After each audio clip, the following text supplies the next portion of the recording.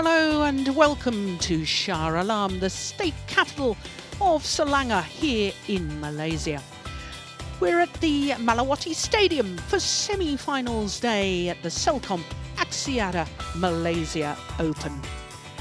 Well, this event is the third of the 12 tournaments that make up the MetLife BWF World Superseries. The Super Series, as you could see there, scattered all over the globe. And this is the third event, as I say, and it's also the second of the 5 premier events, an even higher tier of tournament within the Super Series. Now, the MetLife BWF World Super Series also has Super Series finals, of course, in Dubai. And the Super Series finals is just for the top 8 players and pairs in each of the 5 disciplines. Now, to qualify, you can only qualify from the 12 Super Series tournaments throughout the year. And it's been a huge success. We've already had 2 editions in Dubai Super Series finals. So it is semi-finals day today, as I say, and we're starting with the 2 women's singles. First of all, the former world number 1 Saina Nehwal of India up against Ying, who won this title here 3 years ago. Then it's the battle of the 2 former world champions, Wang Yihan, who was champion here in 2012. She's up against Ratchanok Intanon.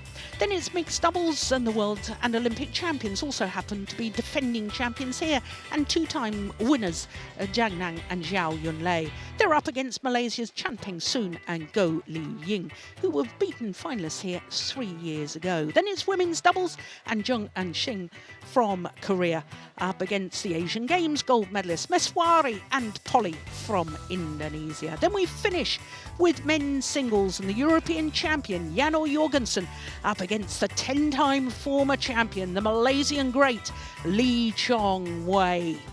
So that's our lineup. Our first of our matches is this women's singles. Saina Nehwal in her 4th semi-final here, up against the former champion, Ying.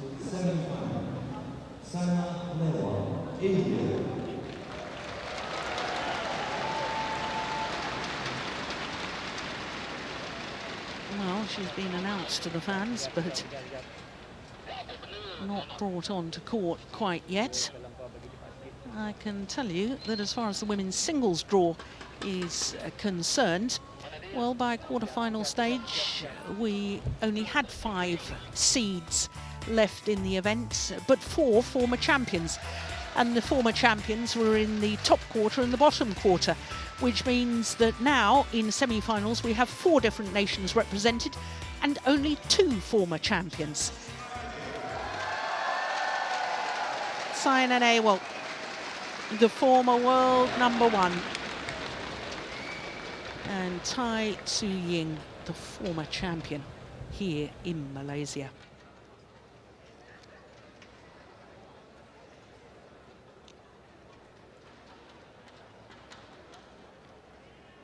So Ying, who won the title here in 2013, beat a qualifier, Yao Shui of China, in the final those 3 years ago. So trying to make it through to a second final here in Malaysia. Saina Nehwal trying to make it through to a first.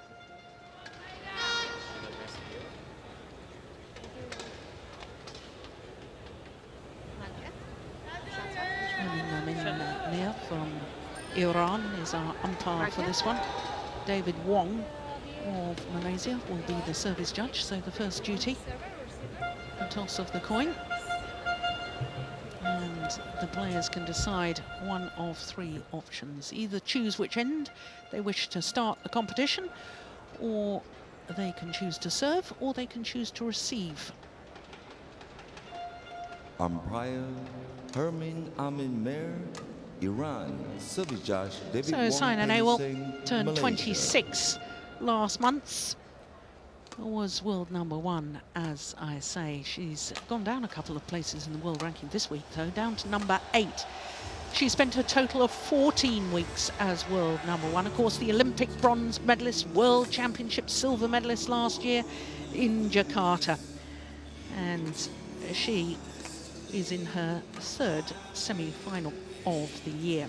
Now, she's beaten 2 Thailand players yesterday in the quarterfinal against Porntip Buranapratsatsuk, dropped the opening game before winning through in 2 minutes shy of the hour mark. Tai Su Ying, number 9 in the world ranking at the moment, so 1 place lower than her opponent, a total of 11 weeks as world number 3, so.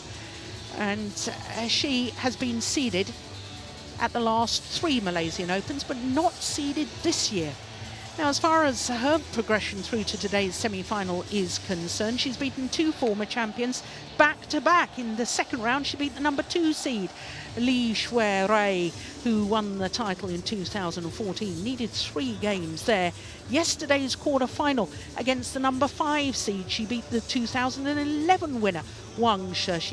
That was in straight games, as you can see.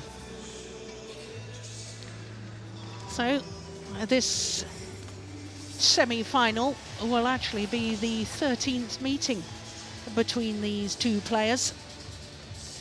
And of the previous 12, Tai Su Ying has won 7 of them.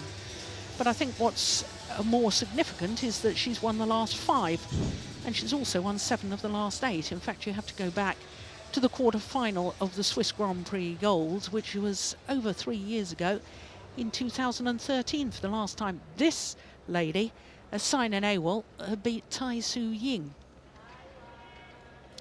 So I'm Jill Clark, delighted to say that Steen Pedersen is alongside me once again, former head coach of the Danish national team. And Steen, I mean, I've been talking about the head-to-heads, we're looking at them now. Is it significant that Tai Su Ying has won the last 5? Yes, I think it is actually, because she's won them in a period where Saina was actually playing really, really well and amongst the top 3 or 4 in the world. So it is significant in my opinion, and I also feel that the conditions here in Shah Alam is fitting the Taiwanese player.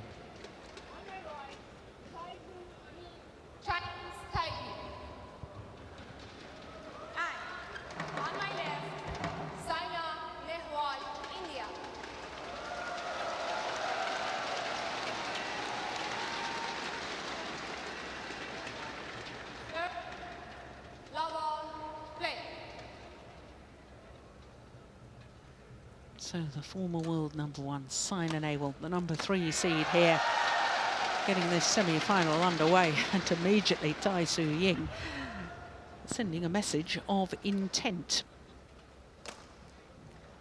On court 2, mixed doubles, Joachim Fischer-Nelson, Kristinda Pedersen, Denmark, versus Tontowi Ahmad, Liliana Nasir, Indonesia, Umpire Jorgensen, Malaysia. It's going wide. Now, Steen, we've been talking over the last couple of days about the drift in this arena, and it really is quite significant. Now, just explain a little bit more what you meant by the conditions would suit, or in your opinion, might suit Tai Su Ying better. Is it because of her array of shots? That's partly it, but it's also that she's very fast, very light-footed. I rate her to have a better footwork than Saina Nehwal. Saina relies a lot on precision and accuracy, and that's difficult with the drift in here.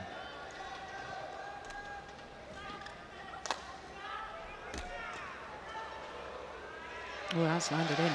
Oh, it's a great start for Tai Su Ying. But the first rally we saw here, I was actually a little bit surprised, because I think we saw 3 clears in one rally, and that's perhaps more than we've seen all week altogether. Players are very reluctant to play a clearing game. Oh, look at that magnificent drop shot. She's started the rallies with a very, very high serve, Tai Su Ying. Yeah. There's another one. Yeah.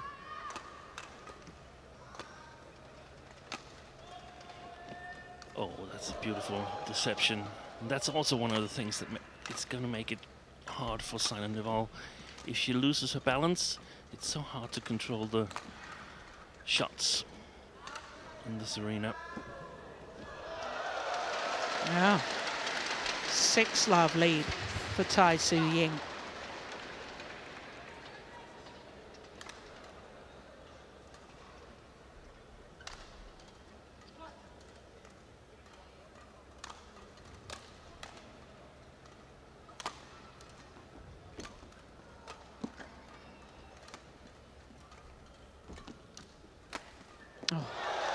Wow. Fabulous start. And already we can see, I know you and I have discussed before about Tai Su Ying's overhead racket action and what a delight it is. It looks so relaxed. It creates so much deception. Yeah. But, you know, when you watch the comparison of the two players and the overhead action, I mean, I see a stark difference between the two. Yeah, there is. I mean, it's very difficult to describe it. It just looks nicer when Tai Su Ying hits the shuttle. That doesn't mean that Saina doesn't have good technique. She definitely has. It's just like it's a more playful, technical style that Tai Su Ying has got. That I have a feeling that she's experimenting more in practice. That's another shot like there. That's gone too long. Yes, so I would liken it to the difference between Roger Federer and Rafa Nadal. One looks just so relaxed on court, and the other one has wonderful skills as well. Yeah. But it's almost as if, well, it just doesn't have the same aesthetic, pleasing manner, does it? Yeah, it's a good way of describing it.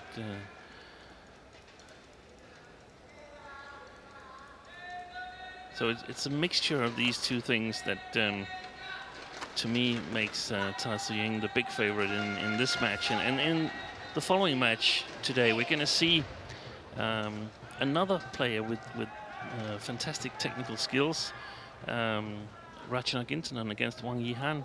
And I think it's the other way around there, because Wang Yihan has a little bit better reach and moves a little bit better than Saina here.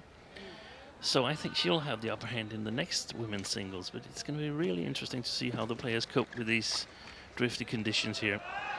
Oh, well, she coped quite brilliantly with that. Landed on the back line. Brings Saina forward, then plays her to the back. Oh, crikey, she couldn't have walked over there and placed it any better. And we can almost see the body language from Saina Nehwal. It's very, very different from what we're used to. She really needs to get something going to get some confidence back. Missed it.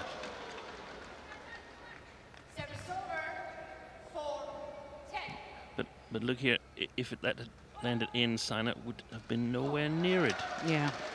It was impossible to see whether it was going straight or cross from Tai Su Ying.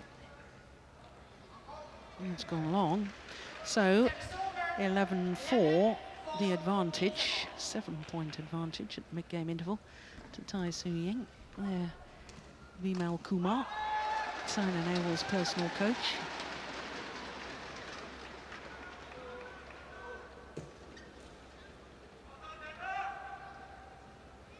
It's interesting, Steen, that you talk about Saina Nehwal needing to get confidence back, because, you know, I'm looking at their results over last year, and Tai Su Ying, well, it's almost 16 months ago since she last won a title, which was the Dubai Super Series finals of 2014. Yeah.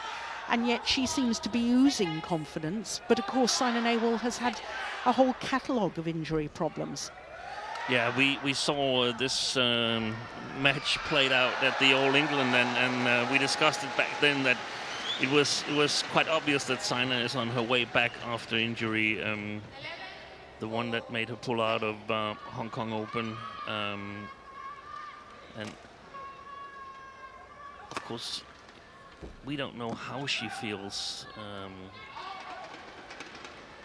No. How good she feels her form is right now, but if she's a little bit doubtful of it and knows that she's facing an opponent that she's had trouble with lately in conditions that favor her, then there's a lot of mental work to do there. Yeah. I did think last week in Delhi, though, at the India Super Series, when Saina Nehwal lost to Li Shuai in the semi-final, and it was a tremendous match, 3 games. And apart from the fact she's very sporting, she smiled and went to congratulate her opponent, and it almost said to me, well, I may have lost, but I'm pleased with the form that I've been showing. Yeah, exactly. And I think I saw that match, and I think that Saina has progressed from the All England. She's in better shape, but there's no doubt to me that she can't be in top form at the moment. And she somehow, I think she knows that. I'm positive she knows that. She's a very thoughtful player. I had a chance to talk with her on a number of occasions, and she's fully aware of what's happening, and that she has to come up with something a little bit different here if she's going to have a chance. Yeah. Oh, that is unbelievable. Yeah, isn't there's it? a challenge. Oh, here we go. First challenge. Difficult for us to see, but my initial feeling was that it might have gone long. Oh, really? Yeah. Oh, well, we're divided on that, because I immediately thought, oh, that's perfect length, but... I hope so much I'm right. I'm not. That's it, you're making the teas tonight. Service over. Yeah. One challenge has come and gone. Only one remaining for Saina in this game. 6, play. And there's one more thing we have to mention, that is that Saina is starting the match on the for women's singles not so good side, because it's really difficult to put pressure on Ying on the back court. 7-13. We've seen a lot of big deficits in scoring here in Shah Alam, and that is, in my opinion, due to the conditions. Yeah. We've seen matches 21-10, and then the next game is 10-21. And then a close third game. And you talk to some of the players, and they confirm that you don't concentrate that much on the opponent. You can concentrate a lot more on controlling the drift.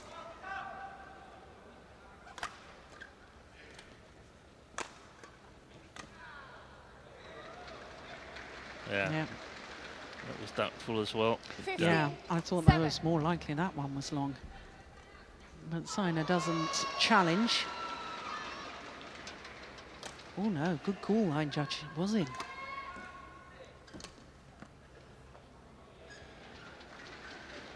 Service over. 8-15.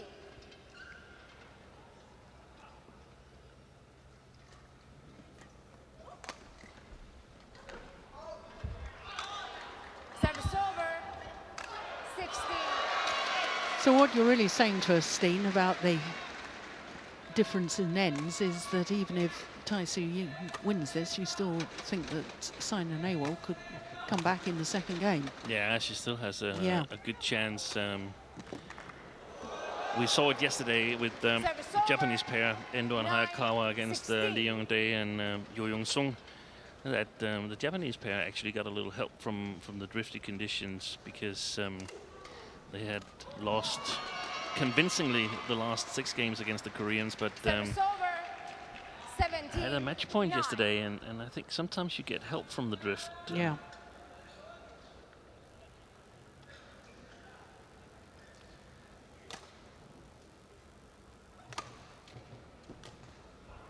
Yes. Service over. Good clear from 10, Saina Nehwal. 17.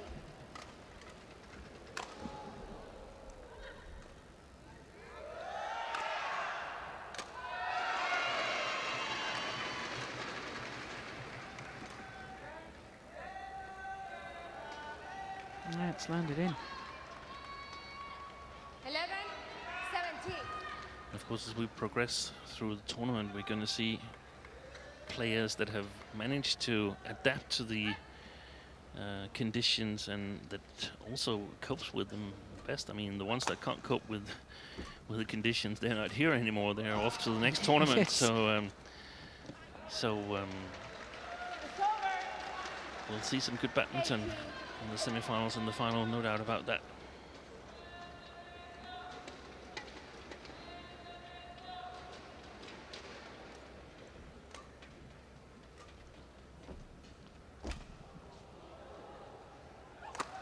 Yeah, it was all set up with a wonderful tight spinning net shot from Saina Nehwal.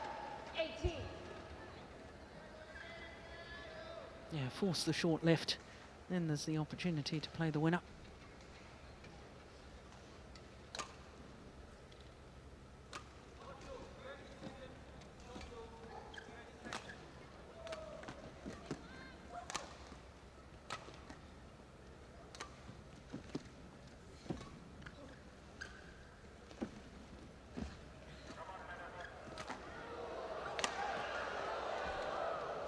Good rally. Oh, my goodness. Wow, that is sensational. How she outmaneuvered Saina Nehwal. 19. 12. Yeah, devastating for the Indian player. She actually controlled most of the rally, Yeah. except for the last 10% of it.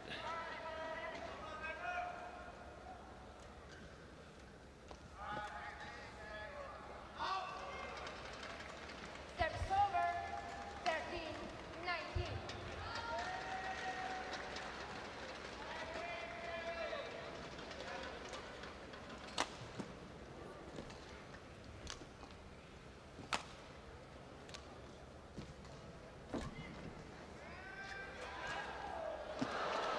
Well, we're already really seeing Saina Nehwal's fighting spirit, aren't we?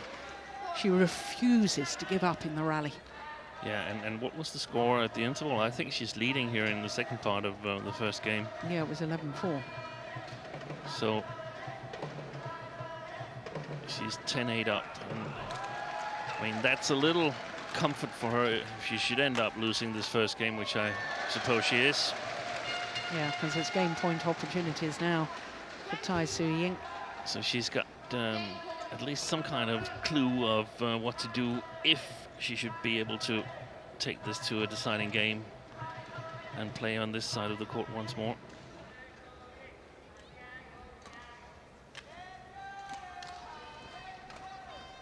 Yeah, that's a good call. Service over.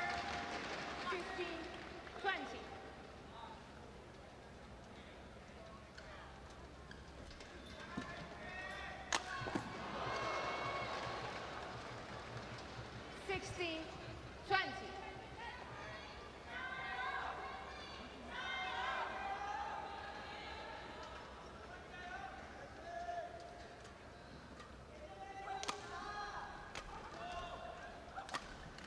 Oh, that is brilliant. What a delightful shot from Saina Nehwal.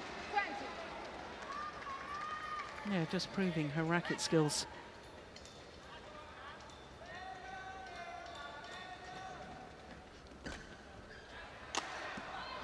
Well. Just 2 points in it now. Is she really going to let this slip away, Tai Su Ying? That would be amazing. Yeah.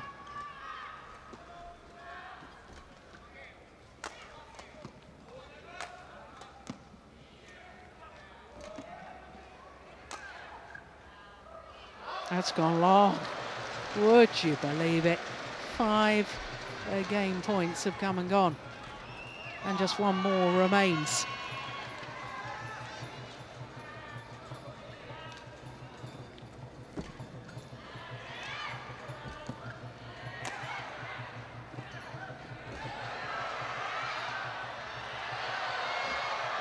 Unbelievable.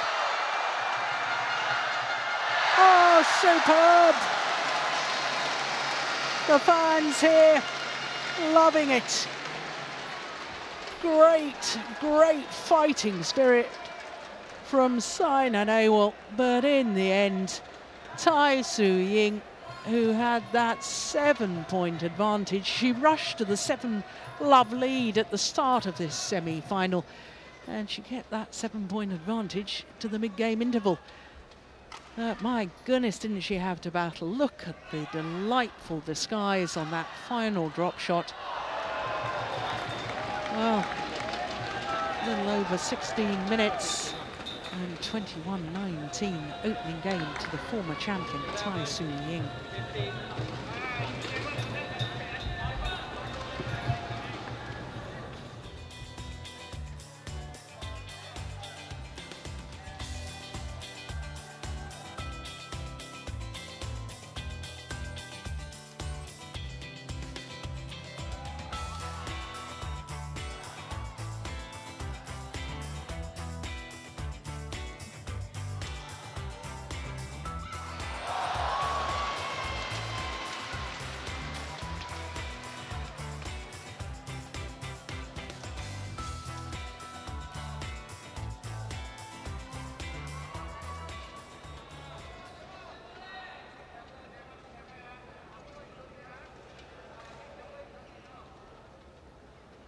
Well, the former champion, Ying.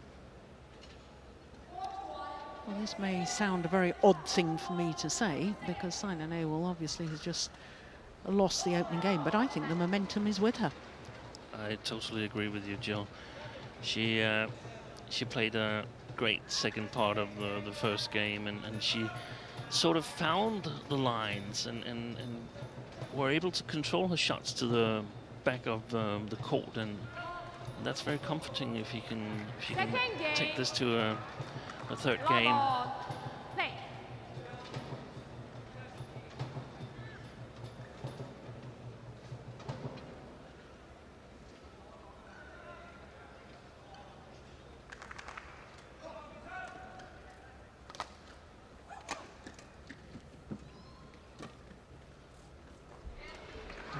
That's nice. And I'm surprised about that, the control when you've just switched ends, so it's a totally different drift. Yeah. That's impressive. And we've seen on the previous days that especially playing from left to right is particularly difficult because of the side drift. Yeah.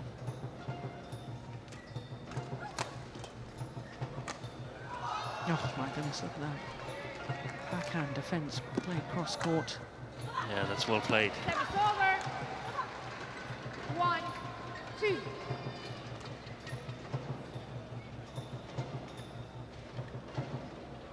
Yeah. Great placement of the smash there from Saina Nehwal.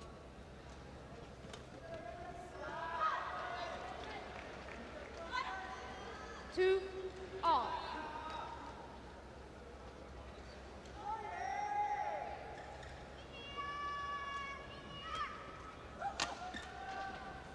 Oh, that was going out, wasn't it, Steen?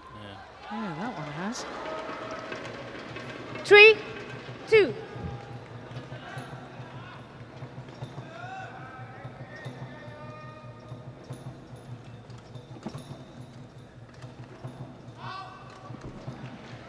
Service over. 3 all.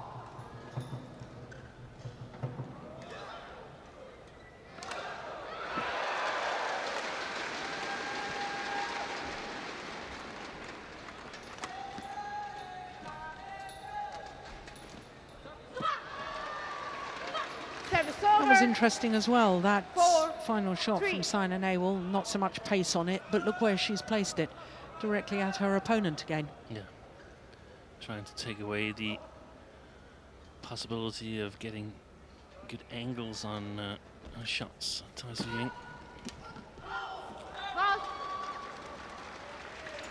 I Service also over. think that Saina in the second part of the first game, she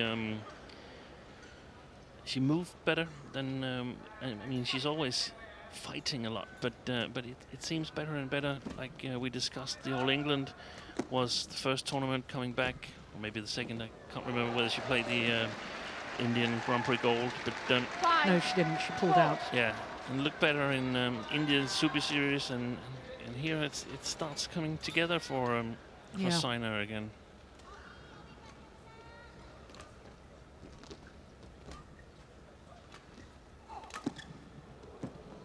Good call.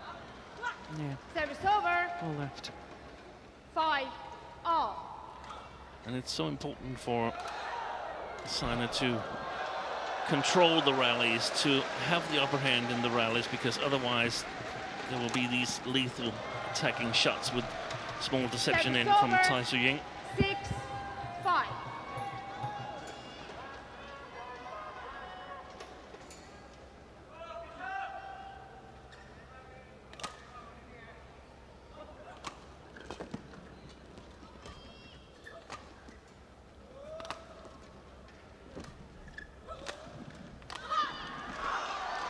Service over. 6 all. Yes, you can probably hear the verbal come on from Saina Nehwal to herself.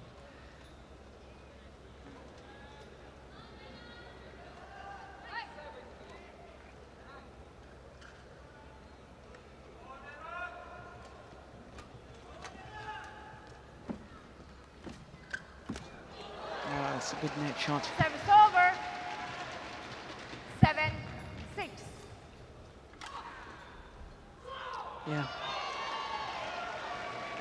Racket arm outstretched, taking it as early as she possibly could.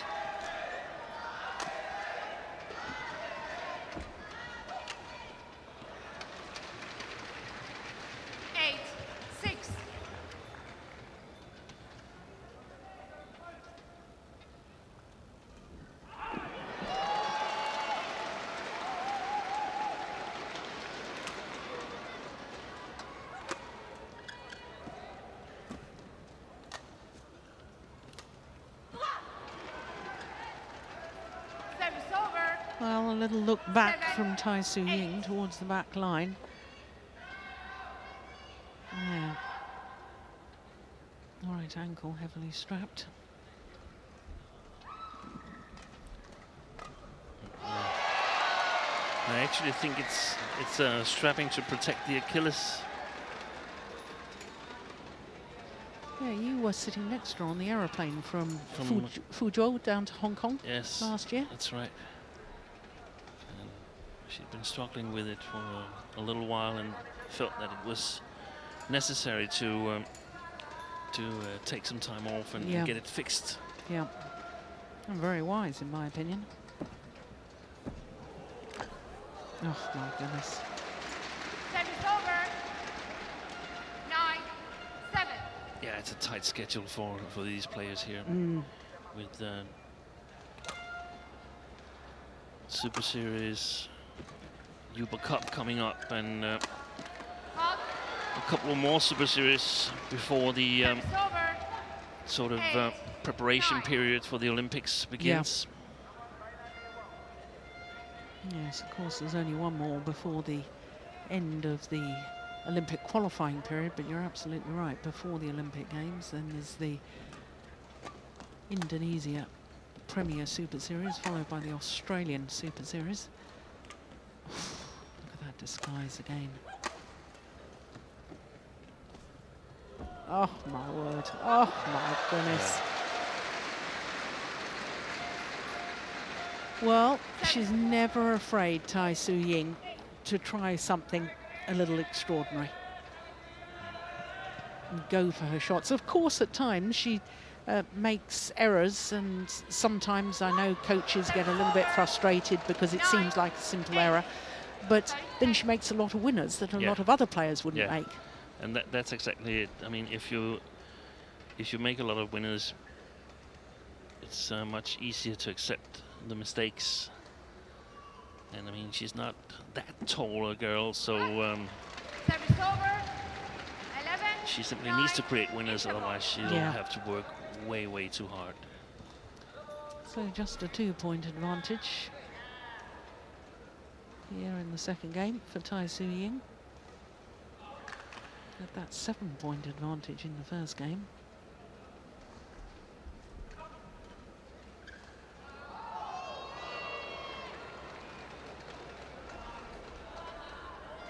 And there's a development, actually, I think, in women's singles that... oh, here we have the... Oh, sorry, I didn't have enough time to look at that.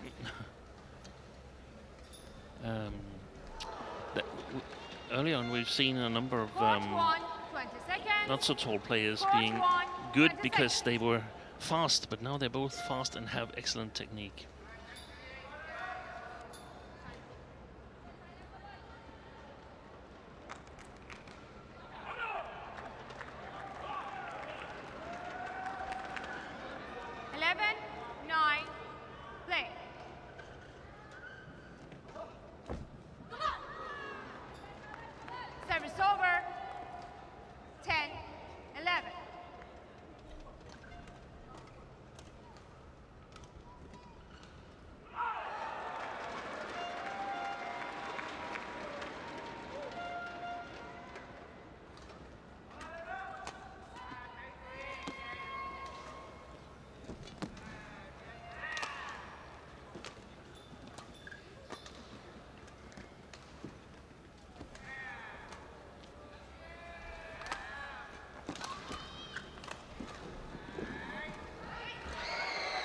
A good rally. Oh my goodness. Well, she decided to leave it in the end, and it was the right decision. My goodness. Look at that. That's just outrageously good. In fact, did she really leave that, or did she try to play? Almost touched. 13,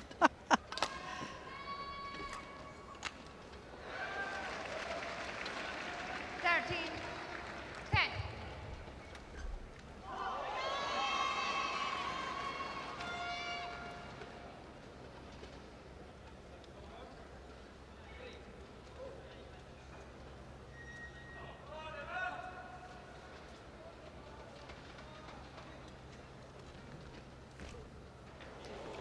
Oh.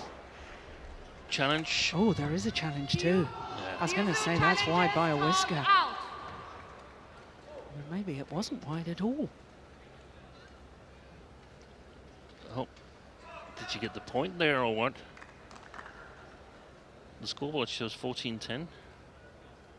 Oh, no, well, that's wrong. Yeah, it should be 13-11 until we've seen the result of the challenge.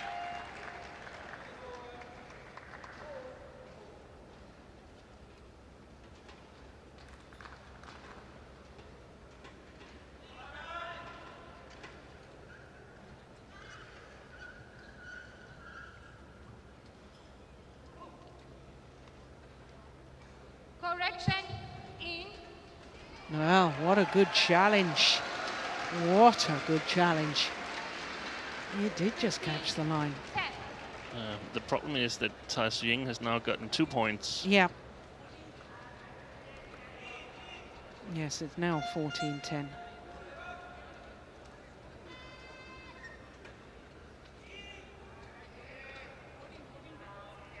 Yeah, well, Now 14, 10. yeah. Well, we've got it right. The scoreboard that you can see, in essence, just beyond the umpire's head there, hasn't been adjusted. It's still got challenge successful. It was 14. So- Now it's 15. No, it's not 15. No. It's 14. And the players are standing as it's 14 as well. Yeah. We've seen some situations where On 13. the umpires are a little bit too quick to push the buttons. Yeah. Yeah, but all's well that Late. ends well. Yeah. And we're now right, 14-10.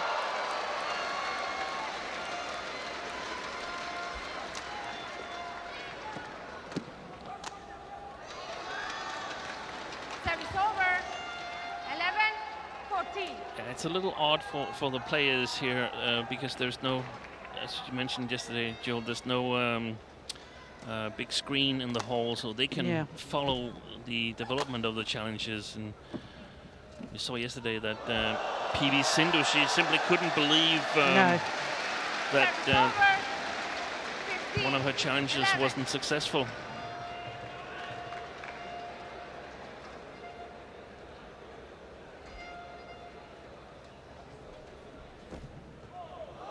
Yeah. 16, 11.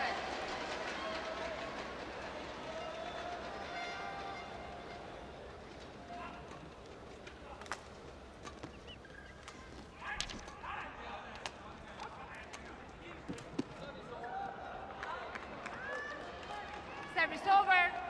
12, 16.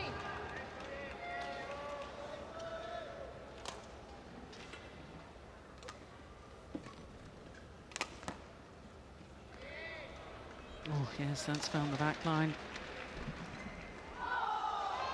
Service over. 17, 12.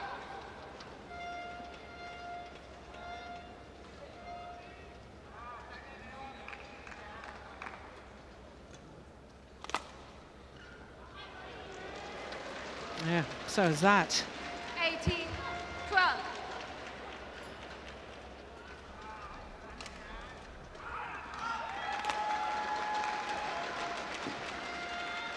Oh, just wide. Service Yeah, it was over. lovely skill, lovely disguise. 18.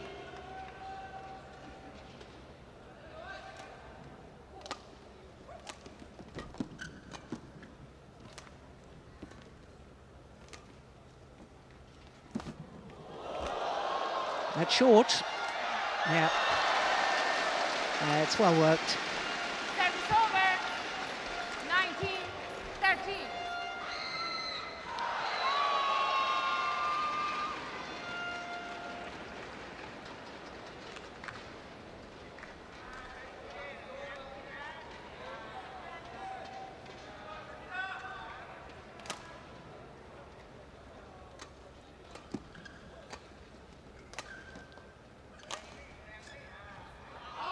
That's way, way long.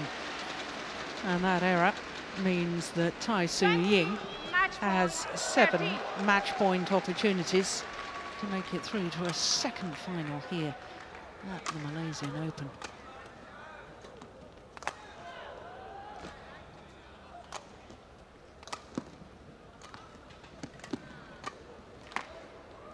Great defence, that's going wide. 21-19, 21-13. Tai Su Ying will have another shot at winning a second title. 3 years after her first title, Tai Su Ying, magnificent today. Well, she has been throughout the tournament. She really has. 34 minutes in total, 21-19, 21-13.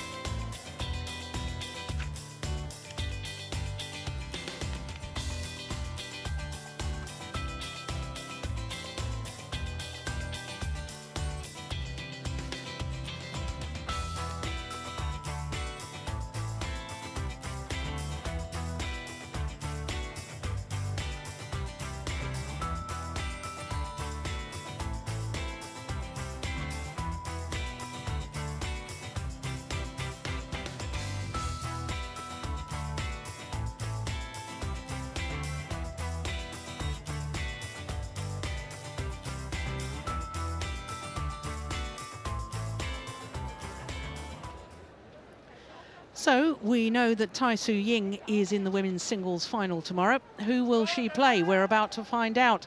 Will it be the former champion, Wang Yihan, won the title here 4 years ago, or will it be Ratchanok Intanon? Players wait in the wings. The battle of the former world champions. Wang Yihan won her world title in London in 2011. Ratchanok won the next world title, which was in Guangzhou in 2013. Of course, we don't have a World Championships in Olympic year, but as I was saying before, we have 4 different nations involved in the women's singles semi-final. The only discipline where we don't have 4 different nations involved is men's doubles, where we have 2 Korean pairs, but they play against each other, and it means, as Wang Yihan makes her way into the stadium, that all 5 finals tomorrow will feature players opposing each other over the net from different countries. Yeah, big support all over the world for the number 4 seed, Ratchanok Intanon.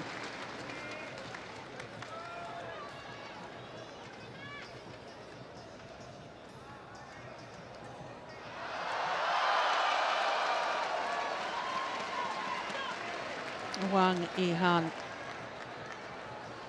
tall, elegant athletes.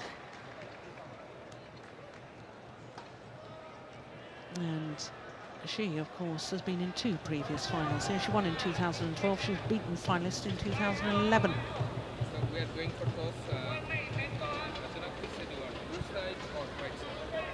Right. So the first job of the umpire is the toss of the coin.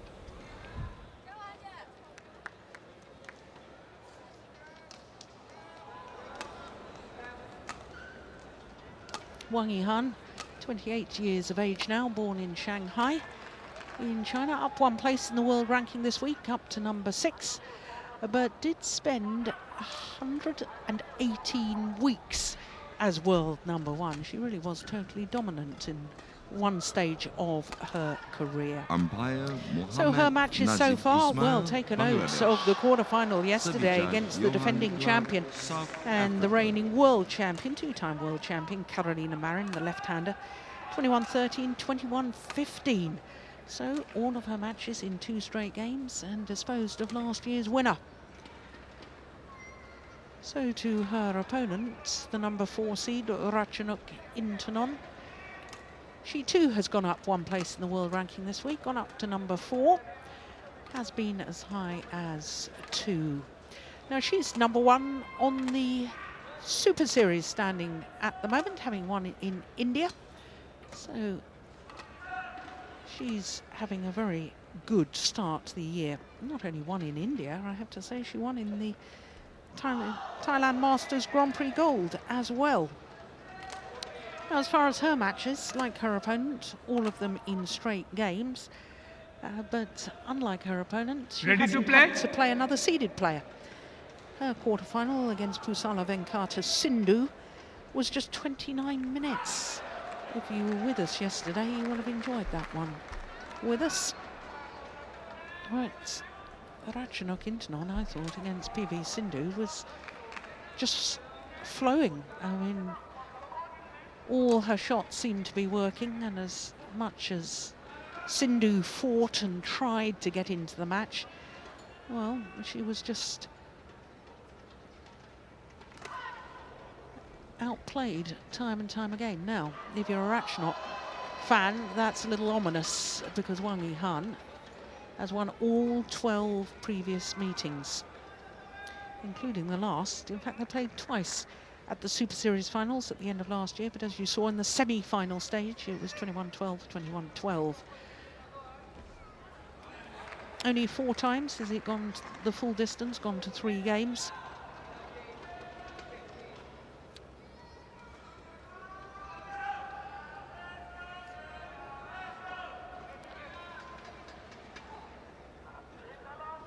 Ladies and gentlemen, on my right, Wang Yihan, China. And on my left, Ratchanok Intanon, Thailand.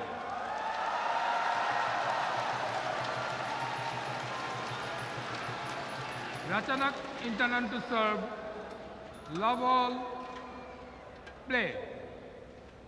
So the second of the women's singles semi-finals, the battle of the former world champions.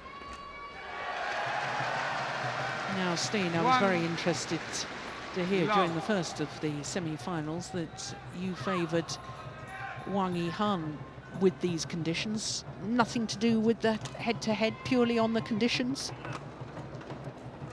No, definitely also the head-to-head, but Okay. it's interesting that both players have not conceded more than 16 points in any game, and that makes it a very interesting match, because definitely 2 of the best win players in the tournament.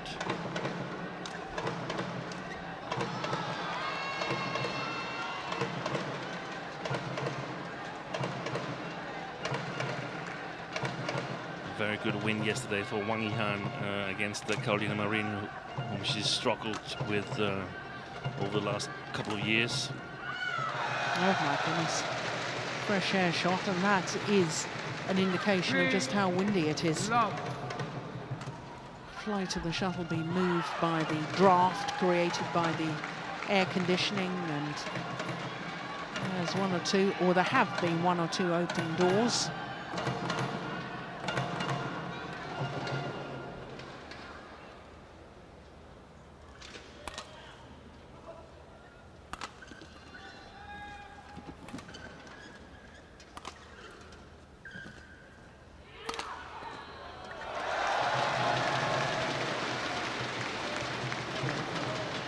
Well, this is a good start for Ratchanok. Love. Wang Yihan, the most successful women's singles player in Super Series history. 29 finals so far, having won 20 titles. That's a good win-loss record, isn't it, in Super Series finals? It's gone long. 5. Love.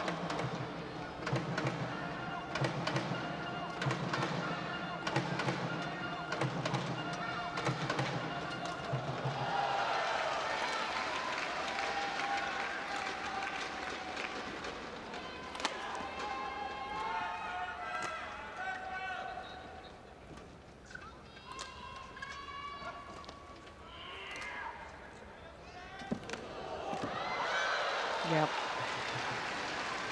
Service over. 1-5.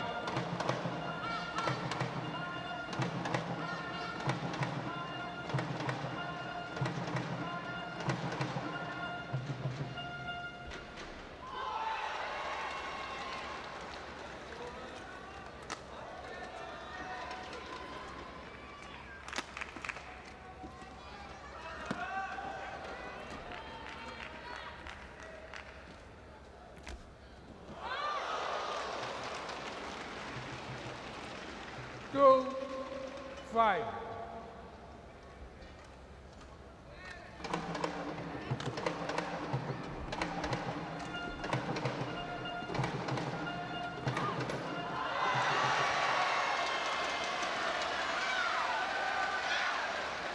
Service over. 6-2.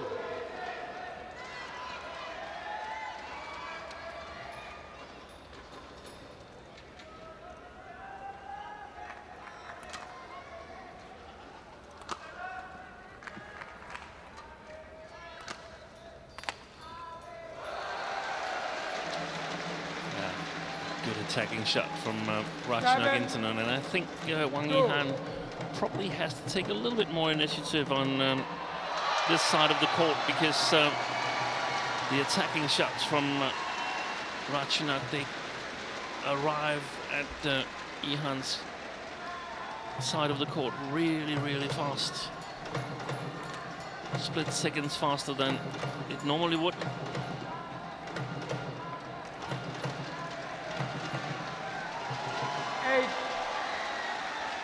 Go.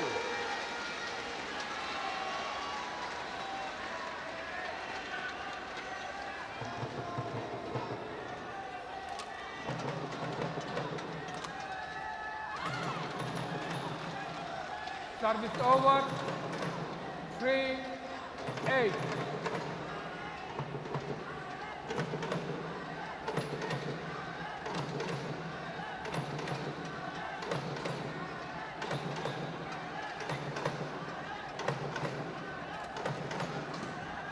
Oh, yes. She 4, often uses that sort of 8. crouch down defence, Yeah, doesn't she? yeah. And just drives it back. Sometimes I think she overdoes it, especially when it's aimed towards her backhand side. She tries to play that round the head with a crouch defence. She's very good at it. 5, That was 2 8. good points for Wang Yihan there.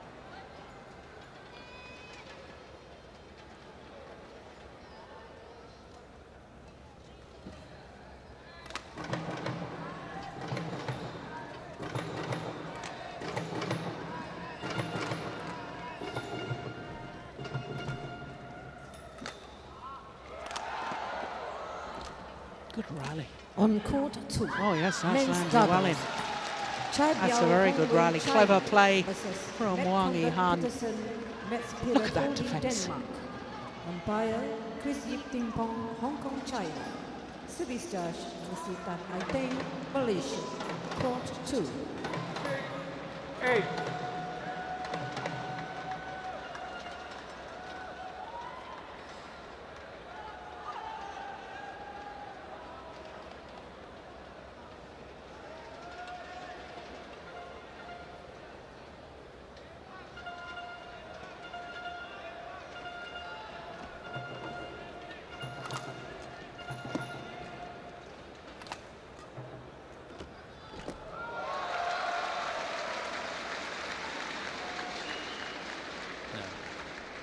Service over.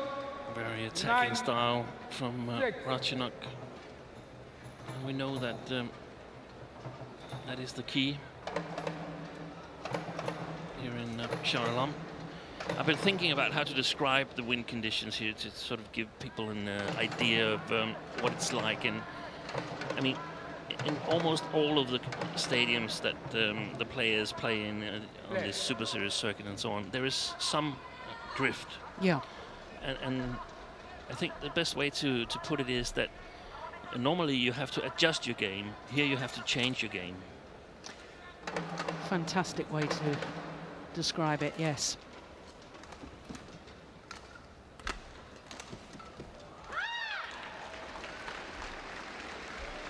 Service over. 7, 9.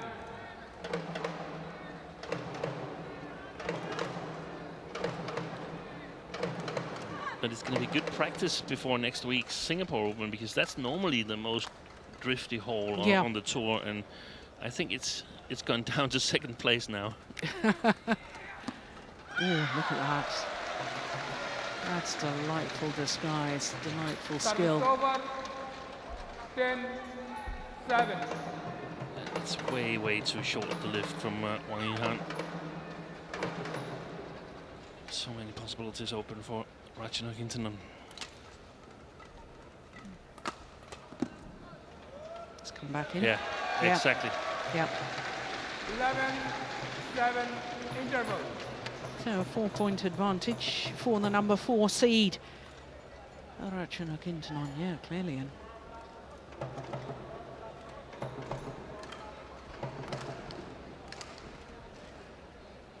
A little over 8 minutes of play.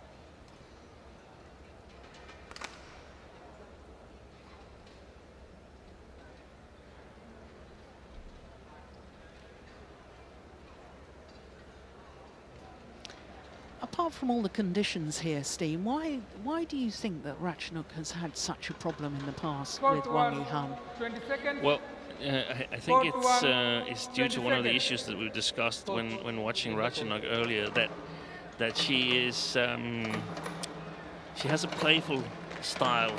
She can do all kinds of shots, but she's not always very efficient, and that's what we can say the opposite about Wang Yihan. I mean, she is definitely very efficient when she's in physically good shape.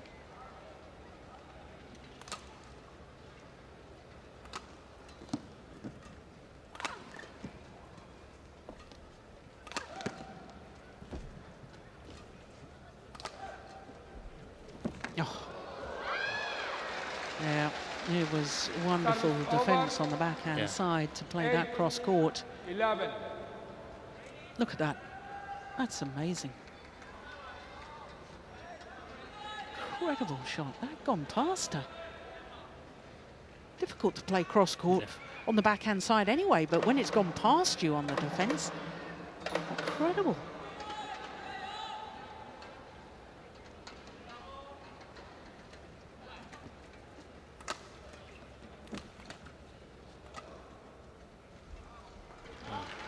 First two shots were excellent, and then a good retrieval from Ratchanok, and suddenly off balance Wang Yihan, and has to try to control the shot, and as we've noticed, very, very difficult.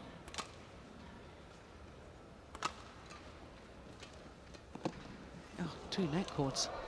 Oh, yes. 13-8.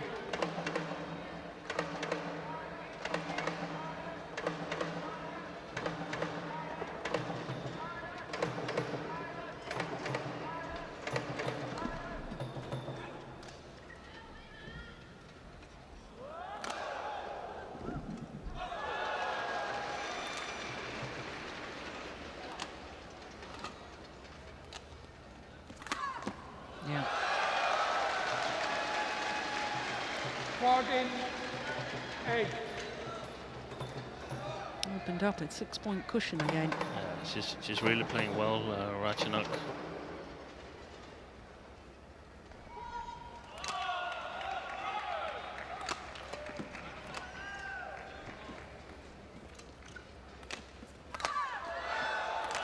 Yeah. And she's able to control the shots to the backcourt of Wang Yihan, especially the forehand corner. And this shot here is way too short. Look at the feet of Ratchanok. Intanon is in the middle of the court.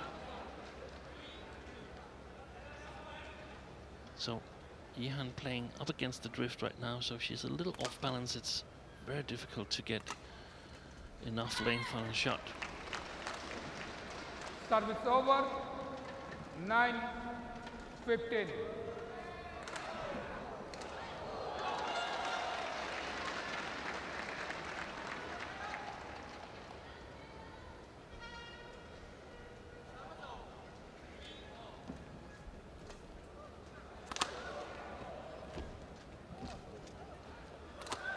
Oh, that is fabulous. You know, when we were watching her yesterday against PV Sindhu, you know, and all the shots were working and so on, and I sort of wondered whether PV Sindhu was not playing well, or, but looking at Ratchanok today, Ratchanok is just playing some of the best badminton I think I've seen since she won that world title. I agree. I agree. It wasn't Sindhu that didn't play well. It was Sindhu that wasn't allowed to play well. Yeah. And I'm really interested to see the second game here. Can Ratchanok Intanon erase that 0 in the W column? Yeah.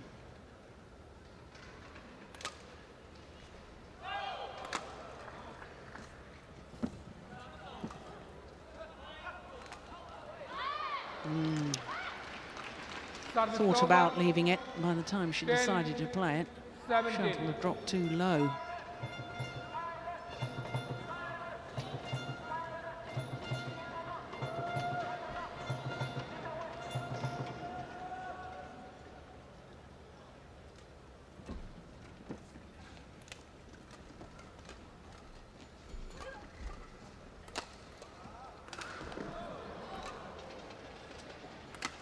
Yeah, well played.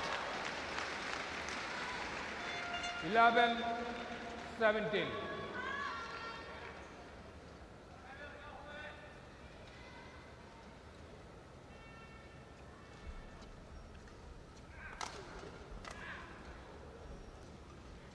Play.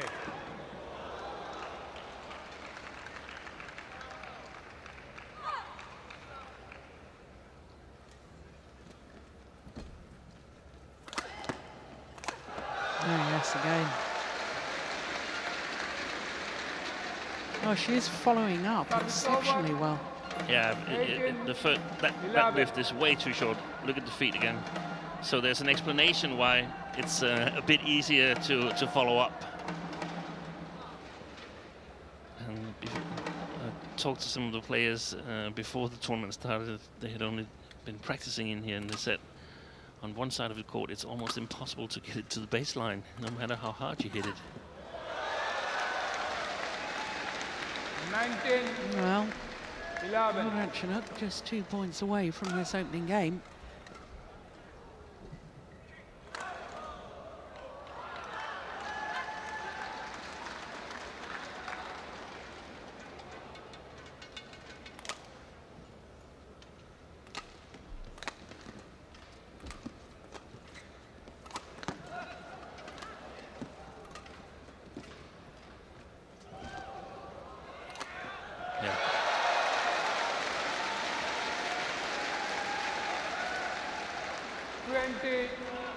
Game point. Yeah, the little 11. block to the nets. Getting Wang Yihan out of position, deceiving her, and then she goes for her winning. A whole host of game point opportunities.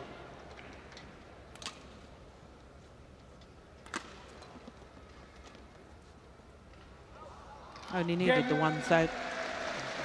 21-11 opening game to Ratchanok Intanon.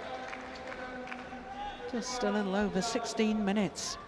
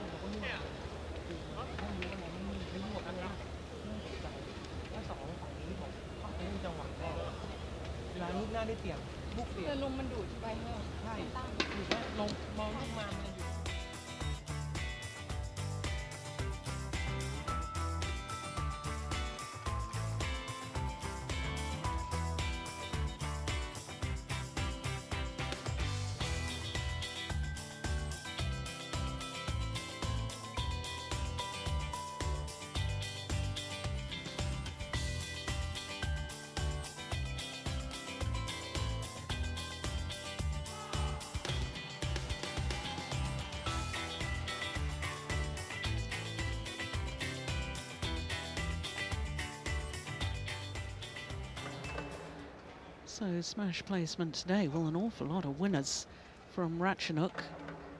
6 of them down the forehand side of her opponent. Yeah. None down the middle.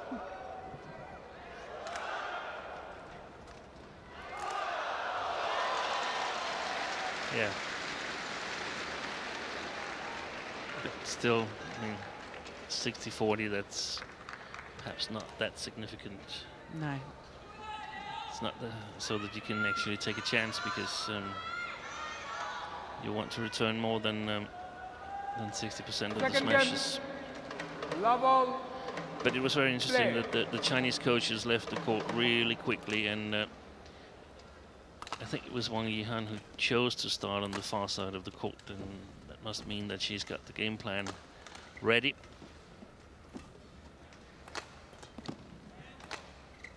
Oh, it's a good opening rally to this second game, isn't it?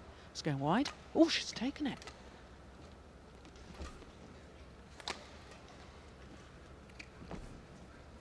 It's a very good rally. Yeah. Well worked by Wang Yihan. But I'm with you, Steen, because you said towards the end of the first game you thought this was going to be really interesting. Second game, see how Wang Yihan reacts.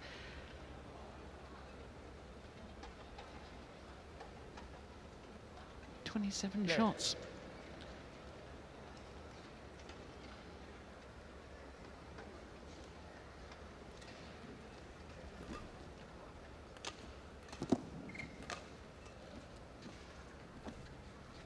Oh, good net shot.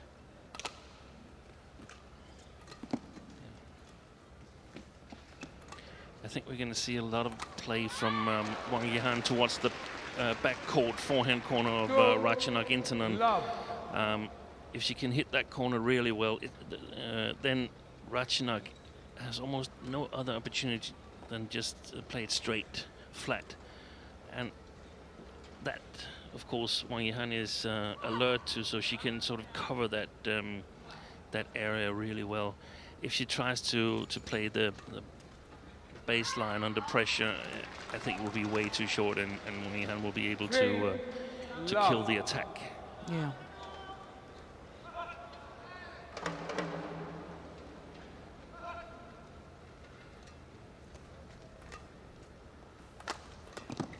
There it is. That's Yeah, it. yeah. That's it. So it's so important for Ratchanok to simply come up with some other shots from that corner there. It cannot go straight all the time. It has to go cross or to the right hand side of Wang Yihan's body. And when she's in really good position, she needs to get it long, high. Otherwise, she's stuck.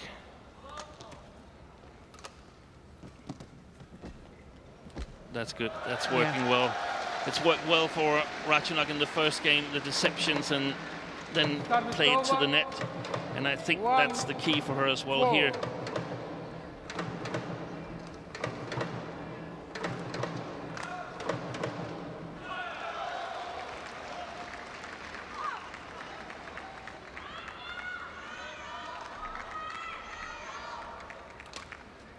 That's wide. That's wide. Yeah.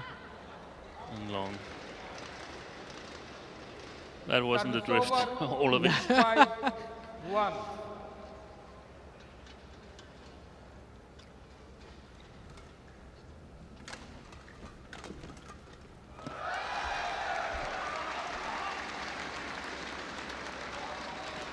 She read that one. It was a forehand return, could almost only go to the forehand side of Wang Yihan, but good reaction from Intanon. Not here though. Service over. 6-2.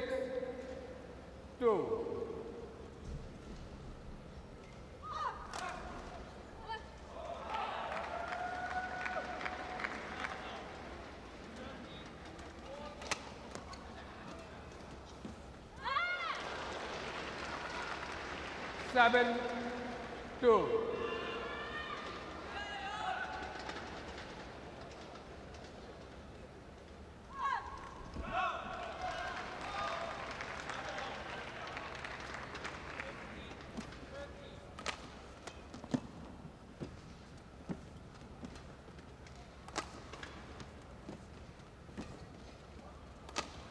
Fault. Yeah, she didn't win the rally, but you're right, Steen. More for not going down that deep forehand corner. And she played that last shot a little bit too high, and immediately Ratchanok was there to grab the chance. So great play actually by both players, but for Ratchanok it would be really, really good if she could make some cross shots, some quality cross shots from a long forehand corner.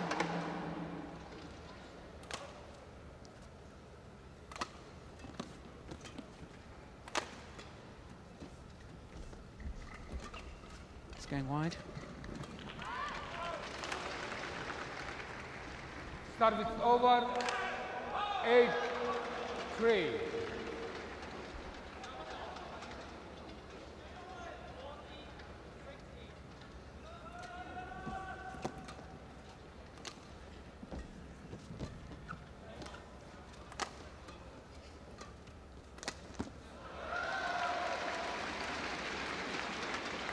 Service over.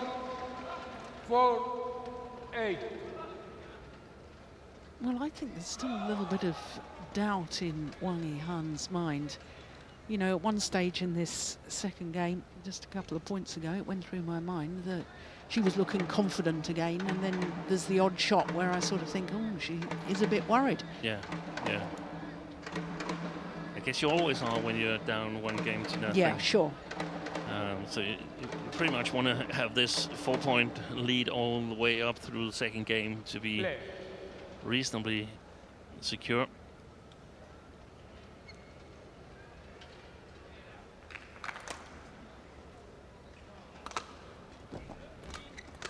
Yeah, good read by Ratchanok.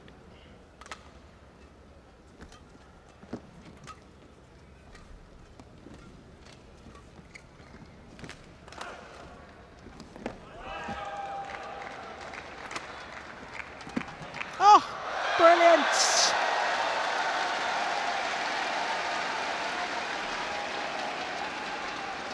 The reactions on the defence there from Ratchanok Intanon. Look how short the lift was, and it was a good follow-up from Wang Yihan. But the reactions of Ratchanok were superb.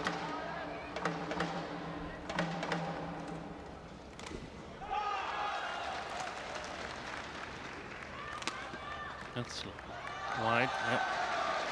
I'm a little bit surprised she chooses to use these high serves here. I think she would benefit from flicking Wang Yihan and see if she can get a little bit off balance from the beginning of the rally. But of course, if you have a good enough defense, then what's the problem? Yeah. Oh. 7. I agree with what you said, Joe. The momentum is with Ratchanok right now. Yeah. And there was that it was that shot played by Wang Yihan that looked to me as if she'd got doubt in her mind, and she hasn't won a rally since. The one to the forehand side, the high one. Ah, okay, yeah, the round the head one. Yeah. Yeah. Service over. 9-7.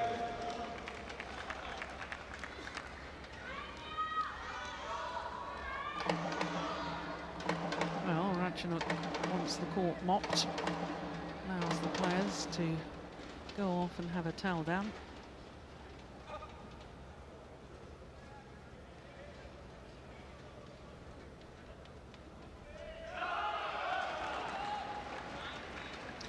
Can't help but wonder a little bit in my mind, Steen. Of course, Wang Yihan with her quarter-final yesterday, as you pointed out earlier, she's struggled in the recent past against Carolina Marin, and whether she'd built up in her own mind that possible quarter-final and sort of geared her whole focus initially, having seen the draw, towards that quarter-final, and almost not thought about beyond that.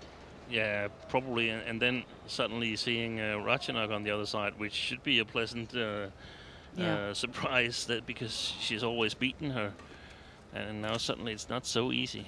Yeah.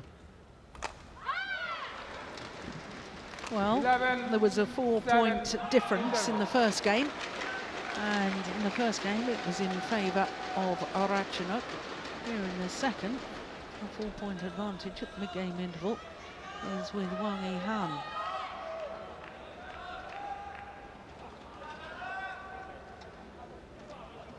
Jin, taller of the two coaches there.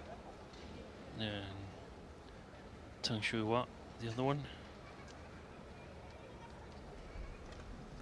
I think he's the one actually in charge of the overall women's singles department in China, as far as I'm... Tang. Yeah. 20 seconds.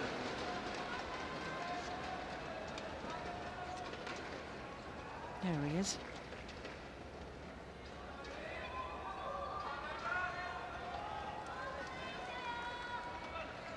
Eleven, 7, play.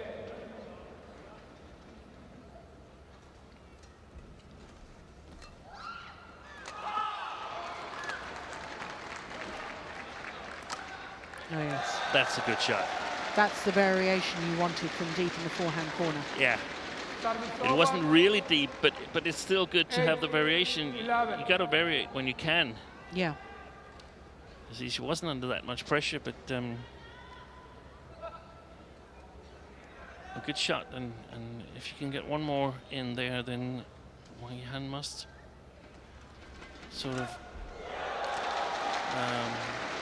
use a little attention on that side as well. Oh, that was lucky for Ratchanok, because Wang Yihan, she covered that cross drop really well. 11.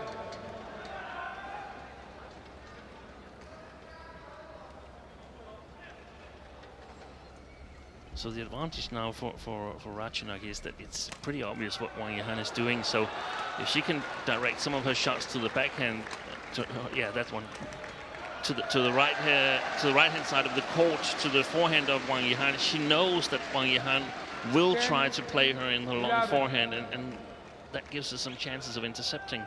Yeah. Well, 3 straight points since the mid-game interval.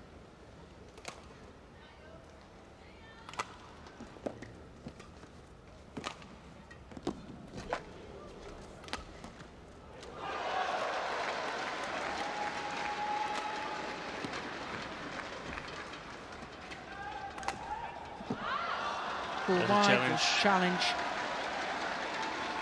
We're exactly on that line, and Ball out. I think no matter what the line judge call was, there was going to be a challenge. Yeah, it was desperately close, wasn't it? Oh. Wow. Hawkeye says it was definitely out. Unsuccessful. I'm surprised at that. Hawkeye with high-speed cameras down the line. Remaining. And then one of the court officials decides by looking at the frame by frame whether it's in or not. Play.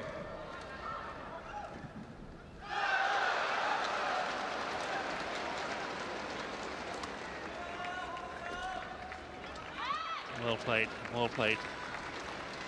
Service So over. important that she variates her 11. shots.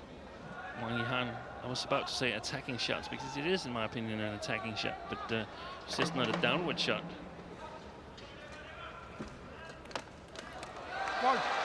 She's not been lucky here in Service over. the 6 rallies after the interval. She's been on top of a lot of them, but still down 5-1. Yeah. Yeah, that time the shuttle was deflected by hitting the neck cord from Ratchanok.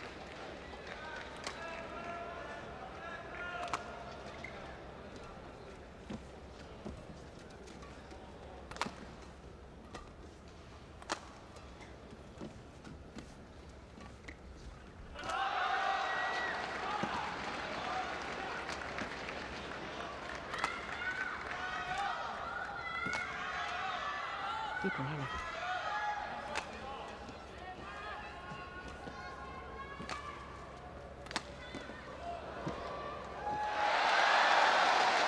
It's good badminton. Yeah. It's really good badminton. Wang Yihan is doing everything she can, but we must also credit Ratchanok for defending herself well. Yeah, it was played at such a pace. And for the first time in this second game, Ratchanok Intanon goes into the lead. 37 shots. The longest rally of the match so far.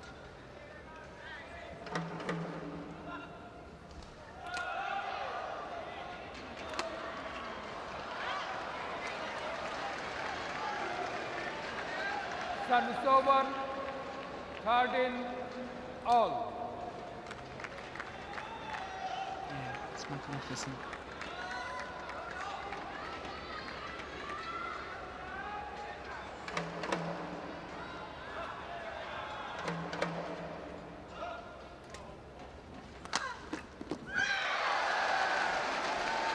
Yeah, there's another smash down the forehand side Service of over. Wang Yihan. 14 13.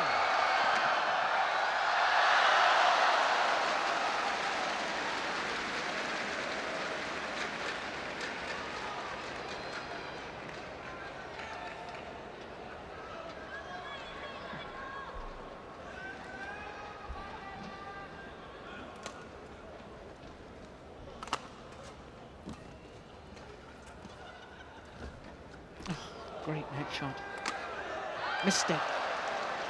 Well, having set herself up, misses with the final smash. 14 all. Big gulp of air afterwards as well from Ratchanok.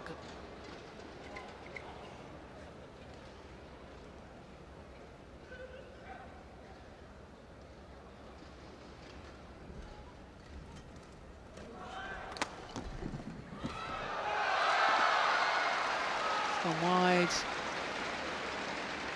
15 14.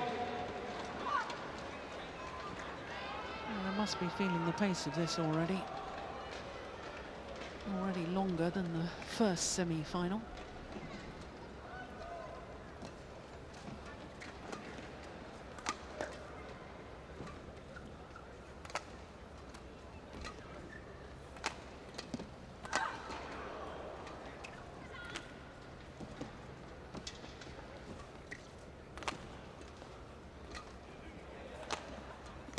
Oh, that's a good block. Excellent shot. One of the very best shots from Wang Yihan. The sliced, straight smash drop. Something in between. Very controlled, very precise. That's not a drop shot. Definitely not a drop shot. No, that's sort of a half smash, isn't it? Yeah. Play.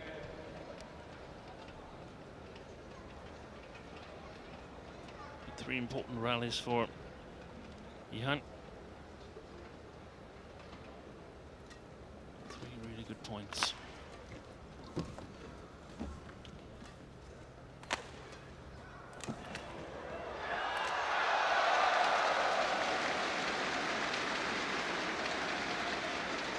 Wang. Yeah, the pressure from the front of the court there from Ratchanok Intanon.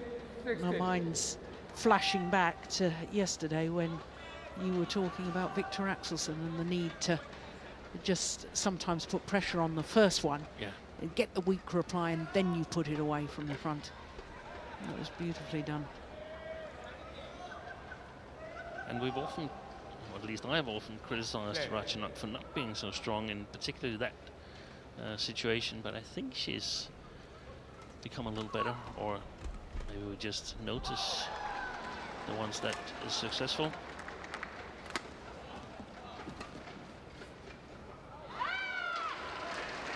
Yeah, that was an important point. Service over. 17-15.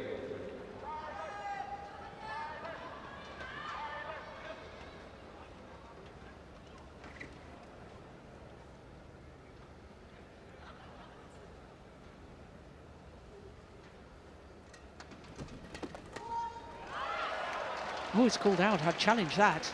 I'd challenge. Yeah, she's doing that. Yep. But it's not really a Intanon clear challenge. Challenges. Just a little Ball wave of out. the hand.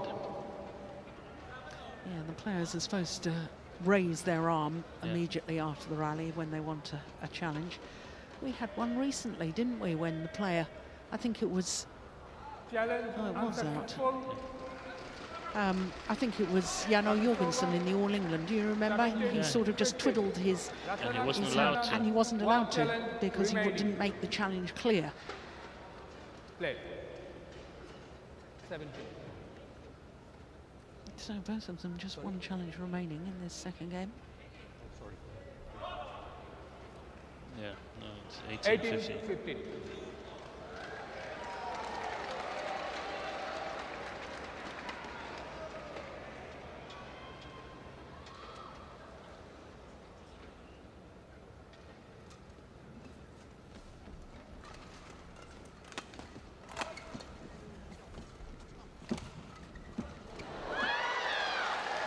I think it's really, really important that the umpires are so focused in these challenge situations, because we saw again here that the score wasn't entirely correct.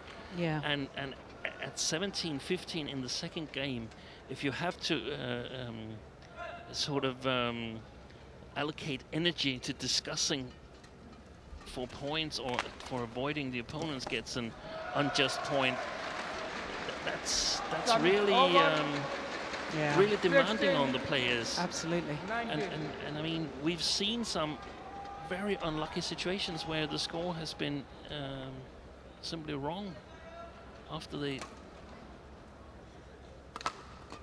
play on from the challenges, and that's worrying. Fault.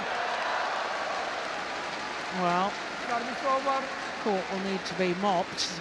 17. And there's that variation 19. from deep in the forehand corner again, Steen, that you were asking for. Well, it wasn't really deep forehand, it was more near the centre of the court. Oh, there's still a tremendous smash, isn't it?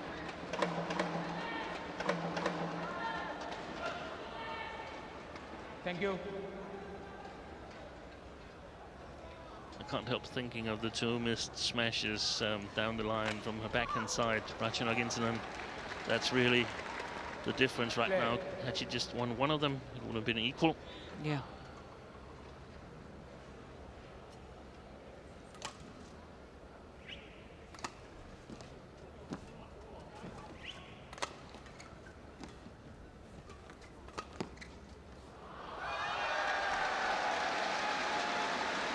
Well, there's just 1 point in it now.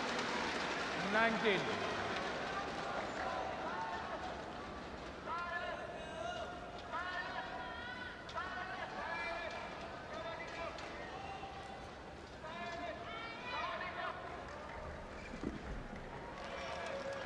Play.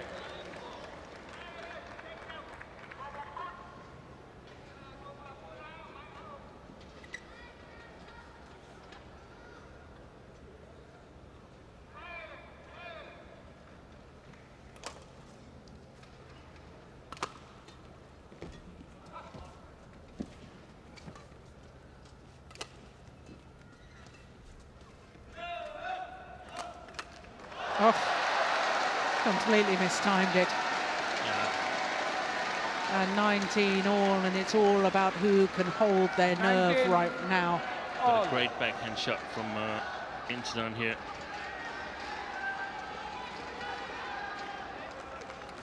I like the pace in it because that's what makes it difficult.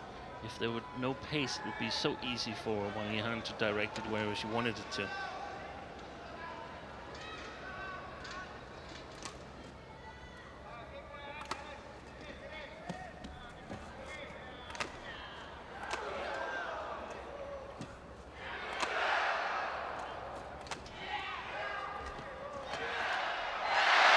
Would you believe it?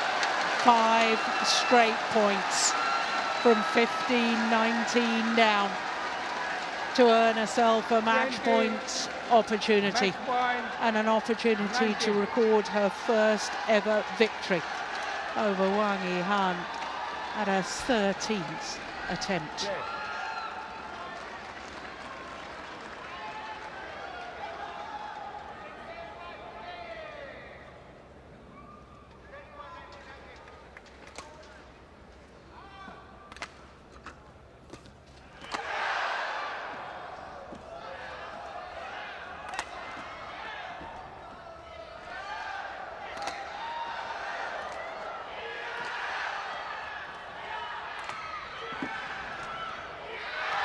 It's gone long. Who says 13 is an unlucky number? Ratchanok Intanon, 21-11, 21-19, and a first ever victory over Wang Yihan to book her place in the final tomorrow. What an excellent final rally. 6 straight points from 15-19 adrift. Oh, my goodness me. Oh no, it was wrong. Yeah, the victory for Ratchanok Intanon through to the final. 21-11. 21-19, and she will play Tai Su Ying in tomorrow's final.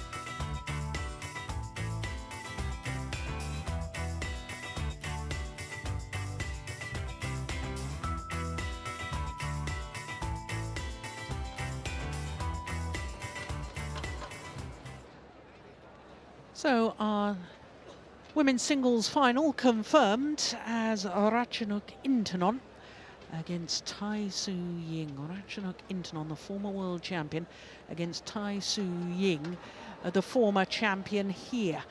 3 years ago she won the title, Tai Su Ying. So our next match is mixed doubles, and we've got defending champions and two-time winners, Zhang and Zhao Yunlei, up against Malaysia's Chan Peng Soon and Go Li Ying.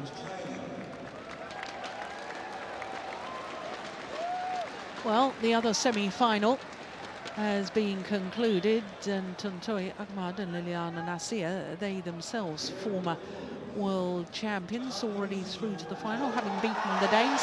Just take a note of the quarter-final, so 8 different nations involved with the 8 pairs at quarter-final stage, which obviously means that we've got 4 different nations at semi-final stage.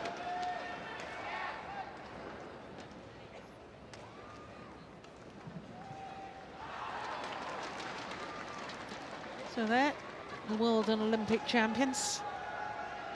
But this is a pair, the home pair of Chan Peng Soon and Go Li Ying, who have been in the final of this event previously. 2013, they reached the final. This is their 3rd semi-final at their home Super Series event.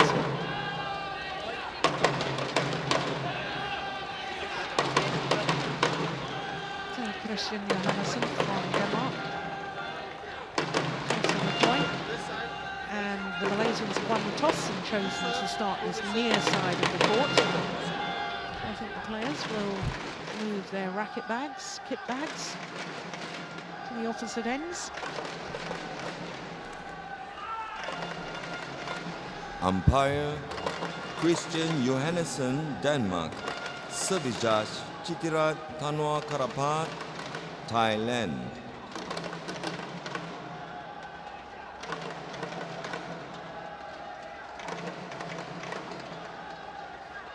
So Zhang, 26 years of age, and is partner #1 in the world rankings at the moment. 2 titles here, 2012 and 2015, and in both finals they beat teammates Zhu Chen and Ma Jin. Zhao Yunlei, 29 years of age now, from Yichang in China. I think that's Hubei province. So as far as their matches are concerned, well, they haven't played against another seeded pair, because in their quarterfinal they had to play against Dani Krishnanta and Vanessa Neo of Singapore. And of course the Singaporean pair had put out the All England champions Praveen Jordan and Debbie Susanto. But all of their matches very comfortable, 35 minutes, the longest match so far, and that was against the Koreans in the 2nd round. So to the Malaysians, Chan Peng Soon, he will turn 28 later this month, born in Georgetown, Penang, and they were the #1 seeds when they reached the final 3 years ago.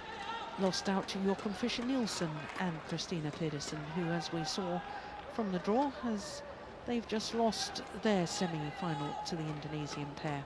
So Go Li Ying will be 27 next month, from Malacca.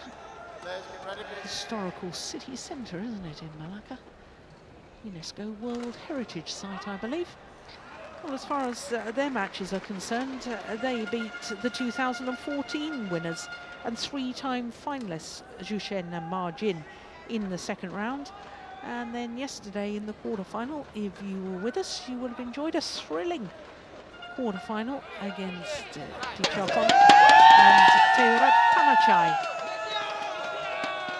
We thought they were going to win in 2 straight games. They'd won the first to 18 and they were 17-13 up, but it went the full distance. Now, home fans will not be wanting to look at that. They've never beaten their opponents of today.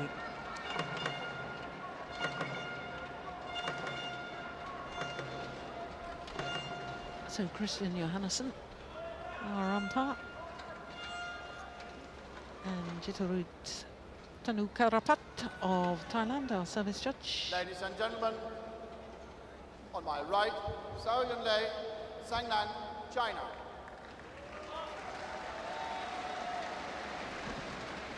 And on my left, Polii Ying, Peng, Malaysia.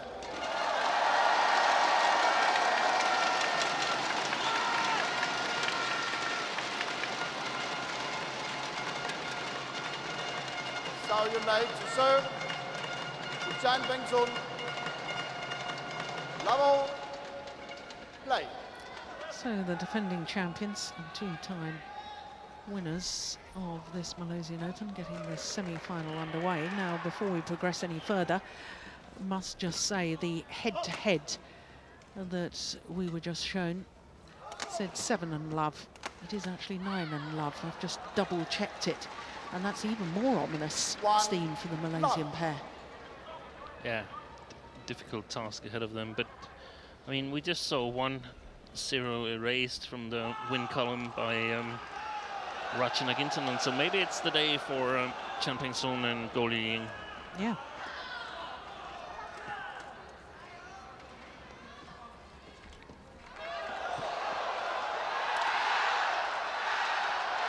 Good rally.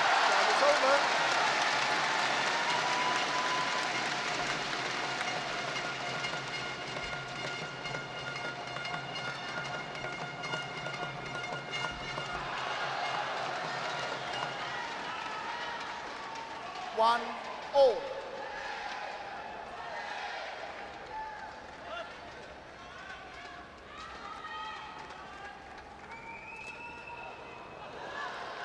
Fourth time they've met in Malaysia on Malaysian soil.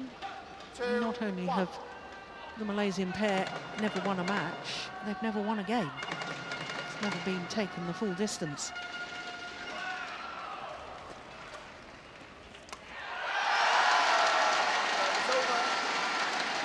Yeah. I could see this match go to 3 games though. 2-2.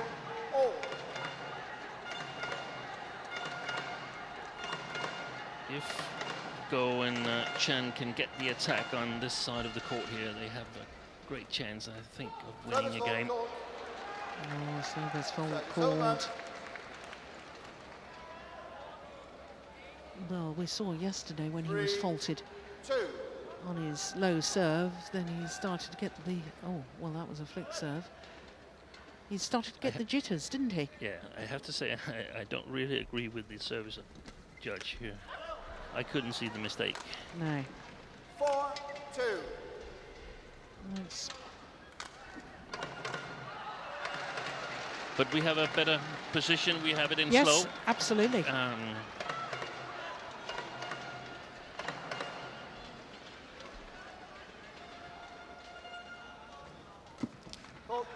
Great shot by Zhang. 5-2.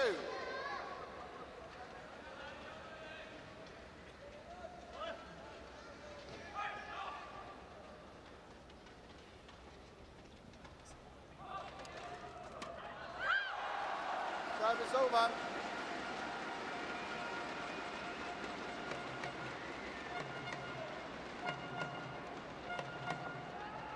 Three, 5.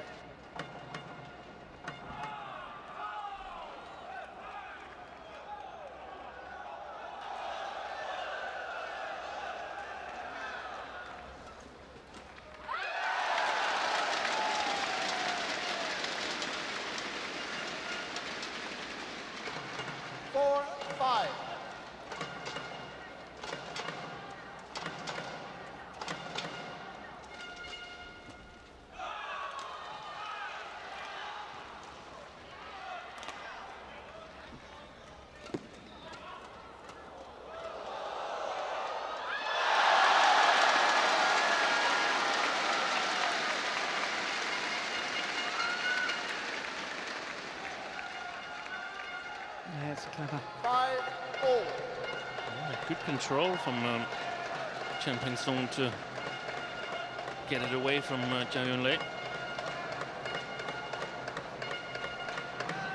No service short. Service over. 6-5.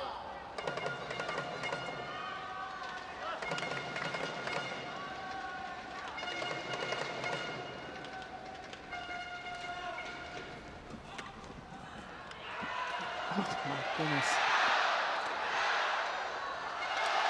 Well, it was initially great anticipation on the third shot from this lady, Zhao Yunlei, but then Go, well, she was really committed at the front of the court, and it was her commitment going forward that I think turned the momentum of the rally.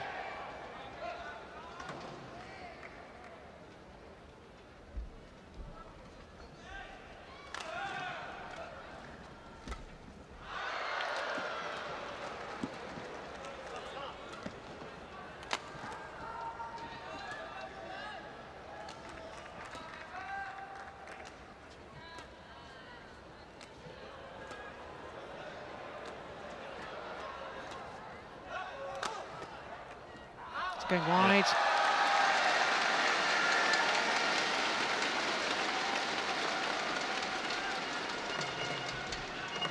Seven, 6.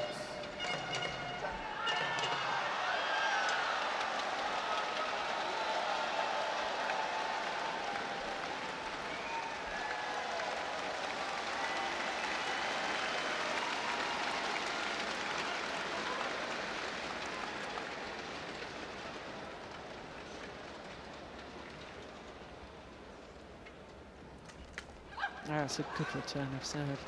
Perhaps Service the over. serve a little loose, but 7-all.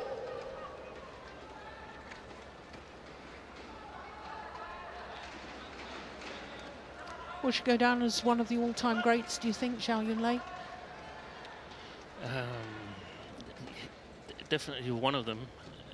The problem is that there's so many dominant Service over. female doubles players. Yeah. Because we also have Gao Ling, 8. we have Gifei, we have Kyung Min, Liliana Nasir Liliana Natsir. in the mix, definitely. So, but yeah, I think she's definitely one of them. But it's hard to figure out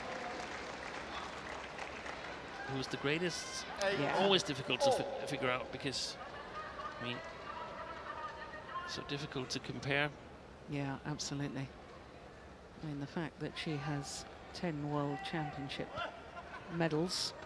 And especially also in the doubles, because is there a partner for you that you fit in with, or are you On sort of court struggling two, a little bit to men's find doubles another semifinals. good enough partner in your own country? Yeah.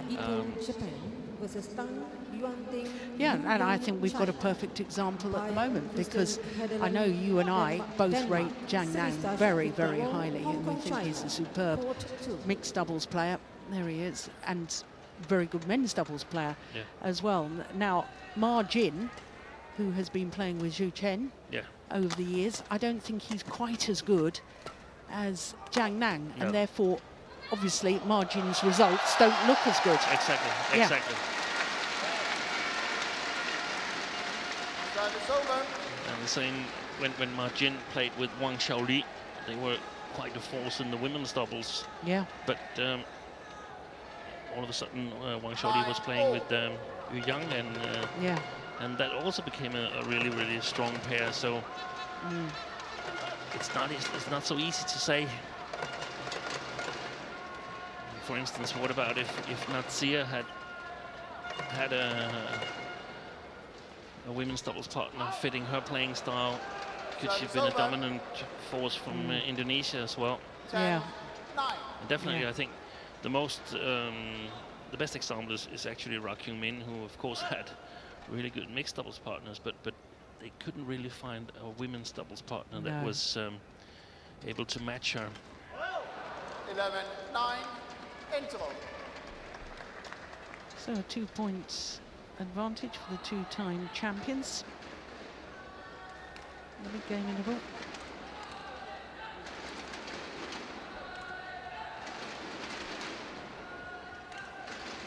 Yeah, and just to conclude on that point in that discussion, Christine had 10 World Championship medals, Gao Ling 9, Park Ju-bong 7, but Park Ju-bong was playing at a time when it started off as every 3 years that you had the World Championships, then went down to every 2 years, and now, of course, every year bar the Olympic year. So there's a lot more chances to win World Championship medals. And he retired at a very early age in after the Olympics in 92, and then he made a comeback for 96 Olympics. That's right. He made a comeback in a Diamond Cup team or something like that, or Thomas Cup team.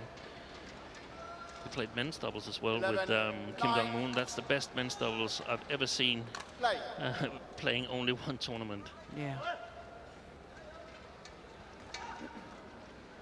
So 11-9.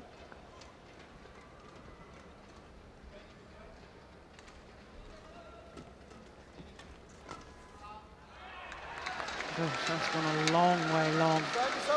It's so important for Go and Chan that Go can win the net against Zhao Yunlei, and in order to do that, she probably has to put it 5 or 10 centimeters behind her so that she won't get into rallies. The Malaysians, they got to have the attack, in my opinion. Yeah, that's well worked by the Olympic champions.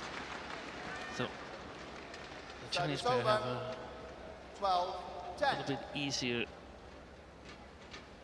scoring points, and that will only become even more significant in the second game, because they can play with the drift then.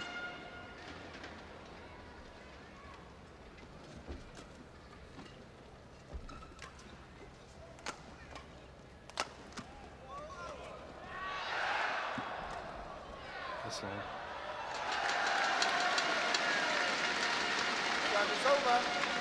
It is as if it's a little bit safer to play in the left side of the court, where the side drift sort of helps the shuttle stay in on the long part of the court. Well, a little discussion. Zhang Nan wants the shuttle changed. Not to be. Malaysia says, well, that was a good serve from Seung. Yeah, it's come back in. Come back in. Right on cue to prove your point. Saina challenges called in. Well, surely that challenge isn't going to be successful. I thought it was clearly in.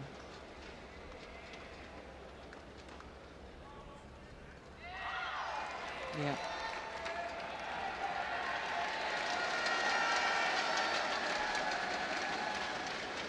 Challenge unsuccessful.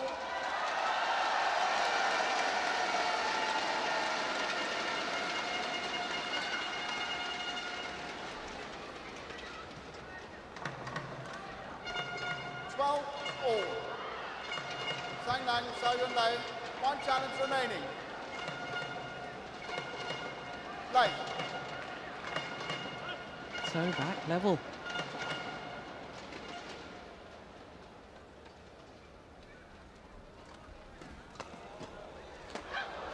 Service over.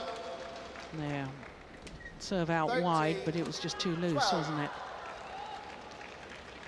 That's very, very well taken from Zhang Nan, isn't it? Yeah, it is.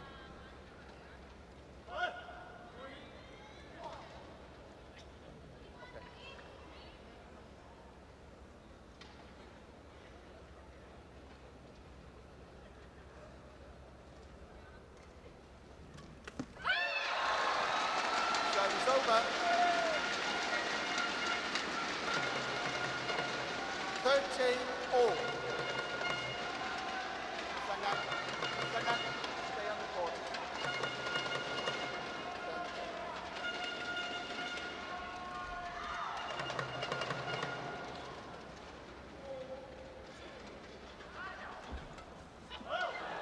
Service over. Yeah, opportunity. 14-13.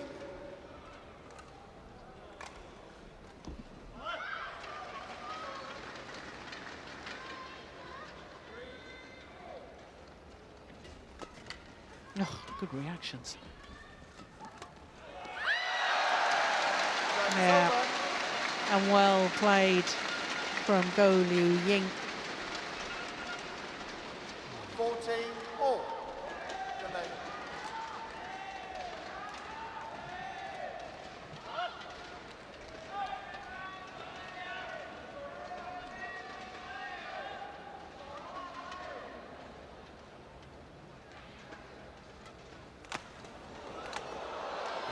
No, now tries the flick. He doesn't know what to do against. No, it's a huge disadvantage that Yeah. he's not able to serve a reasonably solid service. 14.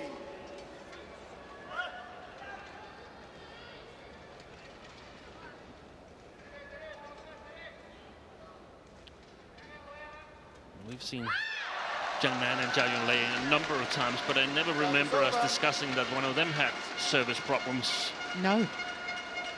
15 all. Can very often be the deciding factor if it's a close match. We know that Gabby Adcock is struggling. Joachim Fischer.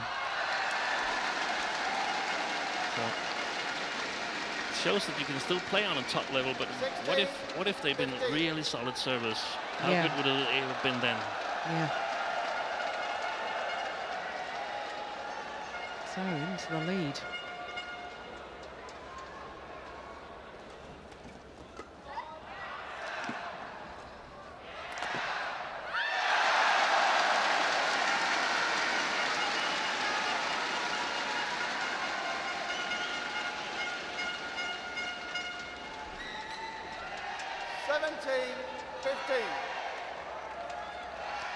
We were slightly critical of him the other day, weren't we, Peng Soon, with those ones from the half-court area or playing shots when he was a little bit off balance. Yeah. There was far more control with his movement. Oh, this is amazing. 4 straight points by the home players. 15.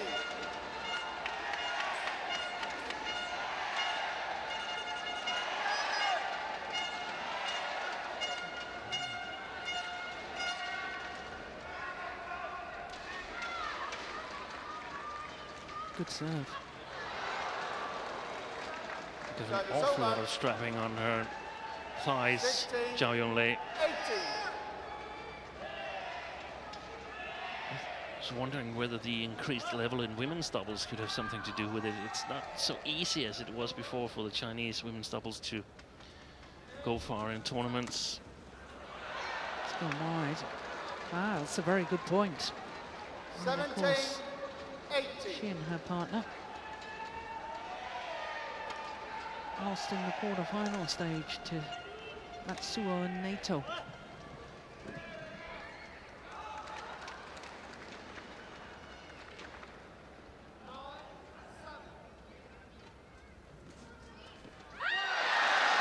Service over. 2 points away from going where they've never gone before again. 19. And he's not had the 17. touch of these shots here from below the tape that we normally see him have, Zhang Nan. Could be because he's playing up against the drift, but more errors than we normally see. Oh dear. Service over. And that's not good, because how are you going to win 18. if it's a 19. close situation in the third Yeah. game and you're about to serve?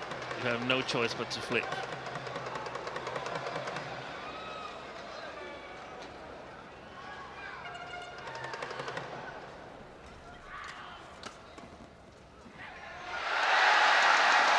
Yeah. The touch shots, the attempted block back to the net, letting Zhang Nan down once again. And that shot is like a putt in golf. It requires such a delicate touch, and that's ruined here by the drift.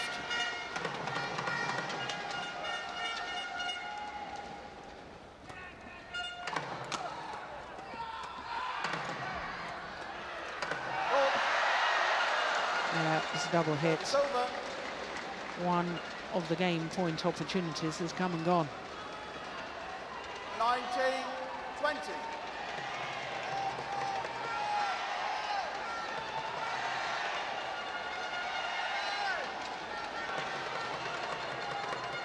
Play.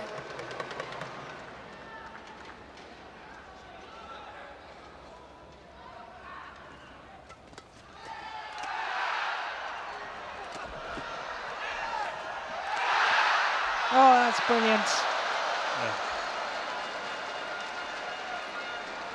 The Chinese coaching bench 20-all. absolutely delighted with that. Zhang and Chen Shichu. But that's a bad shot from Chen Peng-sun. Going for a very, very slim chance that he's killing it from that position on Zhao Yunlei. Just put it below the tape and wait for the better chance that could have given you the game. So, extra points required. Tells a clear 2-point winning margin. Well, anything you can do, I can do better. Yeah. And let's see what he's going to do now with the service.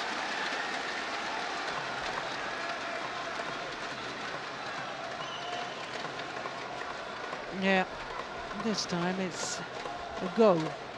Ying with the crouch defence, whipping the shuttle into the open space. 21. So, 20. third game point opportunity for the Malaysians.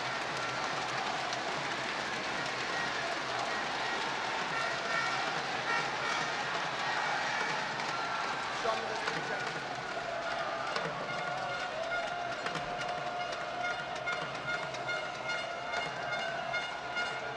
Play.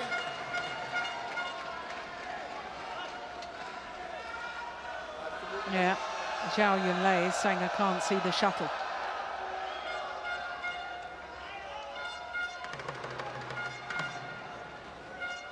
Shifting her position to be able to see.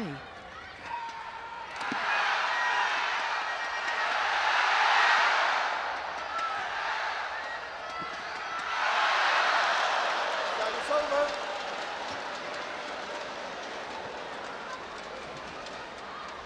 Very intense rally at the Yes. moment.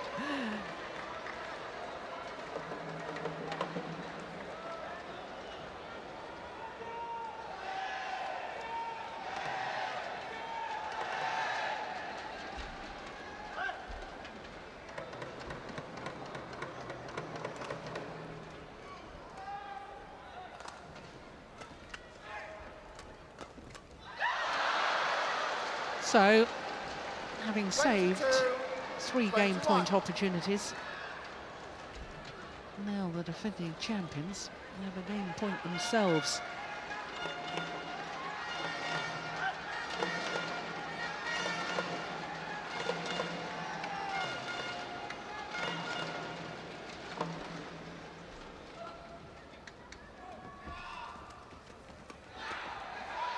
Good block. Good block from goal Ying. That is over. Very efficient to put it below the tape with almost no speed. 22-all.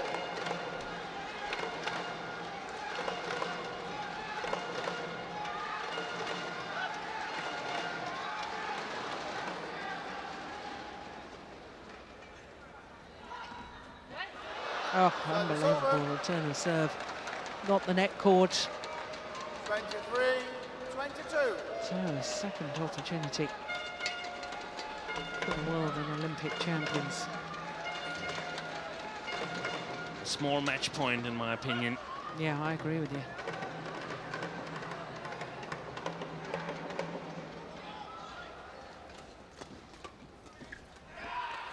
Well played again. It's over. She's doing brilliantly, Go Liu Ying.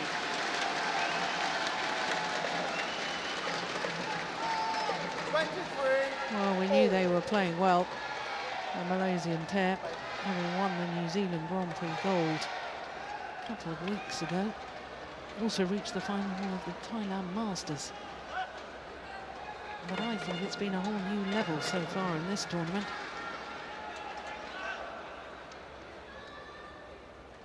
Oh, dear, dear me. Service over.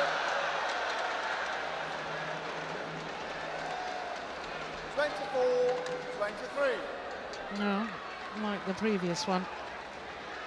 Nowhere near going over. So, third game point now to the Chinese pair.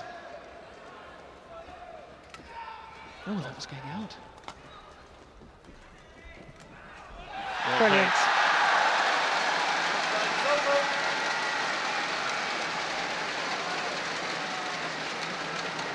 Malaysian coaching bench getting very animated.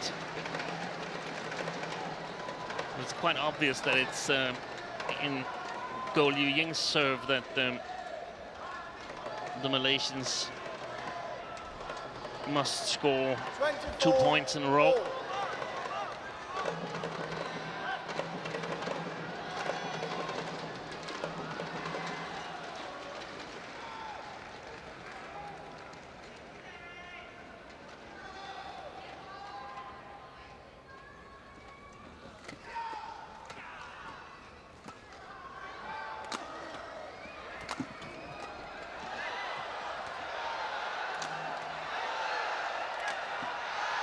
Yeah, well played. Yeah, it's good pressure, isn't it? Service over. And that is, in my opinion, 25. a taste of what's going to happen in the second game. So, fourth game point opportunity for the defending champions.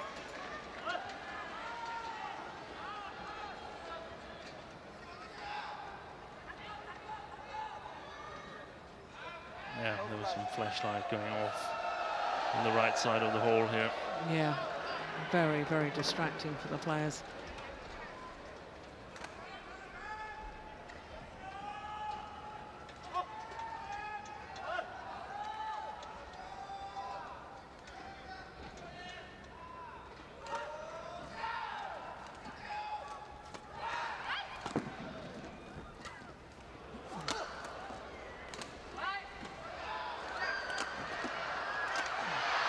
Yes.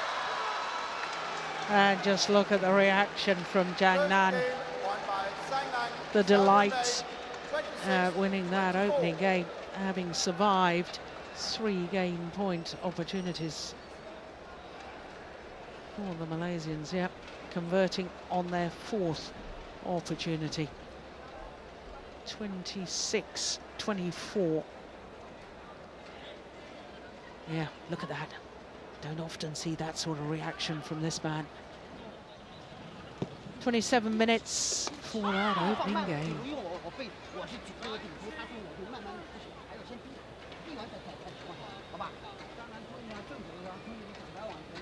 A lot of strapping on the right arm of Zhang Nan as well.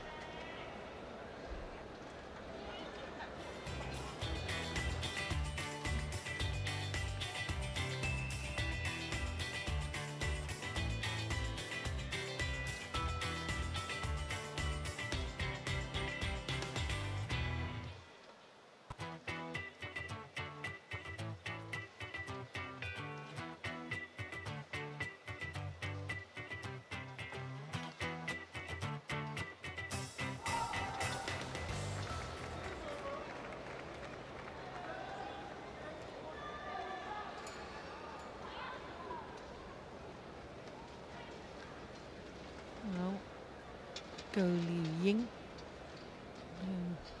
A couple of years ago, this time of year, had both knees operated on. 20 seconds. My goodness, she is playing well right now. Battled back from injury. She did a lot of modelling during her rehab. There's some wonderful pictures of her Second game. dressed up, looking fantastic. Double. Play.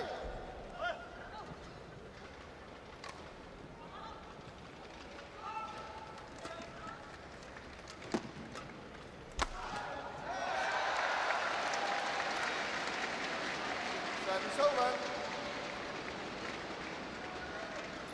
1 love.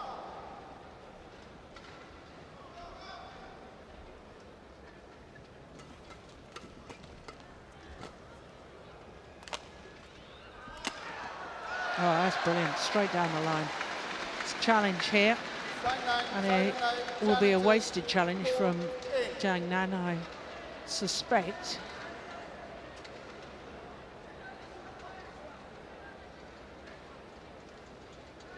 I thought that was most definitely in.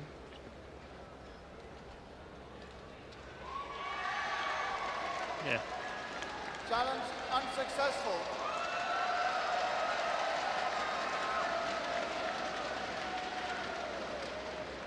Two love. Sang Lang, Zhao Yunlei, 1 challenge remaining. Lei.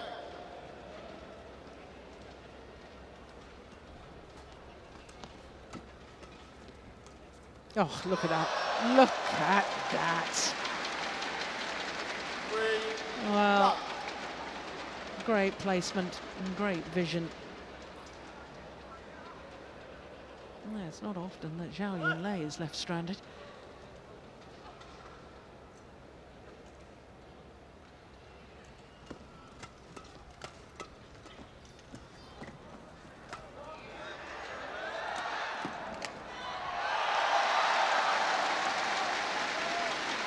Good start by the Malaysian pair. A little surprising to me. It seems like Zhao and Jung, they were almost a little bit relieved they won the first game and are not really ready yet to play the second game. Yeah, because it was a strange reaction, wasn't it, from Yeah. Zhang Nan at the end of that? Yeah. Service over.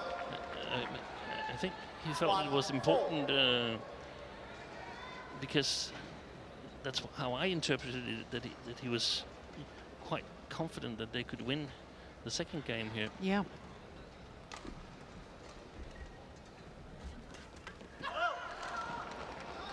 Two, 4.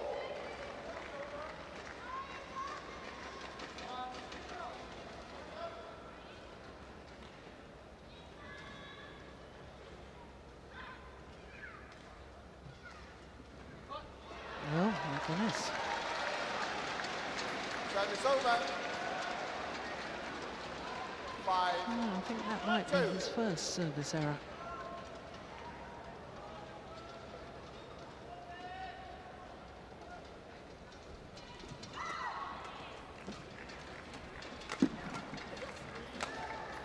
It's going to go long, yeah. Can't do that from that far side. Drives like that. 3, 5.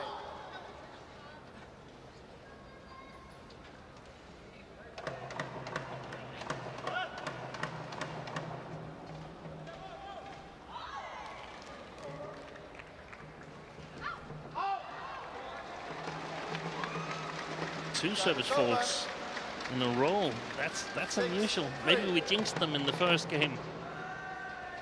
Yeah, it's way short, isn't it? Yeah. I'm sure that's her first service error as well. Well, 7, 3. It's a very surprising development. To me, at least.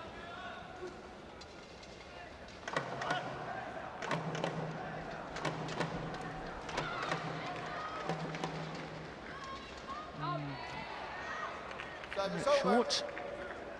4, 7. Everybody's struggling with their low serve at the moment. That, in fairness, was deflected by hitting the top of the tape. There it goes. That's wonderful images, isn't it?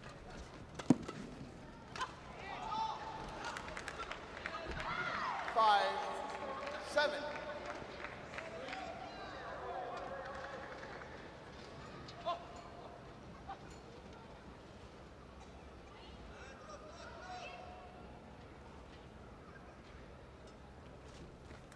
Oh, great return of serve. Yeah. Go Liu Ying, just getting off the court, getting out of the way because the lift was so short. Didn't want to be in the way of her partner. 8, 5. Gosh, that would have been embarrassing had he not played the winner.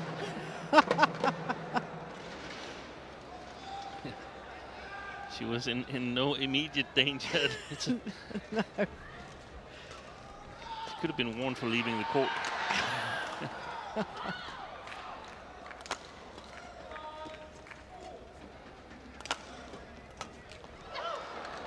Service over.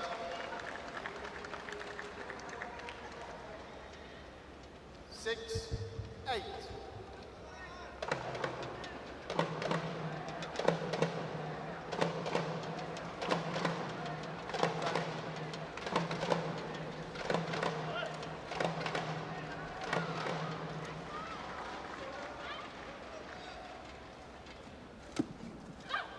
Yes.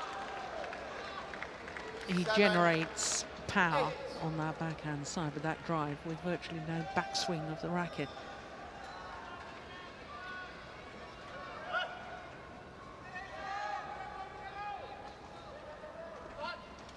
Oh, my goodness me.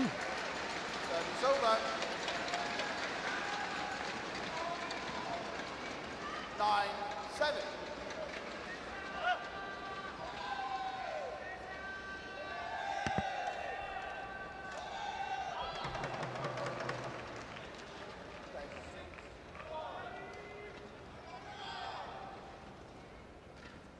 Good serve. Service over. 8-9.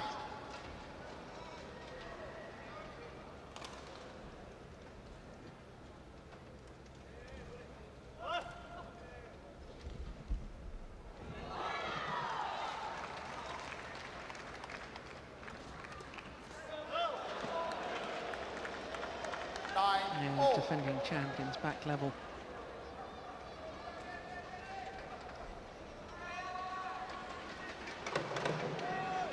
Six of the last 8 points going to the Chinese pair.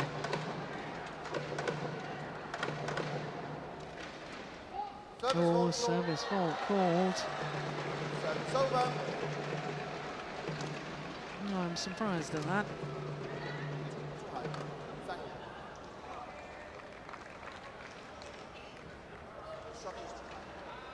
Yeah, well, surely the players know what the service judge hand signals mean. 10-9. Become a habit, I think, that they need to go and ask. 7-9 interval.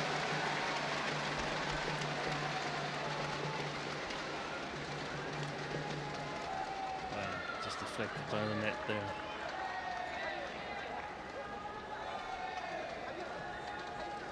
Yeah, so it's a 2-point advantage to the Malaysians in the second game. The Chinese pair, as you can see, won the first.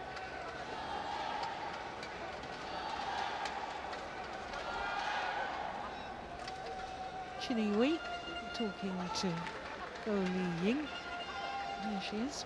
Court 1, 20 seconds. Court 1, 20 seconds.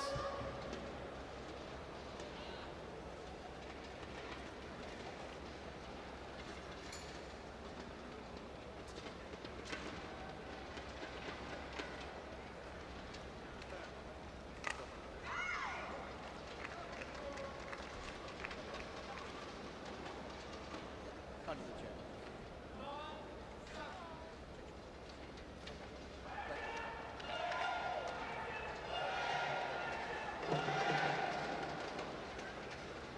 11-9. Play.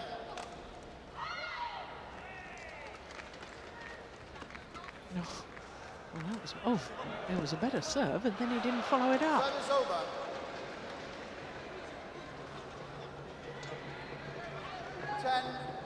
10-11.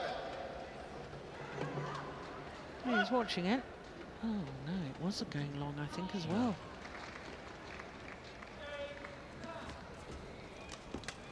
Oh, that's brilliant. Always called out as a challenge here.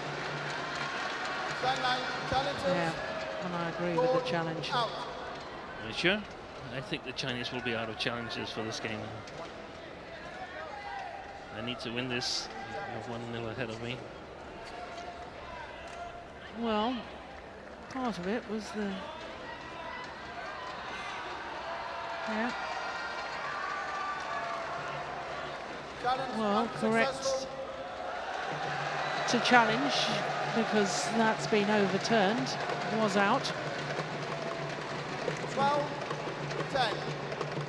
No, I've got that completely wrong. No challenges It was remaining. called out.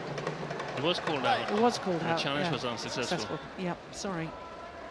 And there are other challenges now. Yeah.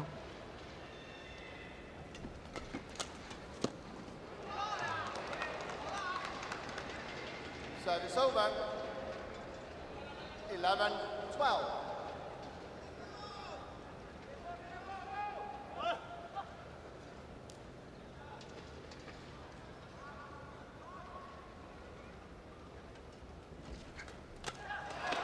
Oh my goodness, what defence. Service over. Well, I can tell you there was a little heated exchange between the two Chinese players. That was the defence that was just incredible. 13-11. Then after the rally, oh, we didn't see it because Zhang Nan waved an arm in the air. What was that about? Play it to the back, do you think? Or well, we can only surmise. Maybe he thought she should have left it for him to return. Yeah, quite possible. Anyway, he wasn't terribly happy, was he?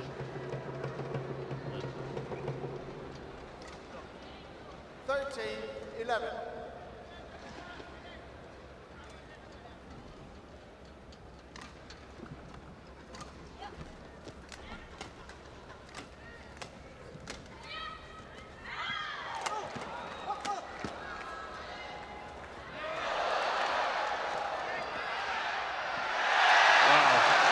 That is unbelievable. What a rally. And what a wonderful final drop shot from Go Liu Ying. Look how she drove the shuttle back. Then a disguised 11. net shot. And finally, look at this. That is nigh on perfection. Brilliant. And she's been playing at a higher speed after the interval, Go Liu Ying.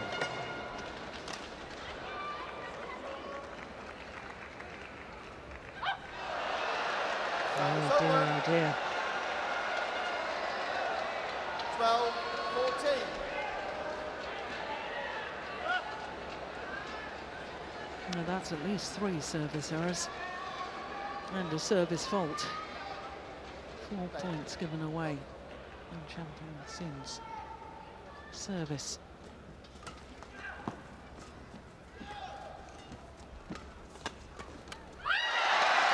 Service over.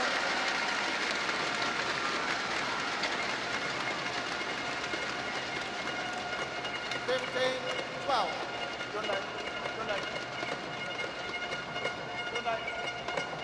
It's very unusual that Zhao Yunlei doesn't catch these shots that are played really close to her, over her head and so on.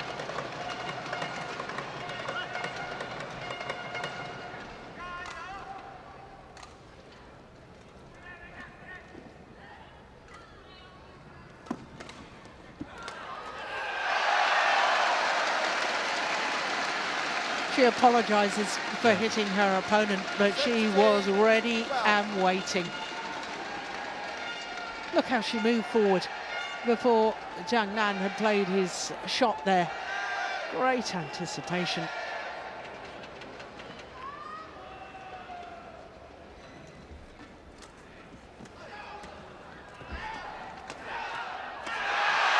Oh, she's on fire at the moment. Totally dominant. Yeah. They can't get it past her.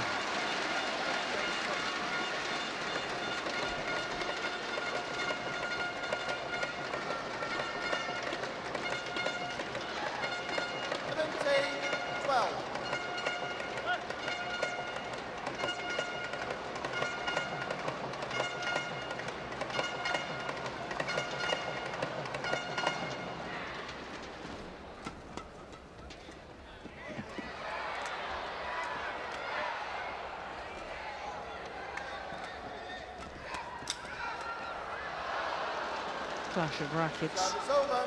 Two Malaysians there. We'll go Liu Ying. 70.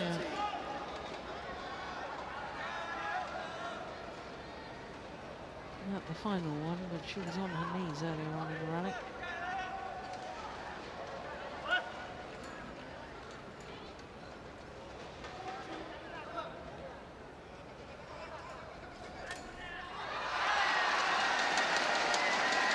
It's over.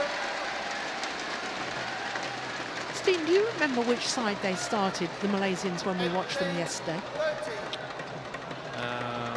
No, I don't. No. I don't.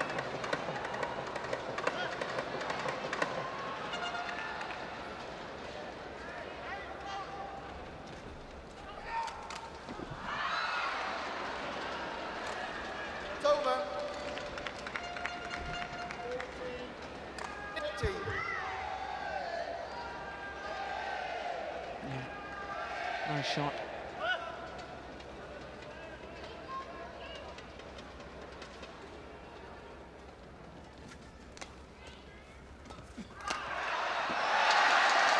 It's over. Well, Yunlei. they were 2 points away from the opening game. And they couldn't convert. But this is more of a handsome lead, isn't it? 40. 5-point advantage. And just 2 points needed to send this to a third and deciding game.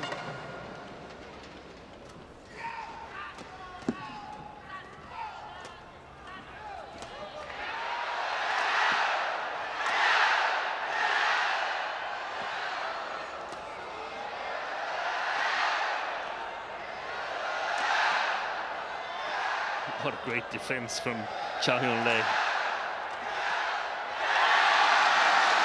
But in the end, it's broken down.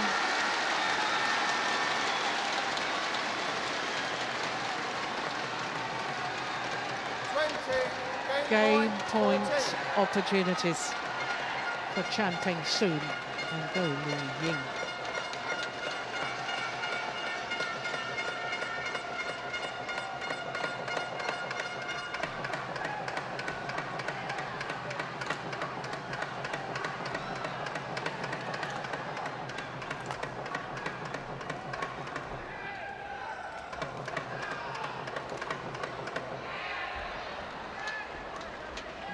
I can see the line judge in front of us, sign line judge, saying it was wide. It certainly wasn't wide, it was certainly long.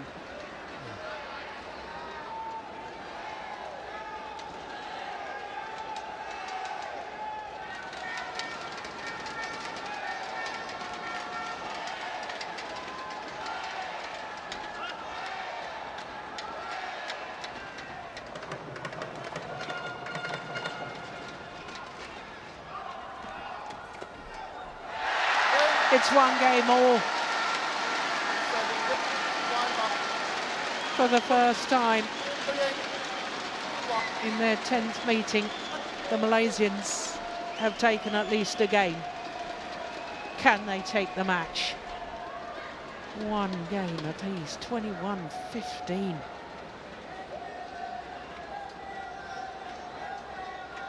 Oh, 47 minutes into the match. What an opportunity for the Malaysians.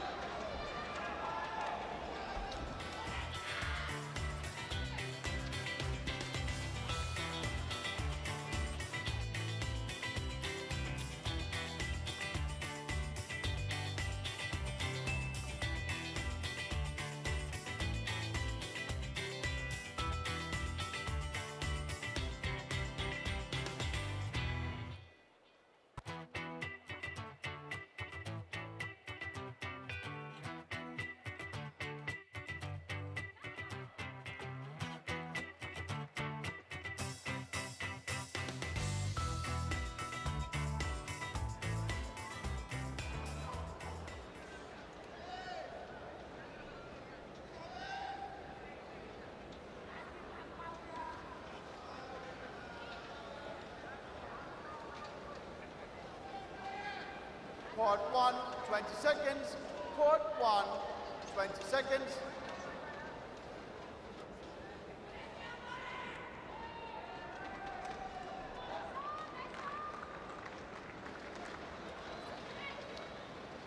Well, as we're about to get Final this third game underway. Interesting, we've just had it confirmed, Steen, that the Malaysians started their quarterfinal yesterday this near side of the court. But They won they both won- games. well, Oh, exactly. the first game and the third game. Yeah, But Service over.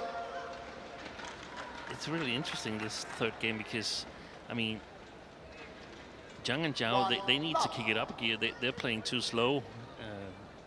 They probably didn't expect Ying to sort of go all in after the interval, but they need to be faster. There's many mistakes. How is this man going to cope with the service situation? That's really interesting. yeah, Should be easier to serve to Zhao. yeah. Yeah, good service. Yeah. Do you, as a coach, say anything to a player that's struggling with their serve in the interval? Do you just sort of say, just try and push through it a little bit more, or? No. It depends on the experience. If we've seen earlier matches that it might fix itself again, then I wouldn't mention it. No. If I think it won't fix itself and Service over. it might be crucial to get 1 or 2 points off that service, I'd try to come with some small tricks. One of them could be to vary the service as he tried here, but no help. 3, 2. I think one of the things that you could do as a coach is to sort of take over the control over the service, so that you're the one from the chair directing what service is to be made, and the player simply has to follow that that call you make from the chair. And the good thing about it is that it takes away the responsibility from being the player's responsibility. It's suddenly the coach's responsibility. 3, Yeah. 4. Yeah, I understand the theory completely, but in a way that bothers me, because I think it should be the test of the athletes on the court, and it's a huge debate and we haven't got time to go into it here. But 4, 3. if the players are literally just pawns and doing what the coach says, rather than, of course, when they get into the rally they have to. So I mean, you know, I'm. It's the same. Should there be coaching? Why not play by themselves without any coaches Yeah, and so on? So absolutely. Yes, it's a big debate. yeah. And it's often been a debate when you have players from the same country meeting each other, because it's very often that one player On responds court better two, to coaching than men's others, singles and when semi-finals. there's suddenly 2 players Chen against each Long, other, when there's China no coaching, versus Christy Jonathan, then Indonesia. you sometimes get some odd Umpire, results. Johan de Klerk, Yeah, South Africa. very good point. Service judge, Atom Arno, Estonia. Court 2. 5, 4.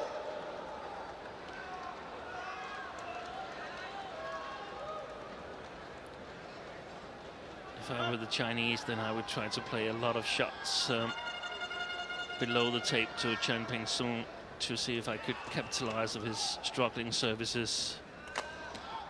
I feel that he's affected by it, but he puts up an attitude like it's no big deal, and being a little bit lackluster sometimes, but I think it's the service situation really getting to him, and the nerves of the situation. They would love to beat the world #1s and the Olympic and world champions here on home soil.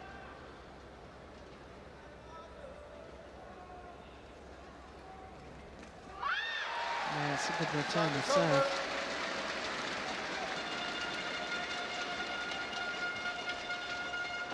5, 6.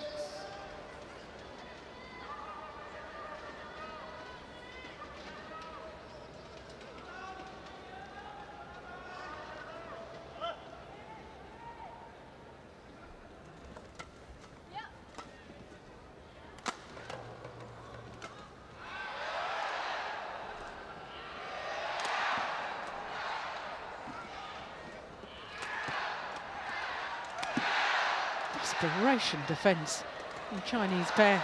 Oh my goodness! And it's landed in. What a rally!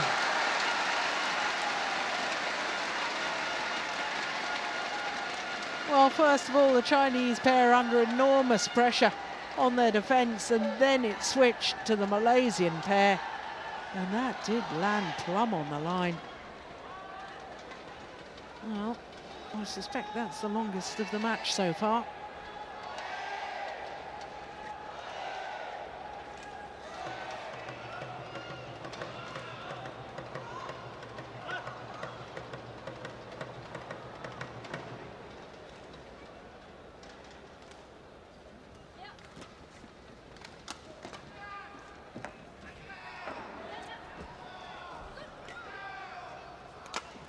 Oh, good defence. Yeah.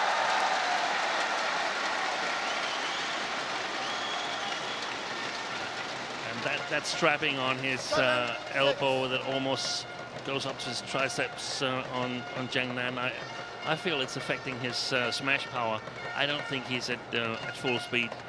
No, I agree with you. And that's really sort of hurtful playing on the far side of the court.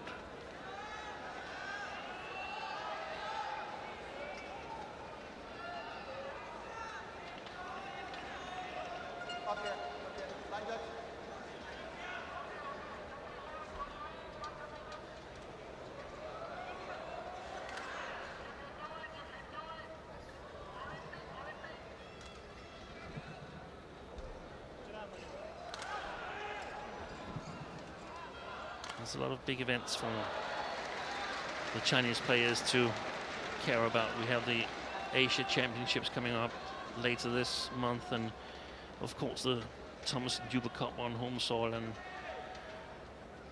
when we think about that China is not the defending champion in Thomas Cup, I think they put a lot of emphasis on getting that trophy back.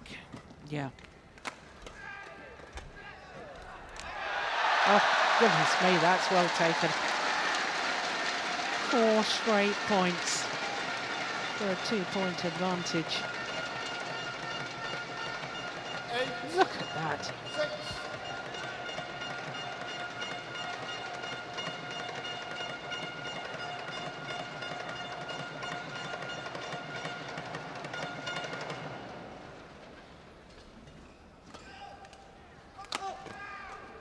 Oh, that's probably going to go wide, but Ying returned it. Yeah, sometimes in the heat of the rally, you just react. Yeah. That one you thought was going wide. Yeah. I wasn't really sure, though. I just Yeah. had a feeling that it would go Yeah. out, but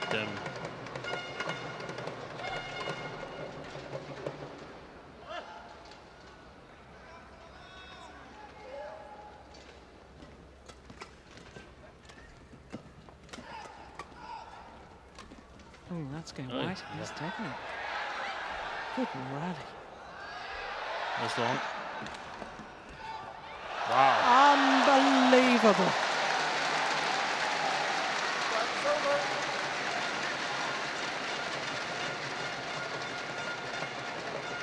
This is just incredible. Look at that.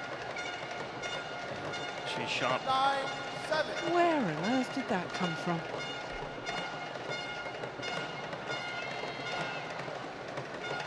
Also great patience from Chan, playing the softer shot, which enables Go to sort of excel at the net instead of upping the pace, and she can't really intercept anything.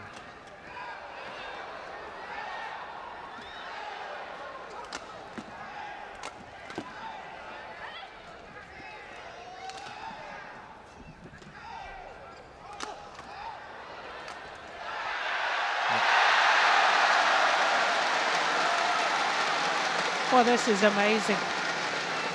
And now we're at a point where in my opinion, the Malaysians, they should win this match, because they should say, okay, we're playing two players on the other side, and it seems like we're the better pair. Yeah. Forget about what they won, where they are on the world ranking, what country they're from. Look at how they're playing and compare them to, or compare it to how you're playing yourself. Yeah. And they are playing well. And they backed it up with 6 of the last 7 points.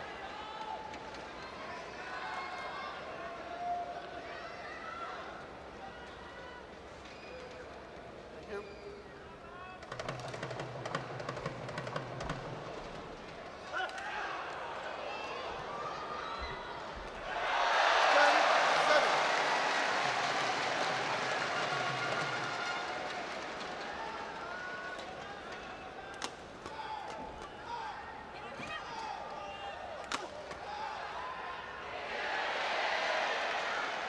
It's just long.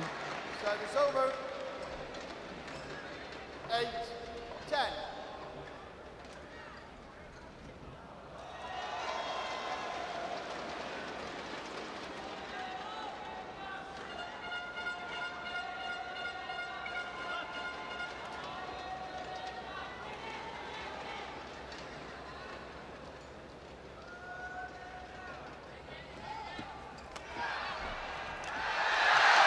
Done it again. And it means that the Malaysians have a 3-point advantage here in the third and deciding game.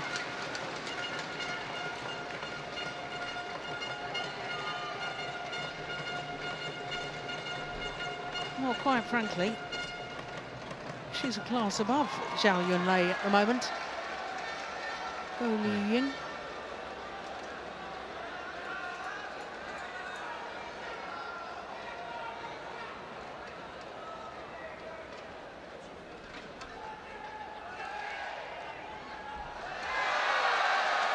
Court 1, 20 seconds. Court 1, 20 seconds. Well, there's a reason why they're world number ones, this pair, and why they've won so many titles. It's not over yet, I can assure you. But it's going to be a scrambling Chinese pair we're going to see if they're going to win this match. It's not going to be Zhang firing smashes away and Zhao Yunlei killing at the net. I don't think 11, he has the firepower to that today, Zhang. They're going to rely on some technical and tactical tricks. And hopefully for the Chinese, a little bit of Malaysian nerves if they're going to win this match. Yeah. Again, a lot of discussion going on. 12, 8.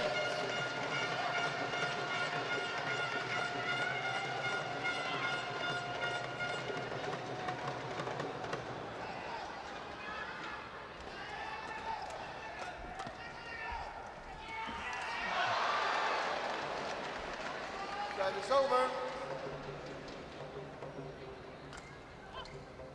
9, 12.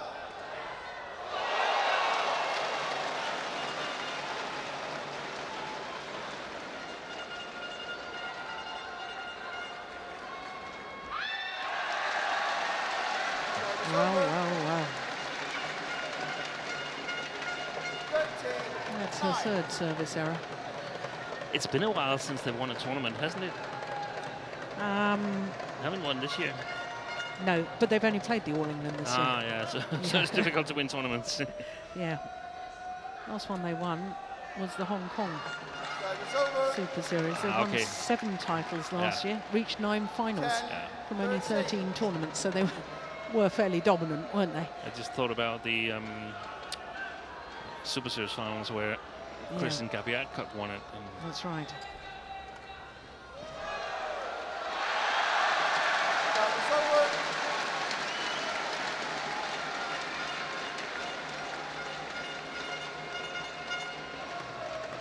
It's a lovely return of serve, isn't it? Look at that. Look at it. Absolutely delightful.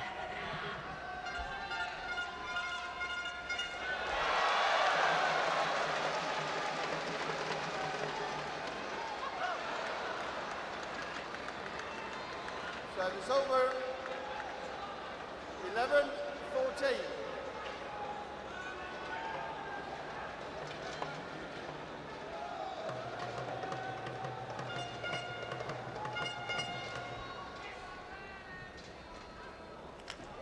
That's a good service.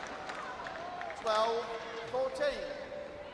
Chen Ping-song, I think so too. If it was legal, he would like a call there. Didn't get it.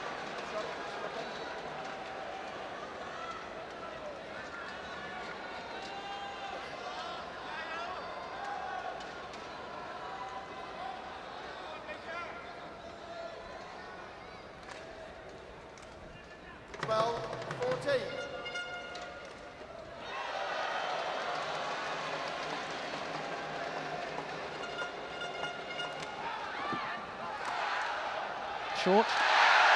Yeah, well, it was a good return of the flick serve from Go Liu Ying.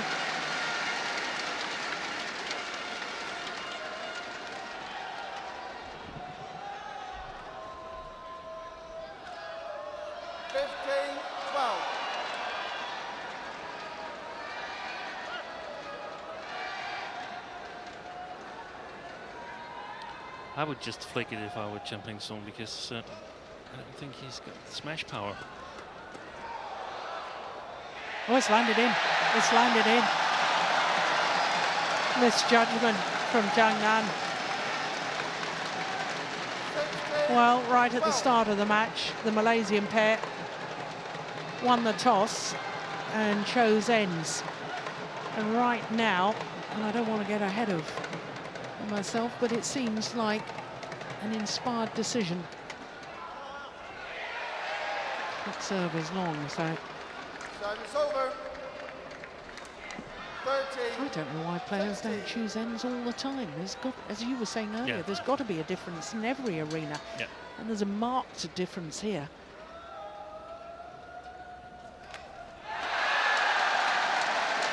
Service over. And they're getting a little bit of help, Go and Chan, from the Chinese pair. For the Chinese, it's about now not losing it, but making the Malaysians win the match themselves, and see if they can do that. Do they have the nerves to take the first victory over world number ones?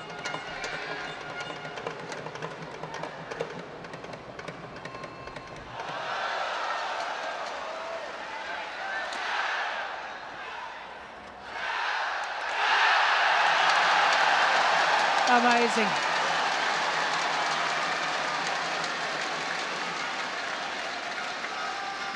Three points away from a place in the final once again for this Malaysian combination. 3 years since they were in the final.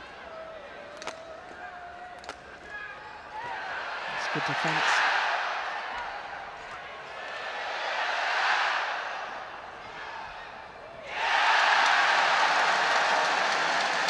Two tantalising points required. 19-13.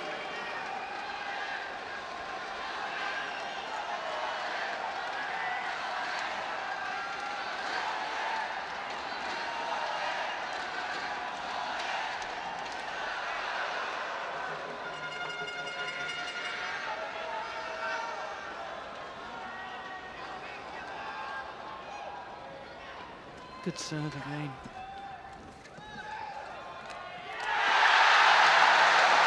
Well, she has been outstanding today. Go Liu Ying. And that wonderful rally once again. The interception taking on 20. her Match opponents point, at the front of the 13. court. And it is 7 match point opportunities.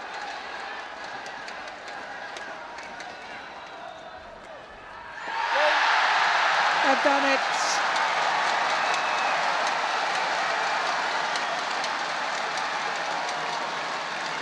What a match.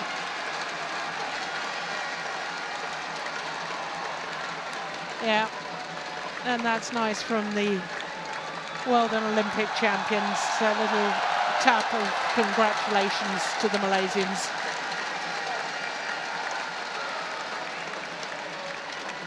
The moment of victory. 24-26. They had 3 game points in that opening game, but failed to convert. And then they won 21-15, 21-13 in a match lasting an hour and 9 minutes. What a result for the Malaysians. And they will contest the final once again tomorrow.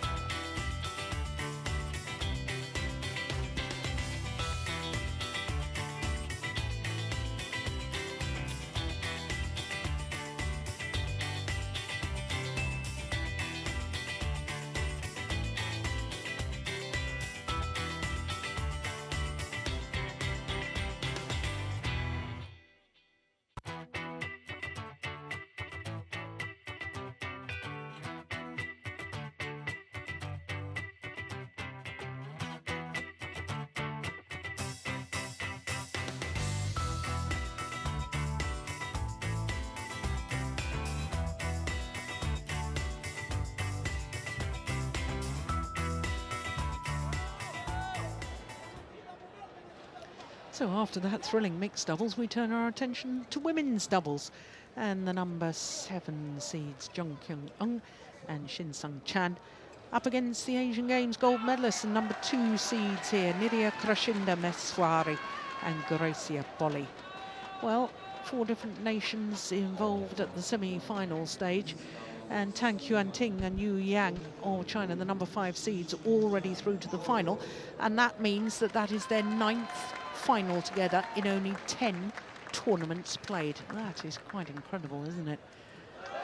Well, who will the Chinese play in the final? Will it be this Korean pair of Kyung and Shin Seung? Or will it be the number 2 seeds, led out by Nitya, Krishinda, Maheswari and Greysia, Polii? My goodness me, you were noticing the amount of strapping and sports tape on these players yesterday. I think there's even more today. The Indonesians. So, as the players make their way onto court, David Wang of Malaysia, the umpire for this, and Herman Namin Mer of Iran is the service judge.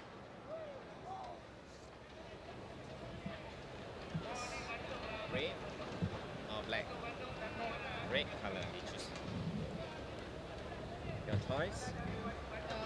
This side? Yeah, yes, chosen sides. Indonesians. This side, huh? Who serve? Zhang serve. Let me see. So you want to stand on my head? So there is Kyung, turned 26 last month. And of course she was beaten finalist last year. There she is, playing with the left-handed Zhang Na. They lost out to the identical twin sisters Liu Yu and Ying. They're at number 6 in the world ranking at the moment, but they have been as high as 5. Total of 4 weeks over 2 different spells as world number 5s. And of course last year they, as qualifiers, won the Denmark Premier Super Series. 21-year-old Shin Chan. So their results so far in the tournament, all 3 matches in straight games, including yesterday's quarterfinal against the 2-time world junior champions Chen Qing and Jia Yifan.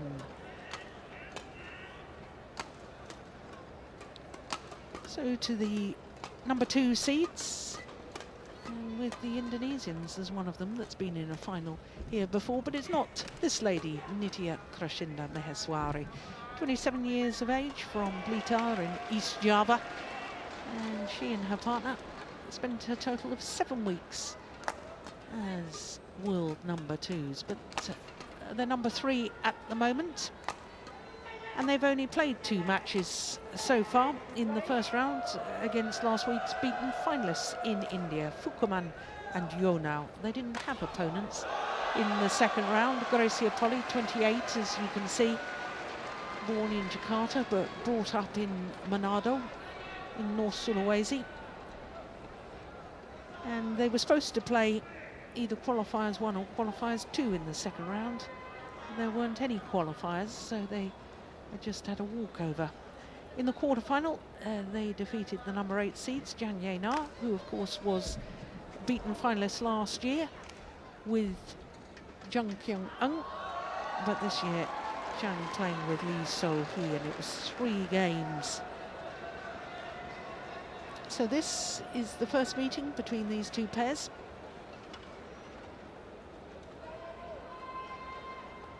David Wang.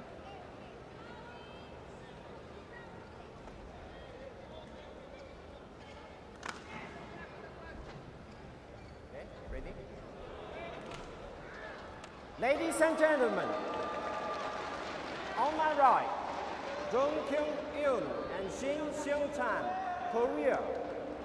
And on my left, Greysia Polii and Nitya Maheswari, Indonesia. Jung Kyung to serve to Greysia Polii. Level play. So the number 7 seeds, Jung and Shin of Korea, getting the semi-final underway. And when they won the Denmark Open last year as qualifiers, they got a walkover in the final against Tianqing and Zhao Yunlei, who we've just seen in the mixed doubles.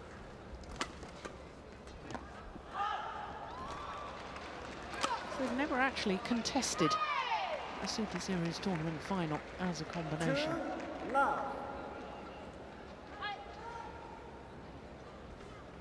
Greysia Polii has been in the final here of the Malaysian Open previously. Didn't she make it a second one? 2007, the first year of the Super Series, reached the final with Vita Marissa.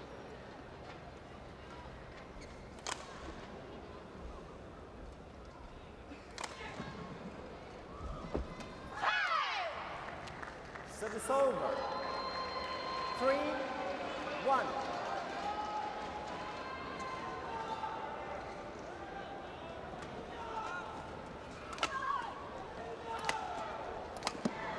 Yeah, good attack from Maheswari.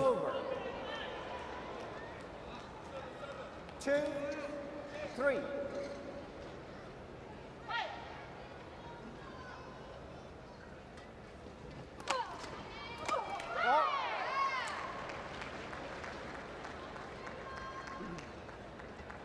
Service over. Shuttle going 2. wayward there, disturbing the men's singles semi-final on the adjoining court.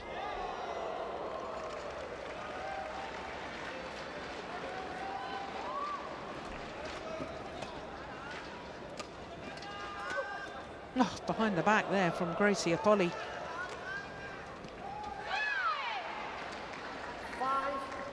2.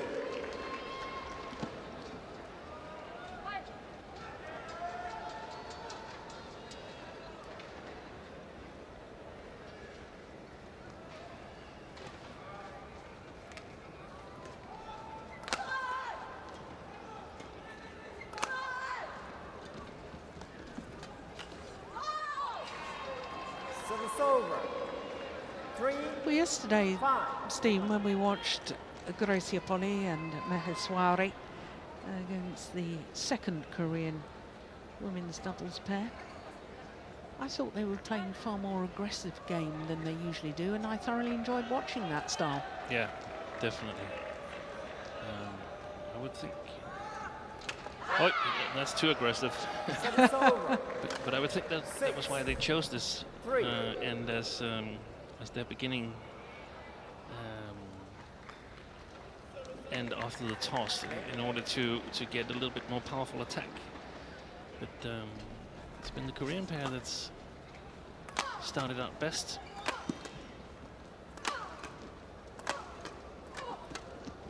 Oh, good defence from Greysia Polii. Oh, tremendous rally. Service over. And you mentioned, Jill, that they were number 3 in the world ranking, but after this tournament, they're actually, as far as I'm concerned, going to be number 1 on the race to Rio in women's doubles. So that means that they are the women doubles that has played best since the 1st of May 2015. Wow. Above the Japanese pair. Yeah, Wow. they have almost the same points, but the Japanese pair, Matsutomo and Takahashi, lost in the quarterfinal yesterday against Tang Yuanting and Yang from China. It's a good rally. Yeah, that's good. Yeah. 5. 6. So the race to Rio list is only tournaments played during the Olympic qualifying period. Yeah. Yep.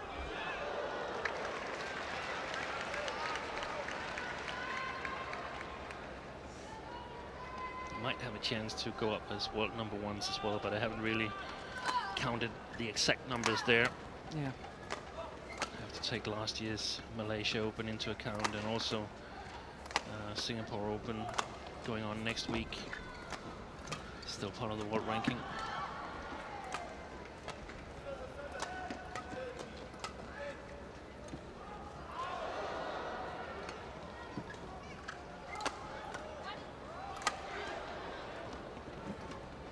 It's a good rally. What a pace.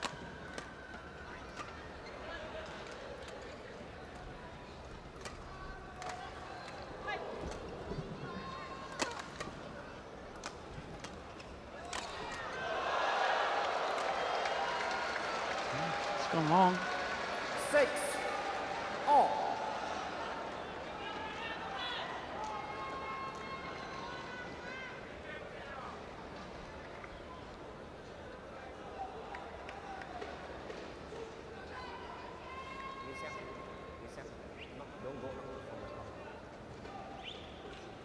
Now, what was the issue there? Well, that's the longest rally of the day so far, isn't it? What was the umpire saying to Greysia Polii? Really don't know. Service fault called. No, I can't actually see the service judge's hand signal there. Ah, the umpire's confirming above the waist. Service over. 7. 6.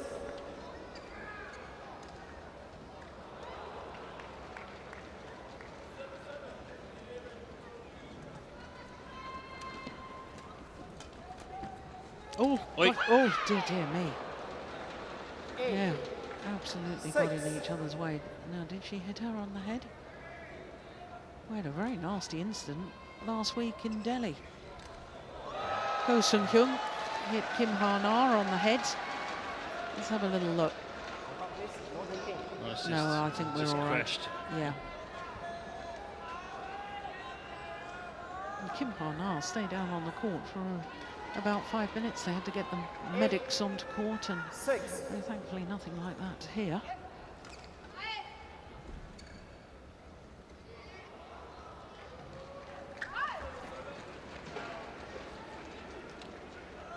Service over. 7, 8.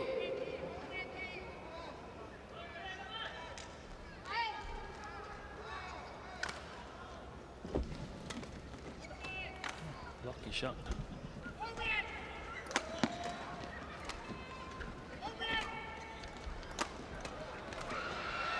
Oh yes, that's well worked by the Indonesians. 8, all.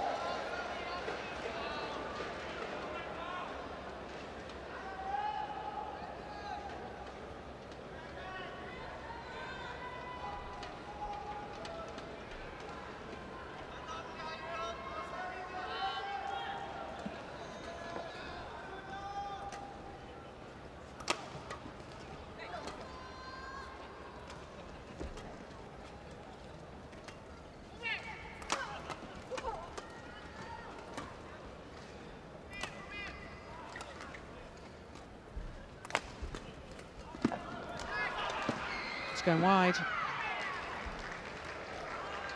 Service over. 9, 8. Greysia. Greysia. Krishinda.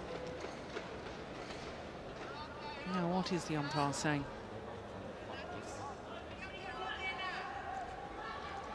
Well, we didn't see it, unfortunately, and we certainly didn't hear it, or I didn't hear it anyway. 9, No. 8.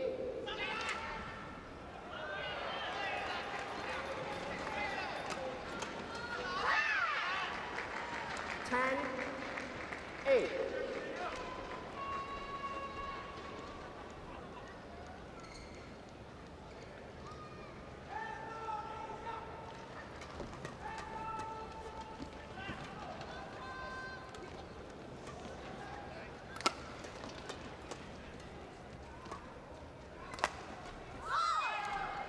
Service over. Yeah, she was ready for a forehand return. 10. Shin had to change.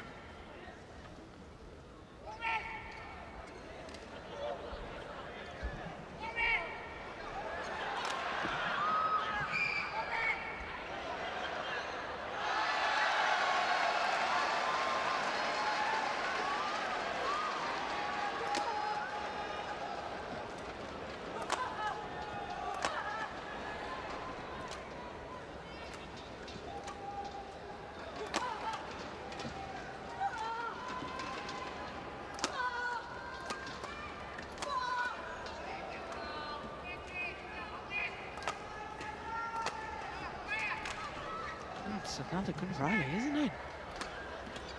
Oh, goodness.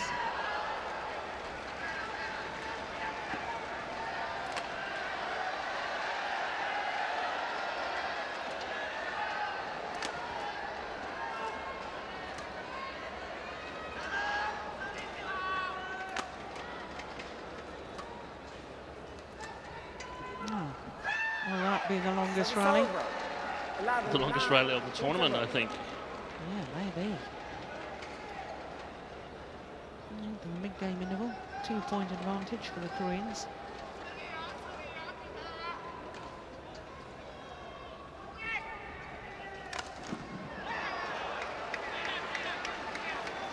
Yeah, 60 shots. I think that is the longest rally of the tournament. No. No? No. I think we've seen 65 or 66 yesterday. But a rally much more like the rallies we used to see in women's doubles. 20 seconds. Yeah, very much so. What did we see at the All England? We saw over 100. Yeah. Well, certainly, I think it was maybe in Delhi. I was hoping for a century in the rally count, Yeah. and I think we got it twice. Yeah, Steen, you're absolutely right. 66 shots in the last of the quarterfinals last night. Lee Yong-dae and Yu Young-sung playing against Endo and Hawakawa. 66 shots. Good memory. Play.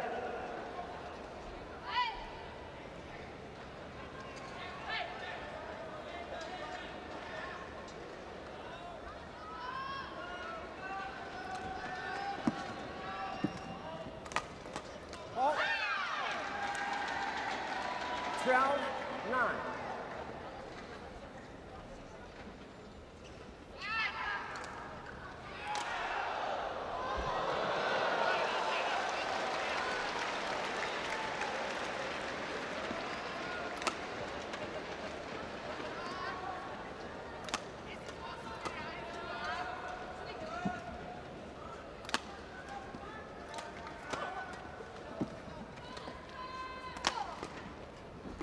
Oh, yes. Well played. Yeah, that's They're nice. looking very strong physically, the two Korean girls. 9. Seems to have the upper hand, but at least on the physical side, but will they also have it on the tactical aspect of the game? That's going to be interesting.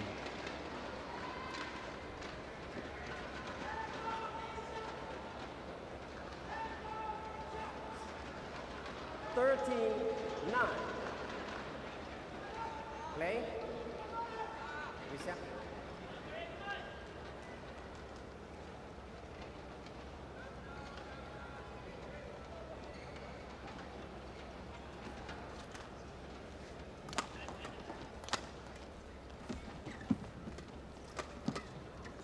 Oh, yes, big gap down the middle there.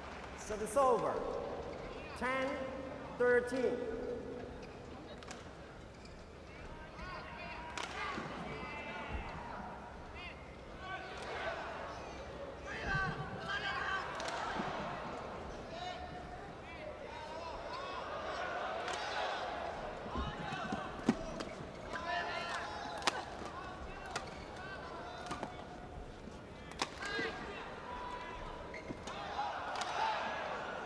Yeah, good judgment. That's a drop wide. Service over. 14-10.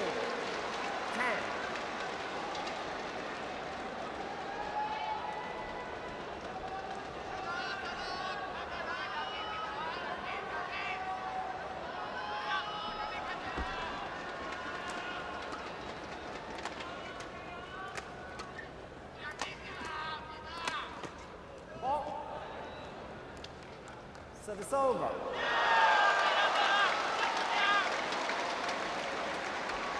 11-14.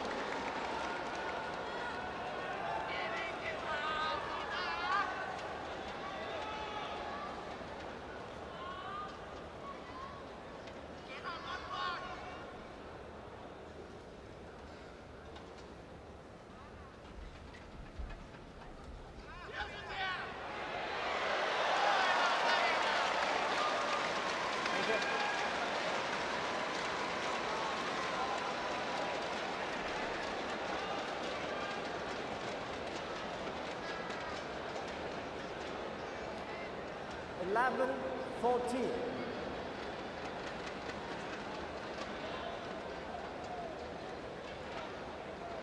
Oh, my goodness. Just doesn't seem to settle on that serve, and the serve is away. Service over. 15-11.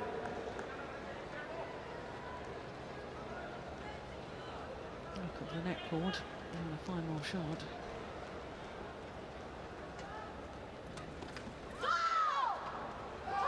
Service over. 12-15.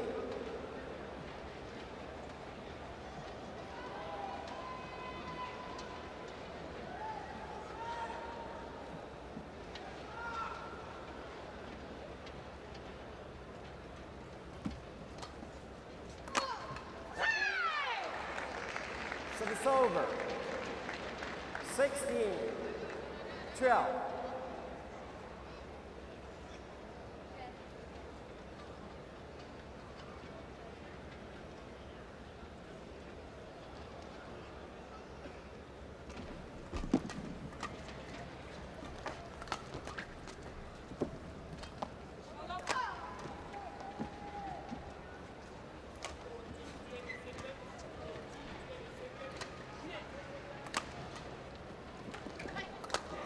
Yeah.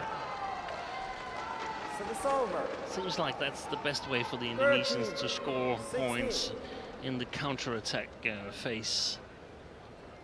That one there, Yeah. and then follow that Yeah. forward. Yeah.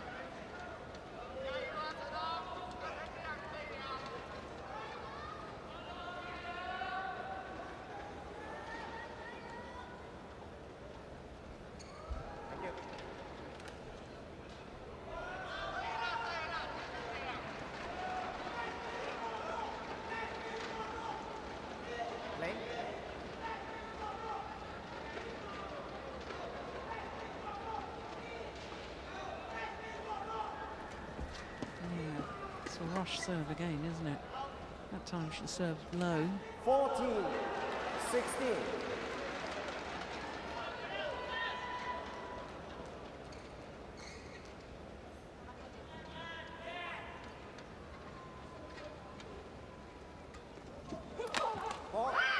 Yeah. They're expecting that flick serve Yeah, now. yeah. 17-14.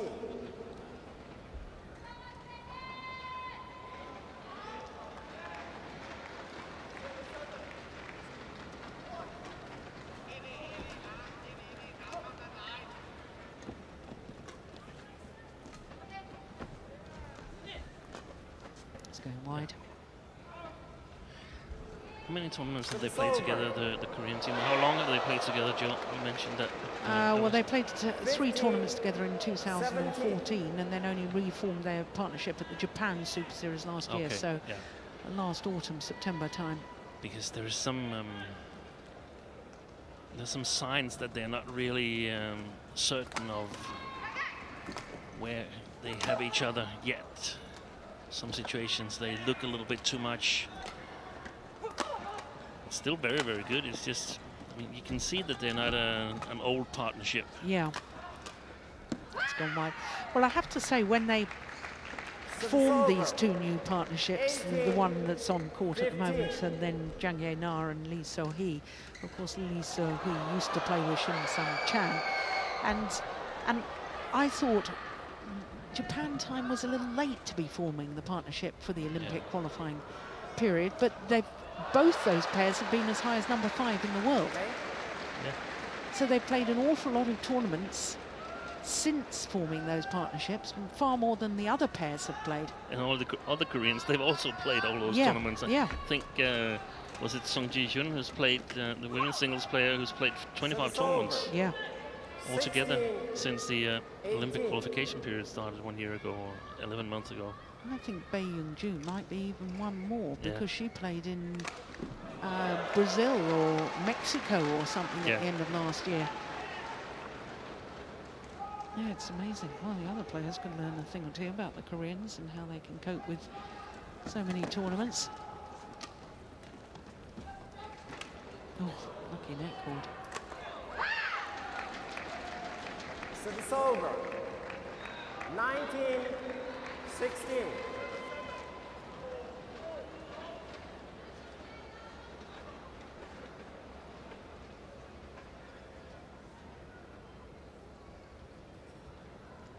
Thank you.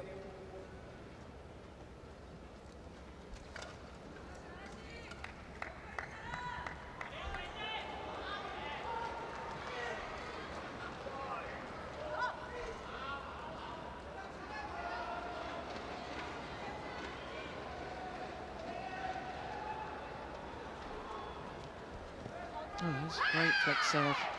Very, very good. 20. Game point, 16. And 4 game point opportunities. Well, Greysia Polii doesn't like the fact that the flick serve wasn't called.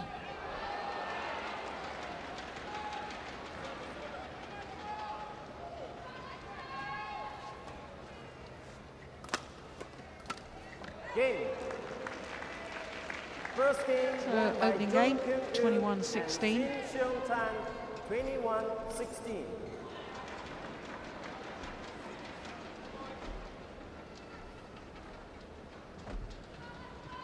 Yeah, and you were right about Bae Young-joo. Played 26 tournaments within the last year.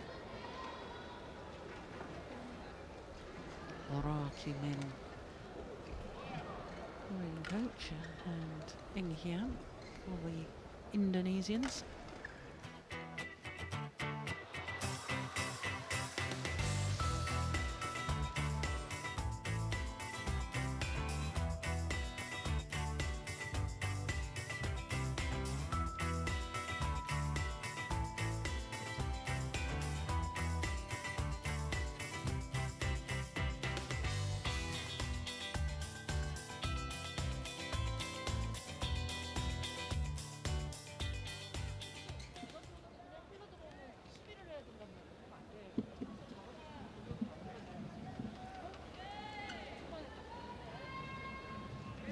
Ying was one of the players we were talking about earlier, wasn't she? One of the greats of the game, no doubt about that in my mind. And she could play the women's singles as well. I think she won the Singapore Open as a 17-year-old women's singles. Court 1, But I am going 20 purely seconds. by memory on that.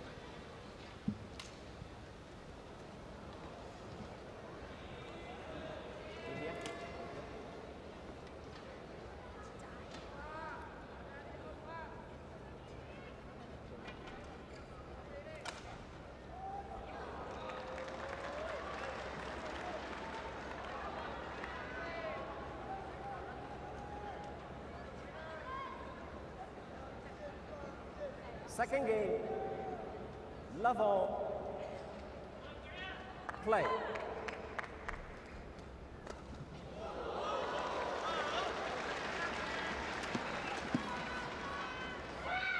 Oh, good judgment. 1 love.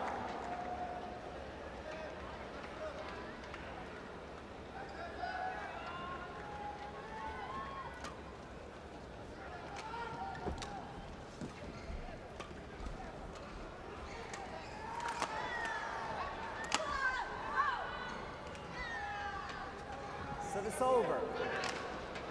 1-all.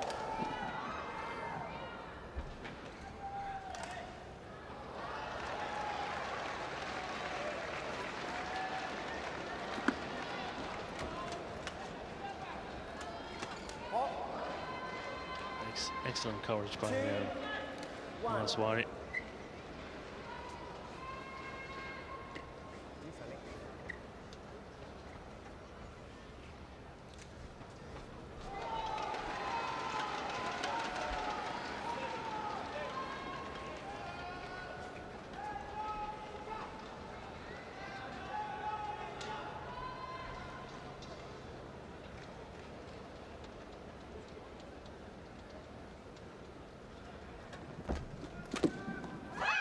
Oh, yes, that's good. Service over. 2-all. It's looking sharp, is Kyung.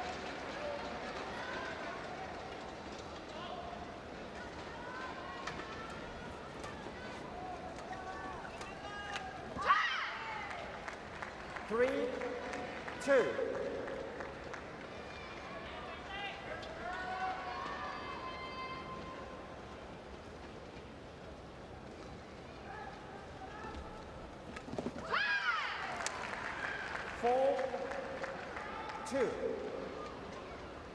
I think the big difference, Steen, is that the Koreans are really dominating the front of the court. They are, and they're also looking a little bit more eager to win this match. Yeah.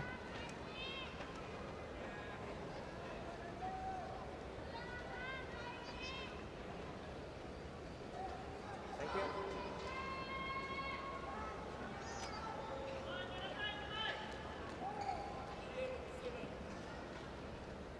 Four, 2.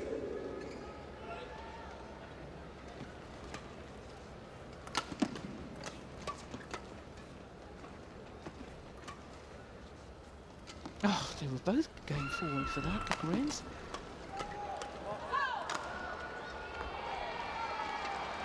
Service over. 3. And that's what you were alluding to earlier, Steen. You know, there's little signs with the Koreans. They Yeah. aren't settled. They haven't Exactly. quite got to know who goes for what. Yeah. It can happen to everybody that you get a little bit hesitating and don't really know whether you should take it or your partner. But I've seen it a couple of times for the Koreans, or at least a couple of times enough to make me wonder whether they are fully adapted to each other. Yeah.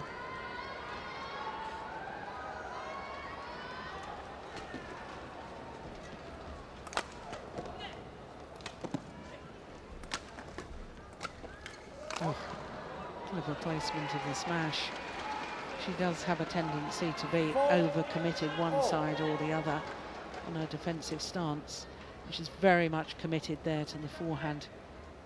No, hit it down her backhand side, and that's what happens. She gets in a real muddle. Oh, what a terrible service. Service over. Yeah, she's got to sort this out, hasn't she? 4.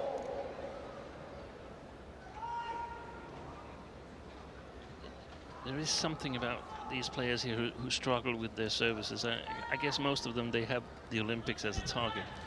Your I just attention, can't please. imagine how they can get the idea that it's suddenly going to fix itself Spectators, please exactly do at the not Olympics. use It's going to flash be good. for reading On the contrary, it's going to be even of worse at the photography Olympics while the because game there's is going to be on. more pressure on Your them. cooperation is much So, appreciated. Thank would you recommend, even at this late stage, a complete revamp of the serve? Because quite simply, it's not good enough the way it is. Yeah, this can't get any more worse the way I see it. Yeah.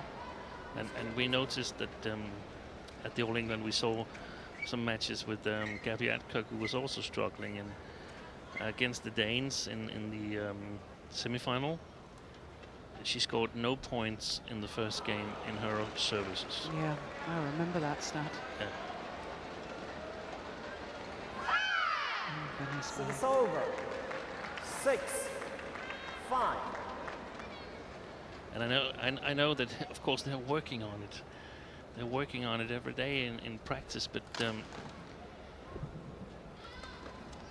me it seems like they're working on doing the same, just doing it better, 7, and it's not 5. successful.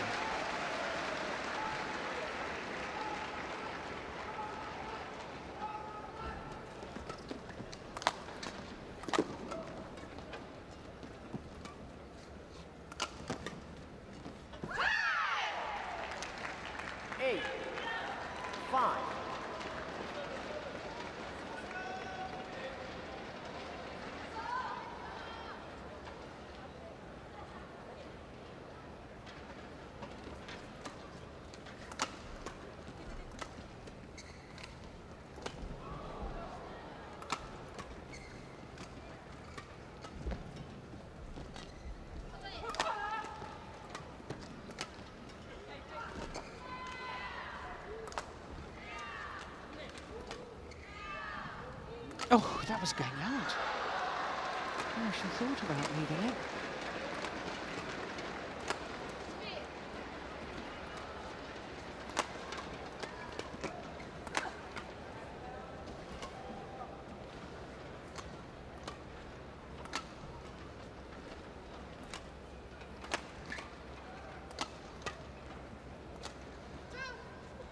Well, do you think this is the longest rally of the tournament yet? No. No. No. 6. 8.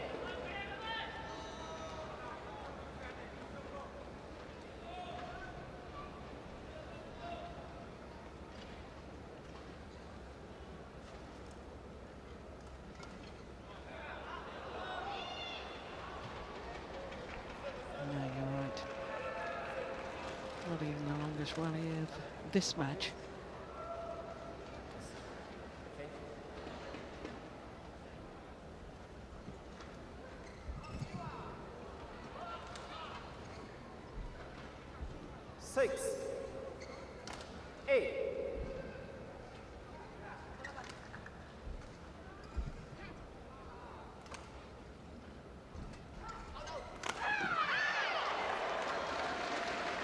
Service over. 9. 6.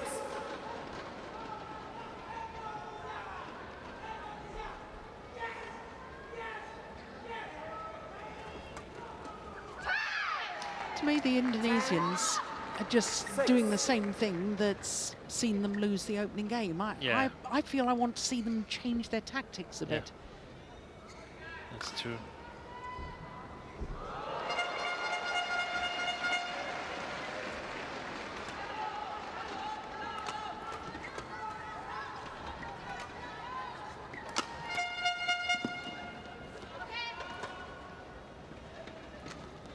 They come across to me as a spent force, even though they're firing their smashes away and so on, but it seems like Service over. somewhere they know that there's no more fuel left in the tank. 7. 10.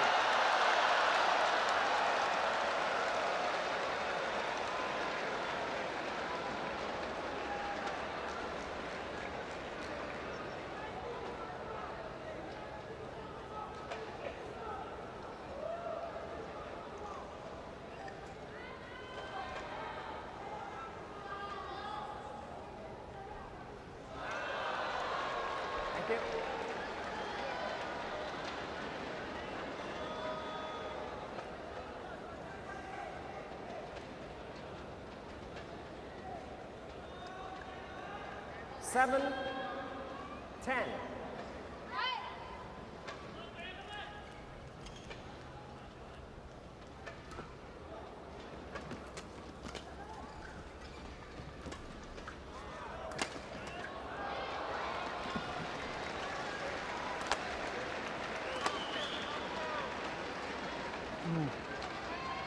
What on earth happened there?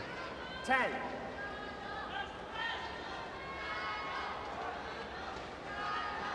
I think she must have changed her mind. Ended up a nothing shot, really.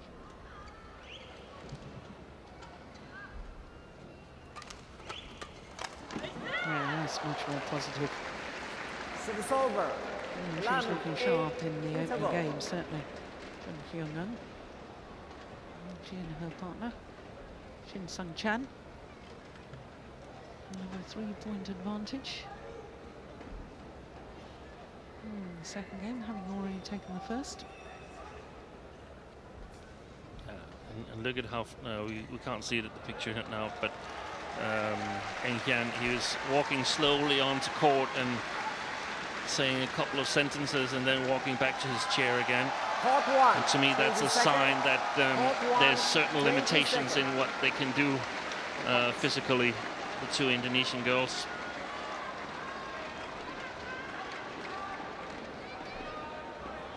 Eleven, 8. Play.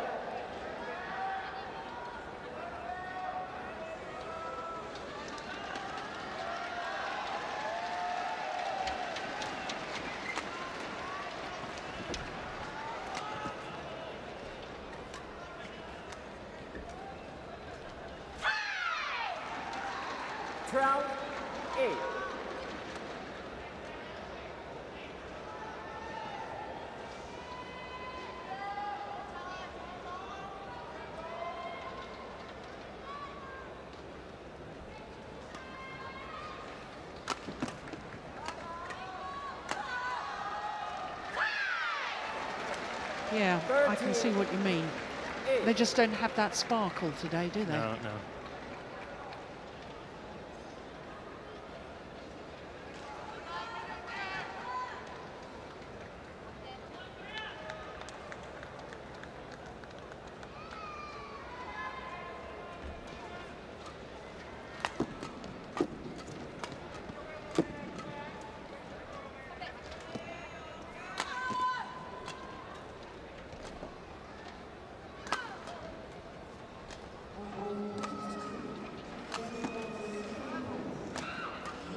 She's been made to work.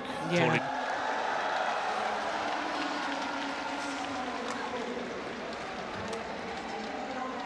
Oh yes, well played again by the Koreans.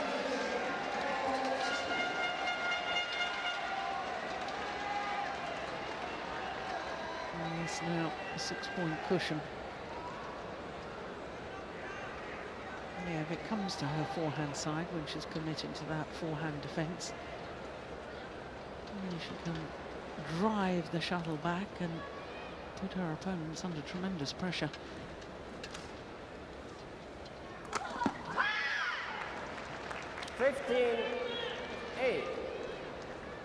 But they're trying all the way, the two Indonesians, and all credit for that.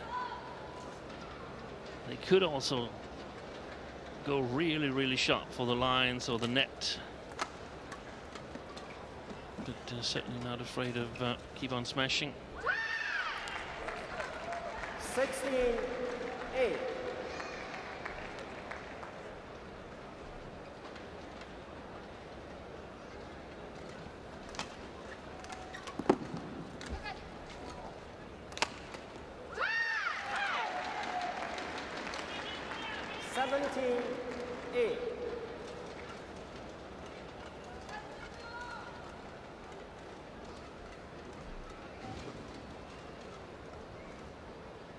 That's really important, in my opinion, that even when you lose, you should lose with as little as possible and with as much dignity as possible.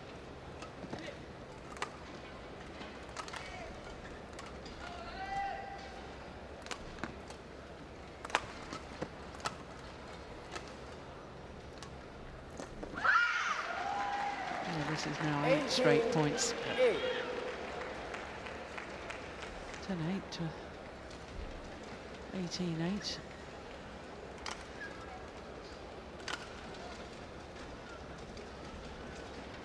And then I have to say I've been a little surprised as to how this match has developed, Steen. Yeah. Yeah, I expected after yesterday's performance, Greysia Polii and Nitya Krishinda Maheswari, I expected them to be a little more proactive. Yeah, I just don't think that there's more energy left already in the first game when they had the supposedly easier side to attack from. They weren't really able to penetrate the Korean defense, at least not on a regular basis.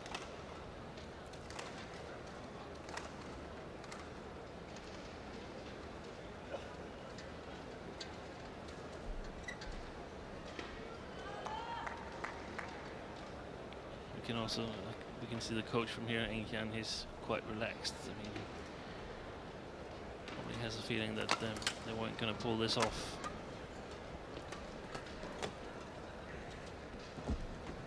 Oh,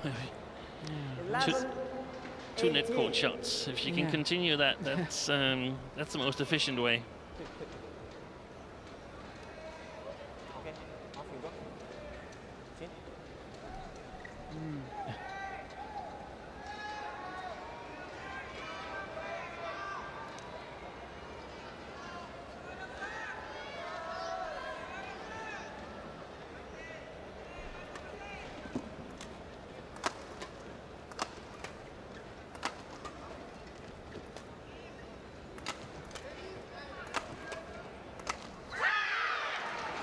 Service over. 19-11.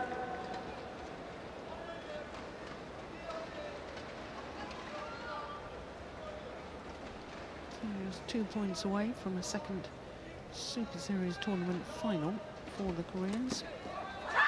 Now just 1 point needed. 20. Match point 11.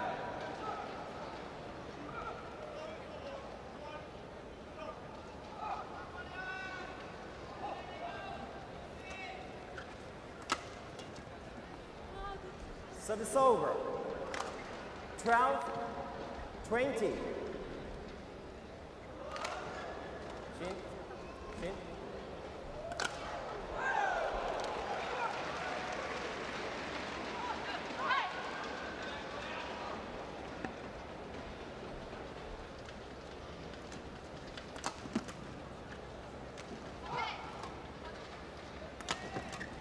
Oh, yes.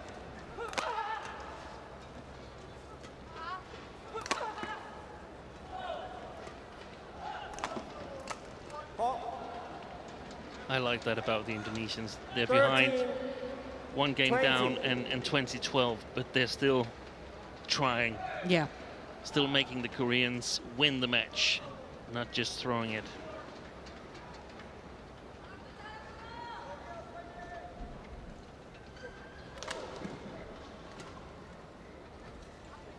Play.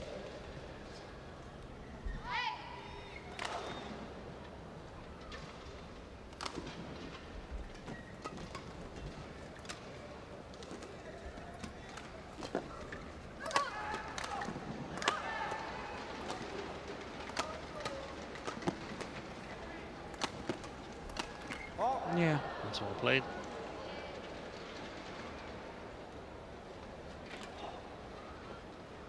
$14-20. Yeah, she got caught on that.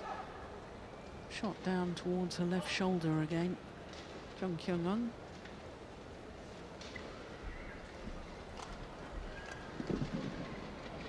Thank you. Shin.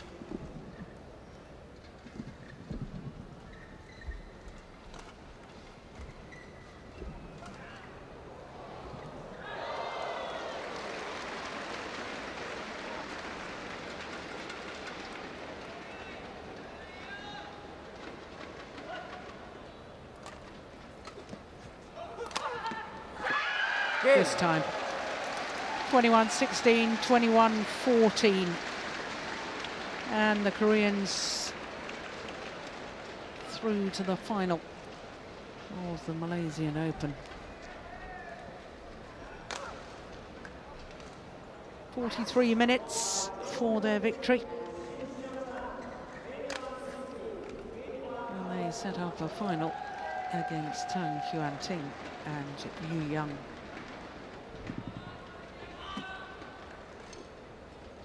Yeah, they really took the match to their opponents, deserved the victory. And there is confirmation of the score. 21-16, 21-14 in 43 minutes.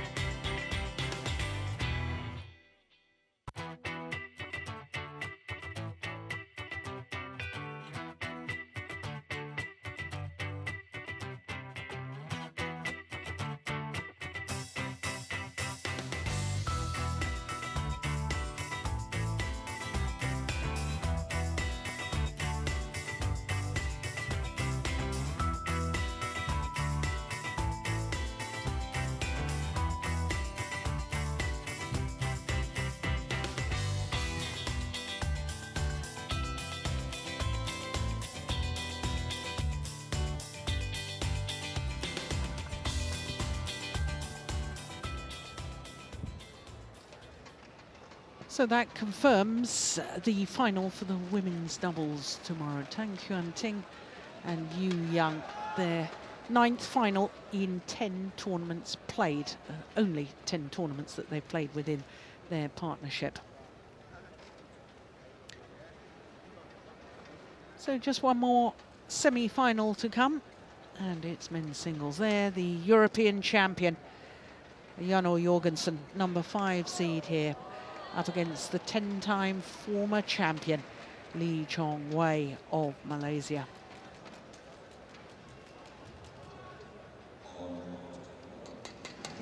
Well, as far as the men's singles draw is concerned, I can tell you that world champion Chen Long had a real fright. He was a game and 11-16 down against the qualifier, Jonathan Christie, before eventually coming through in 55 minutes. But that really was a scare for the world #1 and world champion Chen Long.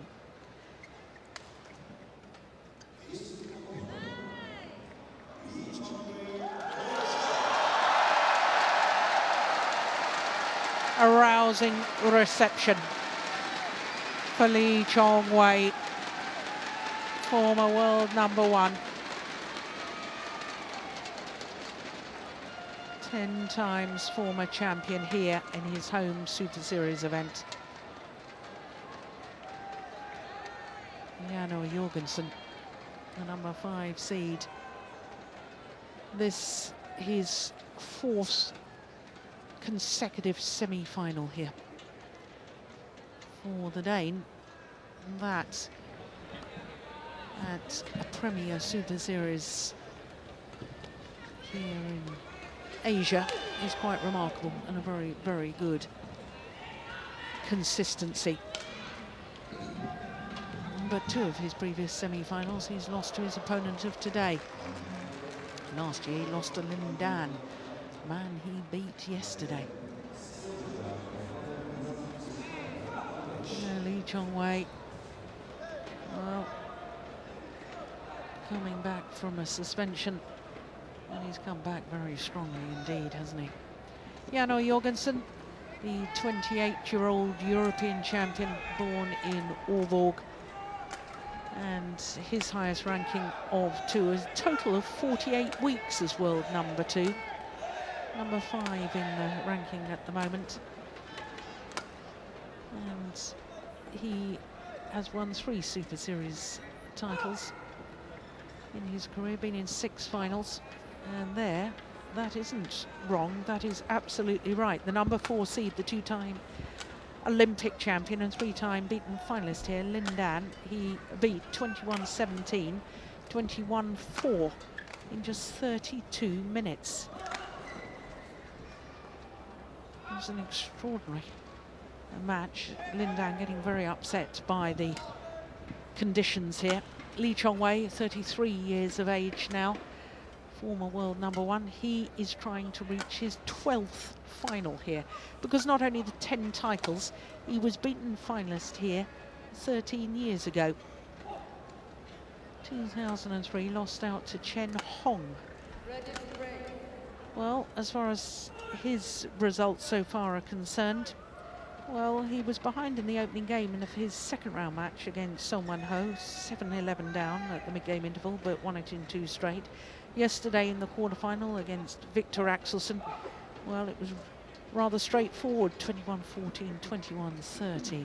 Now this is the 16th meeting between the 2 players, and Chong Wei has won 14 of the previous 15. Last time was the quarterfinal of the China Super Series last year. 3 games, as you saw on that occasion. In fact, 7 times it's been the full distance, gone to 3 games. Well, you have to go back, as we look at our court officials for this one, you have to go back to the first round of the China Super Series 7 years ago for when Jan O Jorgensen last beat his opponent of today. Denmark. On my left, Chong Wei, Malaysia. Chong Wei to serve. Love all, play.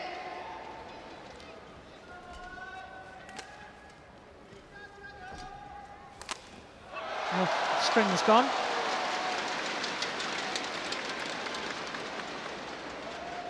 No, maybe that's reflecting the nerves of the man and the conditions.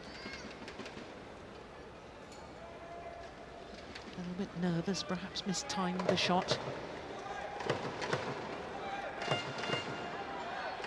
So Steen, it is a fairly significant head-to-head record, 14-1 for Chong Wei. Yeah. I know I asked a very stupid question yesterday. I said, why had Victor Axelsen struggled against Chong Wei? Well, a lot of players have struggled against Chong Wei, but what does, I mean, there's no doubting the European champion's credentials and his ability. I mean, he thrashed Lin Dan yesterday, but what's he got to do against Chong Wei? Yeah, the problem is there's a big difference on Chong Wei and Lin Dan when it comes to speed.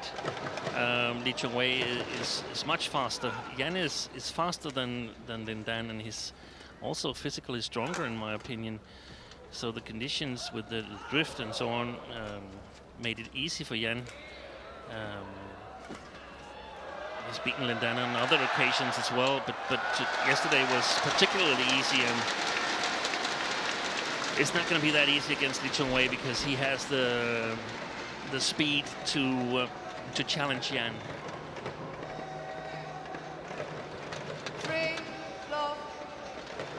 So and I remember clearly the one time where Jan won against Chong Wei. It was an extremely tired Chong Wei coming off I think a tournament victory the week before, and many tournaments. It was he always used to play a lot of tournaments, Chong Wei. National tournaments, international tournaments, Grand Prix Golds, the works, and he was really tired that week, as I remember it. So there's not a whole lot of players who has got a good record against Chong Wei, except from Lin Dan. I think Peter Gerther only beat Chong Wei once also, and Victor's never done it, so the Danes have struggled.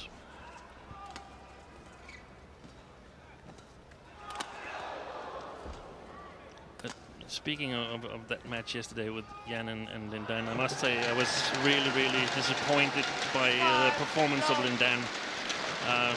It was, in my opinion, an unworthy performance where he sort of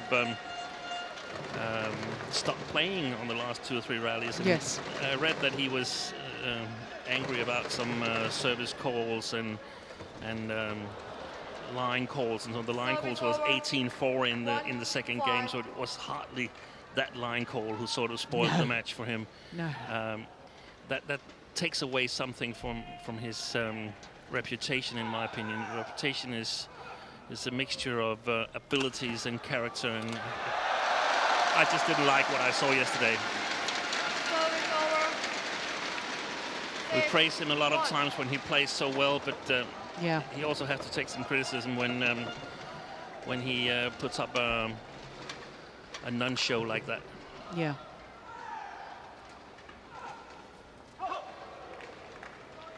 Service over, 2-6.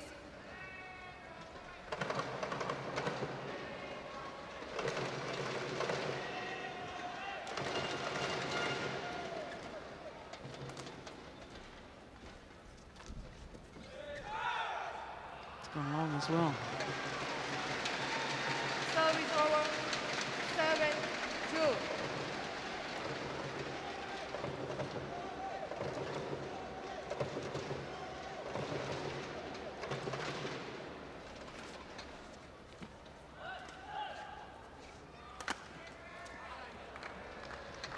Service over, 3-7.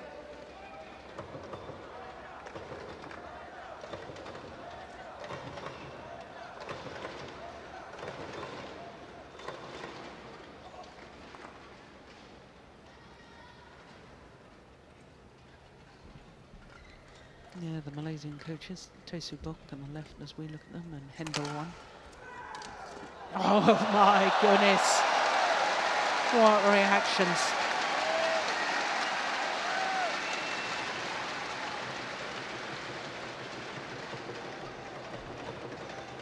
Service over, 8-3.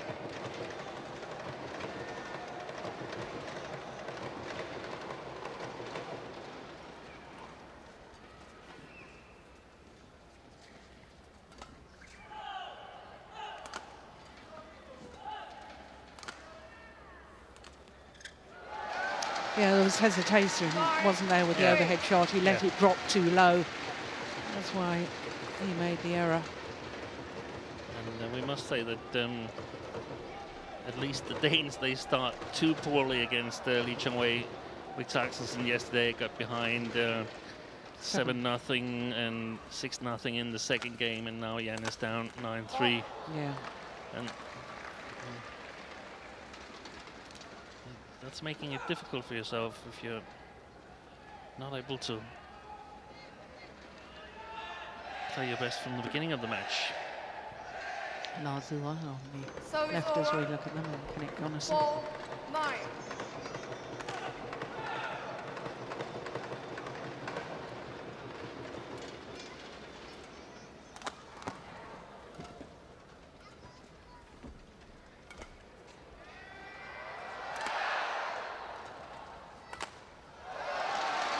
Well, Jorgensen, when Lee Chong Wei was about to smash, did a little shimmy and arms outstretched wide to try and perhaps catch his eye. 10-4.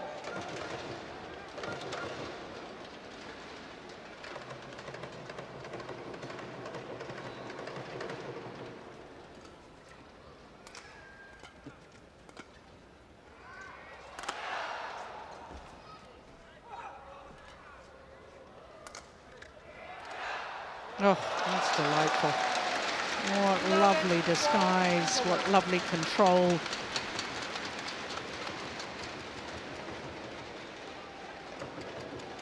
Beautiful drop shot. And yeah, and all Jorgensen just left stranded. look at that. Time he's landed, he's on balance, his body weight is moving forward. So a 7-point advantage at the mid-game interval. Only 7 minutes into the match.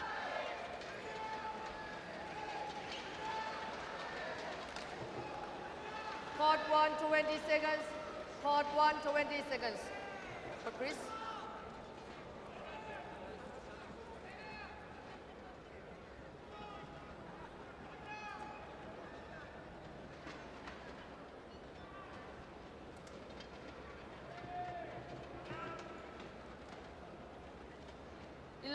For play.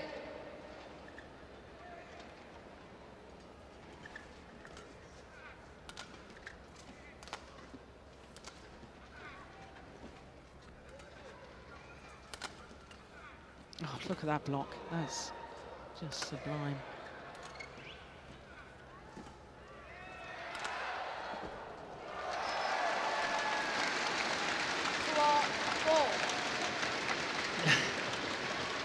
It's just a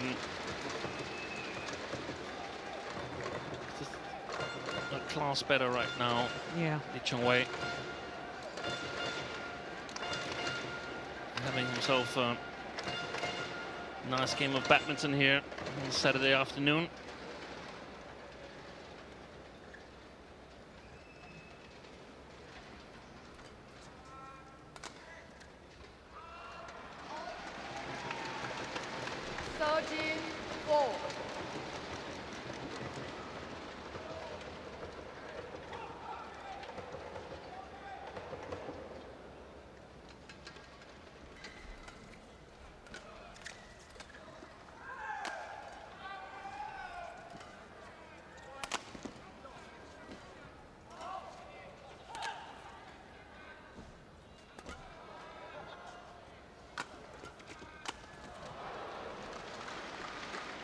Service over.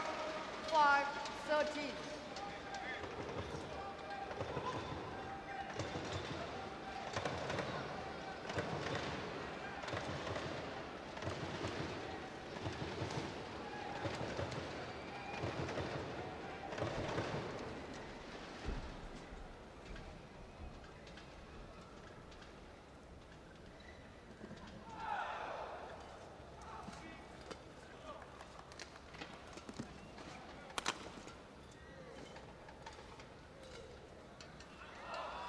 It's gone long.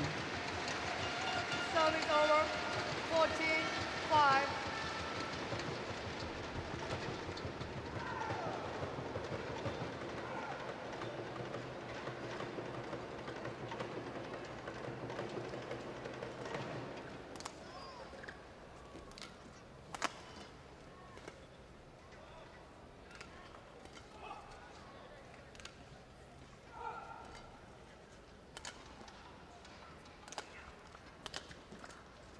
Oh, good block again.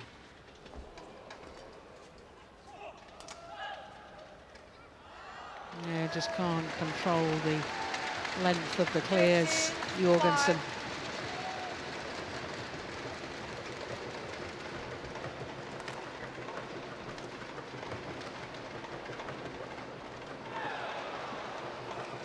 Yeah, hardly seemed to touch that, and that went way along the back line.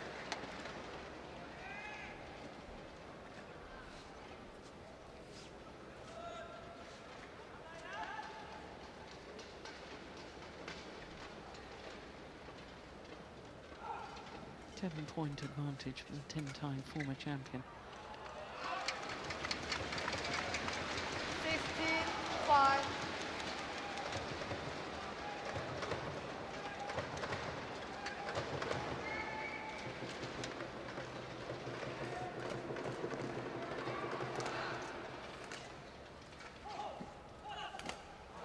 Yeah.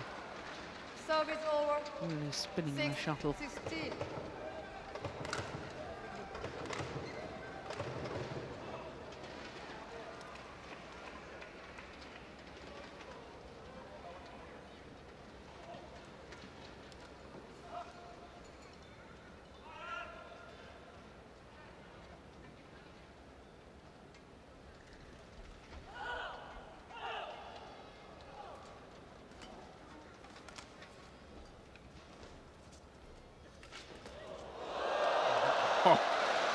He caught that as well.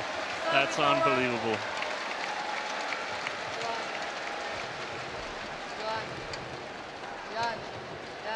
Look at this. It is just, I mean, it's phenomenal, isn't it? Have no right to get that back. His reactions are just lightning fast.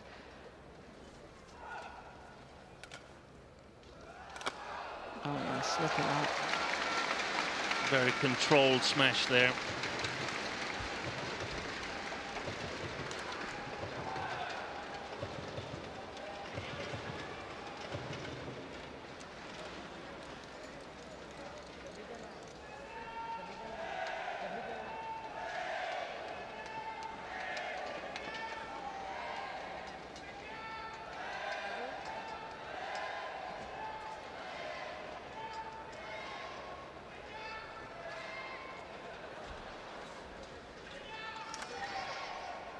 Jonathan. Now, what do you think that gesture was? Something about 18, hold and 6. flick? I don't know.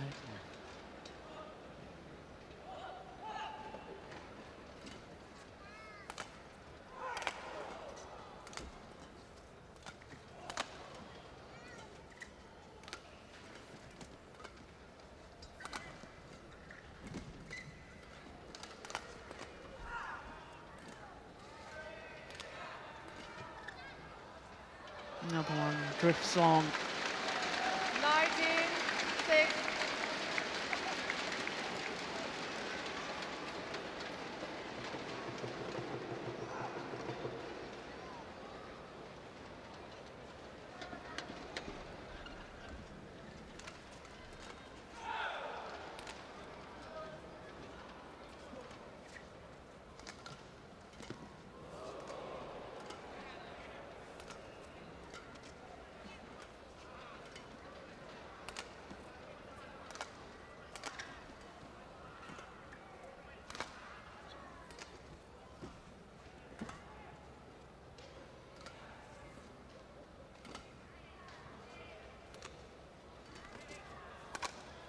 Yeah, overdone it. Well, that's the longest rally of the match so far. Game point 6. Totally one-sided opening game.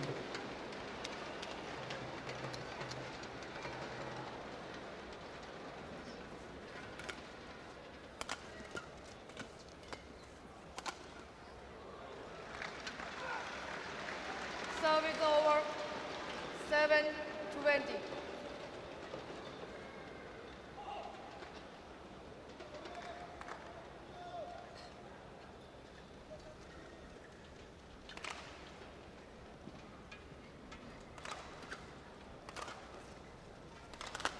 Four. Game. Opening game, 21-7. And Lee Chong Wei in full flow at the moment. Just 15 minutes for that opening game.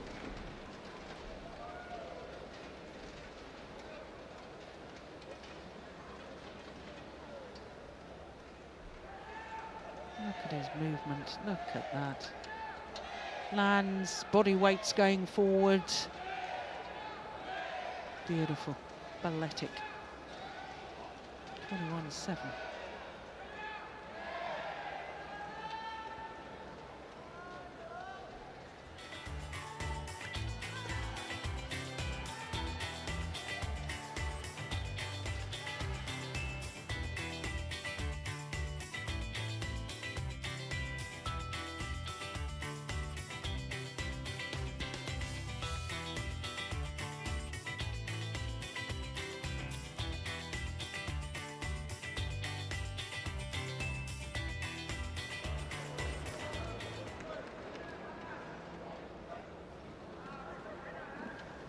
Now, Kenneth Jonasson talking to Jorgensen.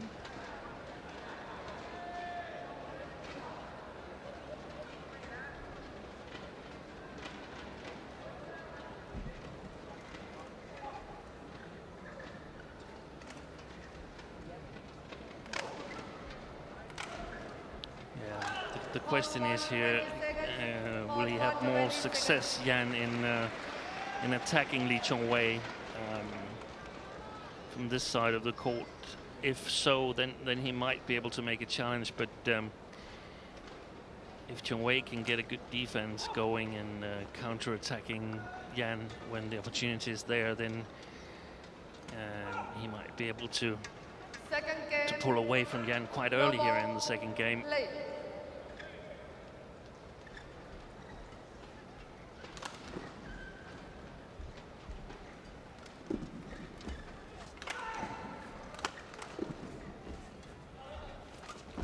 No, he's done it again. He has done it again. I do not believe it. That's 3 times he's done that. Yeah, but what Yan has to realize now is that this is normally a very good shot against normal players, but Lee Chong Wei is not normal. He's so fast back in his position. So it's just not a big chance. No. So what are you saying? Don't go for it? Yeah, don't go for it. It's not a big enough chance. He's lost 3 times.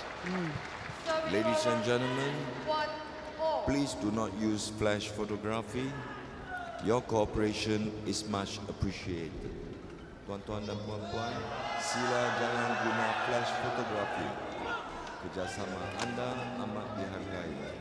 Sekian, terima kasih.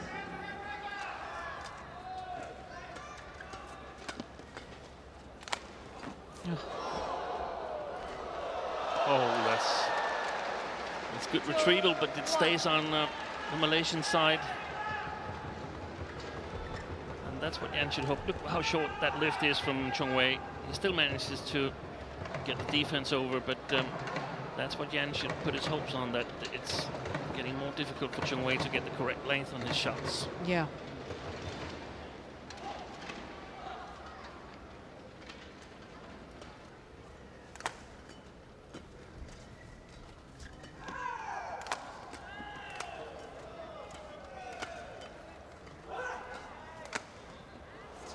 Too long. And that really looked very much like a practice exercise where you play flat shots a little bit into the middle of the court until one of the players lift, and then you try and smash and see if you get a good opportunity. Otherwise you start over again.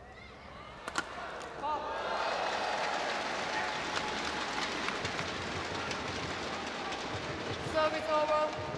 2-3.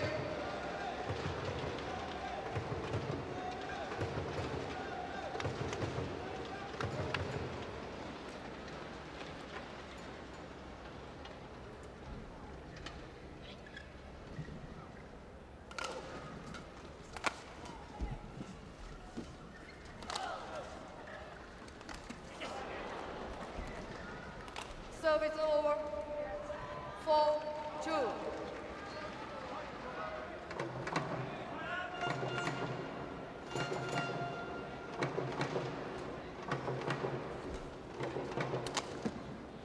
Oh, that's an amazing angle. Super shot. 3-4. And total balance and control. Not that hard. Just a flick of the racket.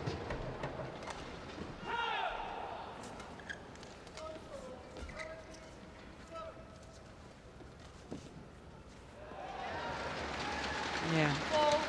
Yan looked a little bit afraid at the net there. Seemed to be pulling away from the shot before he'd actually played it.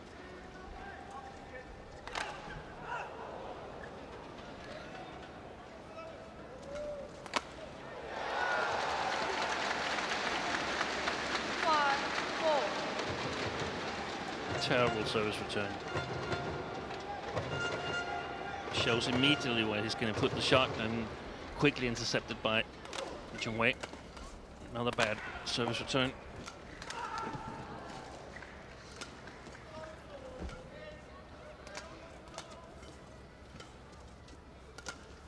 Oh, brilliant. Brilliant control on the backhand there from Lee Chong Wei. And he even afforded himself a little smile at the end of that. Yeah, clearly. But, I mean, Yan cannot beat Lee Chong Wei in this game. That's impossible. he's got to play the net and hope that he can eventually play the sharpest net shot, get Chong Wei to lift. Hopefully too short for Yan. Oh. And in two more rallies like this, and then it's over. 7-4.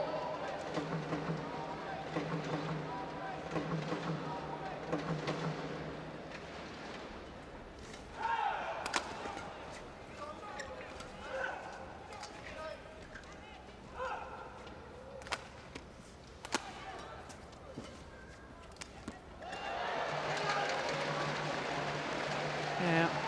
Well, it's 6 straight points now, isn't it?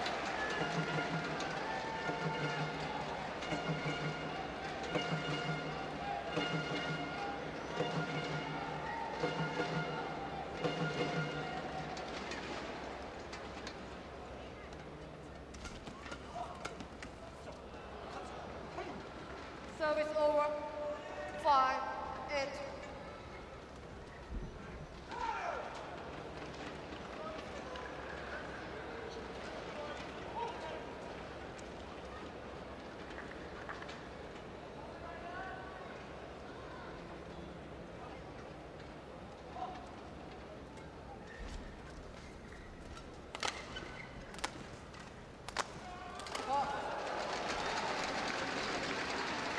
Yeah, and I know what you mean, Steen, because there's signs to me that psychologically Jorgensen is already a beaten man. He is, and he's out of ideas. Yeah.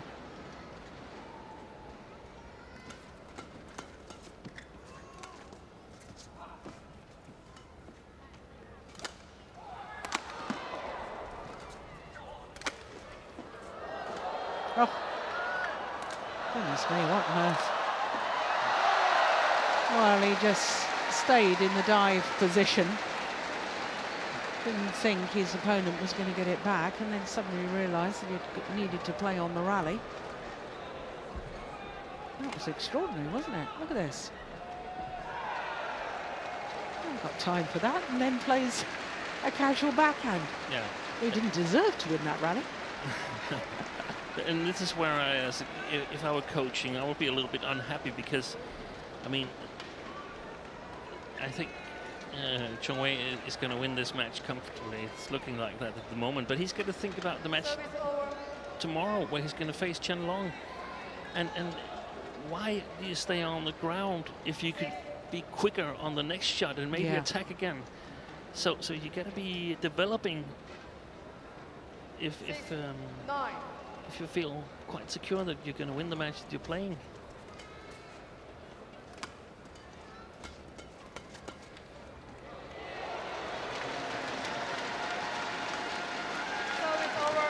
Yeah, because you don't want to, I mean, when you feel that you've got the psychological advantage already over Jorgensen, you don't want to give him any sort of a glimmer of hope. No, not at all.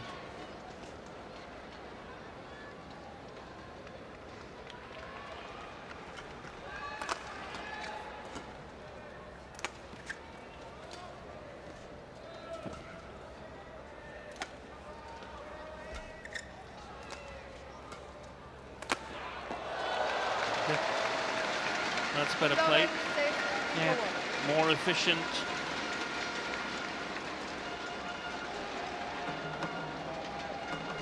Yeah, it's lovely precision too. Straight down that line.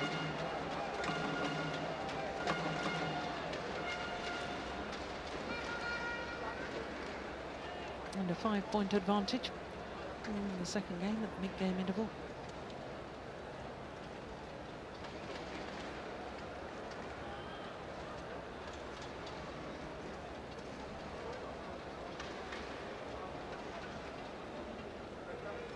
Court 1, 20 seconds.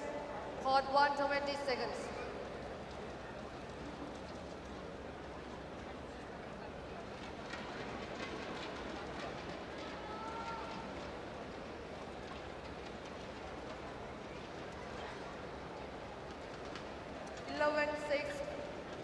Play.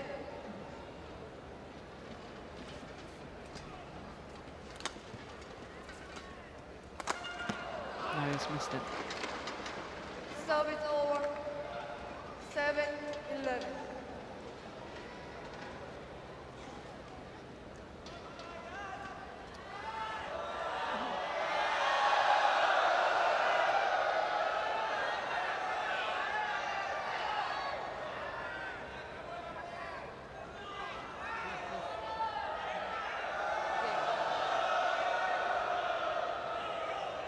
Now, what was all that about? Somebody taking a flashlight photography? I don't know. That's a good shot. Yeah. 8-11. So in many ways, you could say that Yan should try and put Chong Wei a little to sleep, make these loose shots that this was, and then suddenly pop up and try and fire a winner.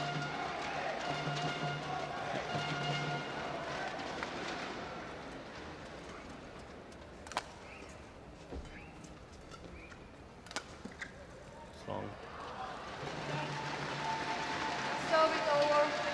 12-8.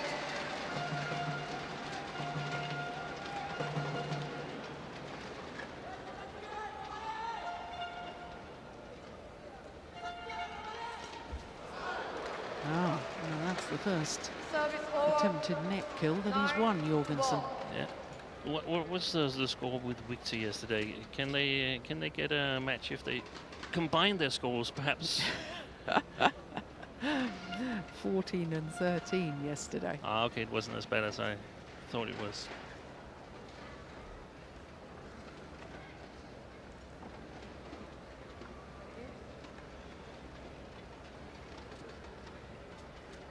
But it is going to look big the way it did yesterday for Yan when he played Lindan, because it's simply a matter of you have the 9-12. skills in this wind game, and Yan had compared to Lindan, but compared to Chong Wei, Service over. there's no possibility, and there's no possibility of playing close to the lines here because it won't help. That would No. normally be the case. Say, okay, you have to play sharper to score points, but if you play sharp here, you just lose a whole lot of points as well. And that was exactly the case for Lindan yesterday. 13. Yeah. He normally plays with a great deal of accuracy, and in reasonable windy condition has great touch, but in very windy conditions there's no accuracy left, and that's why it became so big a scoring difference Yeah. yesterday, and Service over. also today in this match here. 14-10.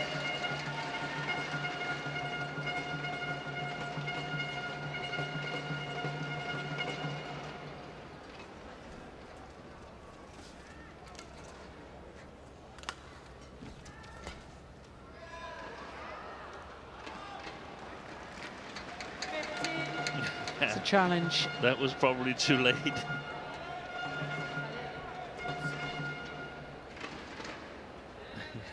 Yeah, challenge. Johan Jan Jorgensen challenges call. Yeah, that was nice. That was nice courtesy by the umpire, because Yeah. he was angry with himself before he suddenly found out that he wanted to challenge. Yeah.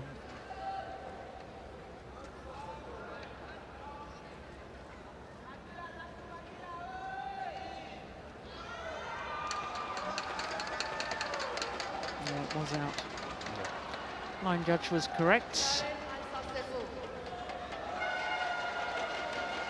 15-10. Jan Jorgensen, one challenge remaining. Play.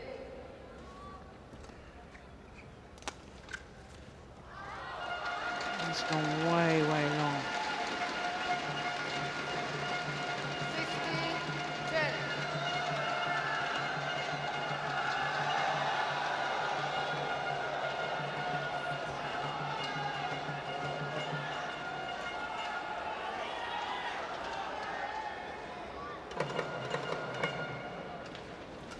Pop. Service over. I think that would have gone 11, wide had 16. Chong Wei not touched it.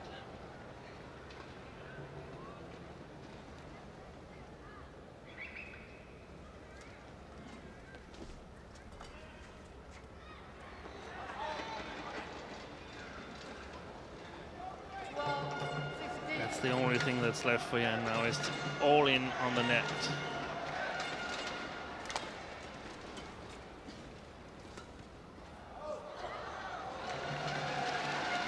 Service over. 17. Well, time is running out for the Dane. Yeah, it is.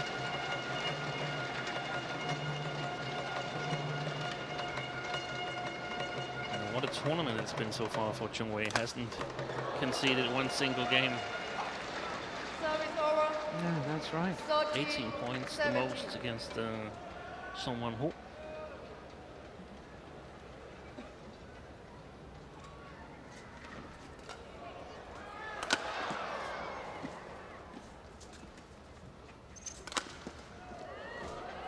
Brilliant defense.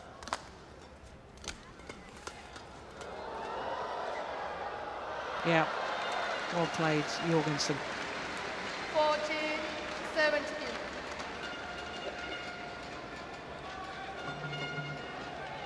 That was the one that Yeah. was so good.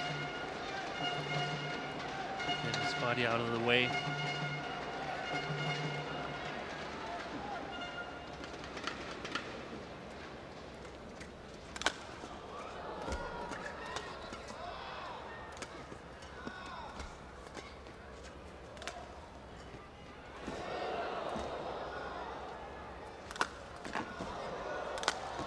He's missed it. Yeah. It's a challenge. Well, I thought he missed it. Yeah, I think so too. Challenge call out.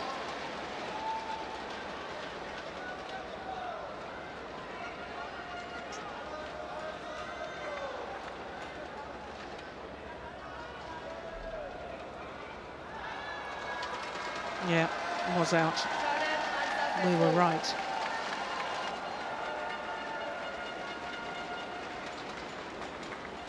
Service over.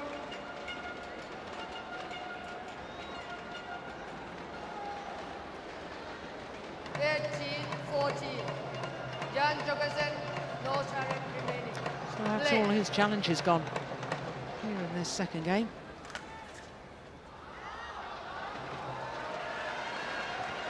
Nineteen, 14.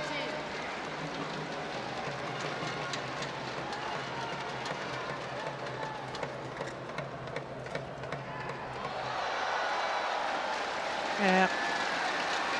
More misjudgment at the back of the court. Either you've got to take it early or just leave it. 20, match point. Match 14. points have arrived for Lee Chong Wei.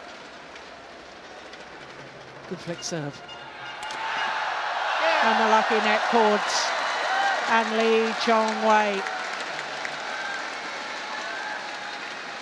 is through to his 12th final here at the Malaysian Open. What an extraordinary player he is. 35 minutes for that semi-final.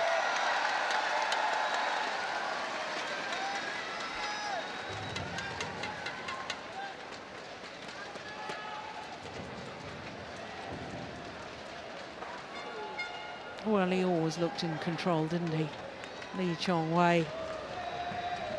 21-7, 21-14 in 35 minutes of play.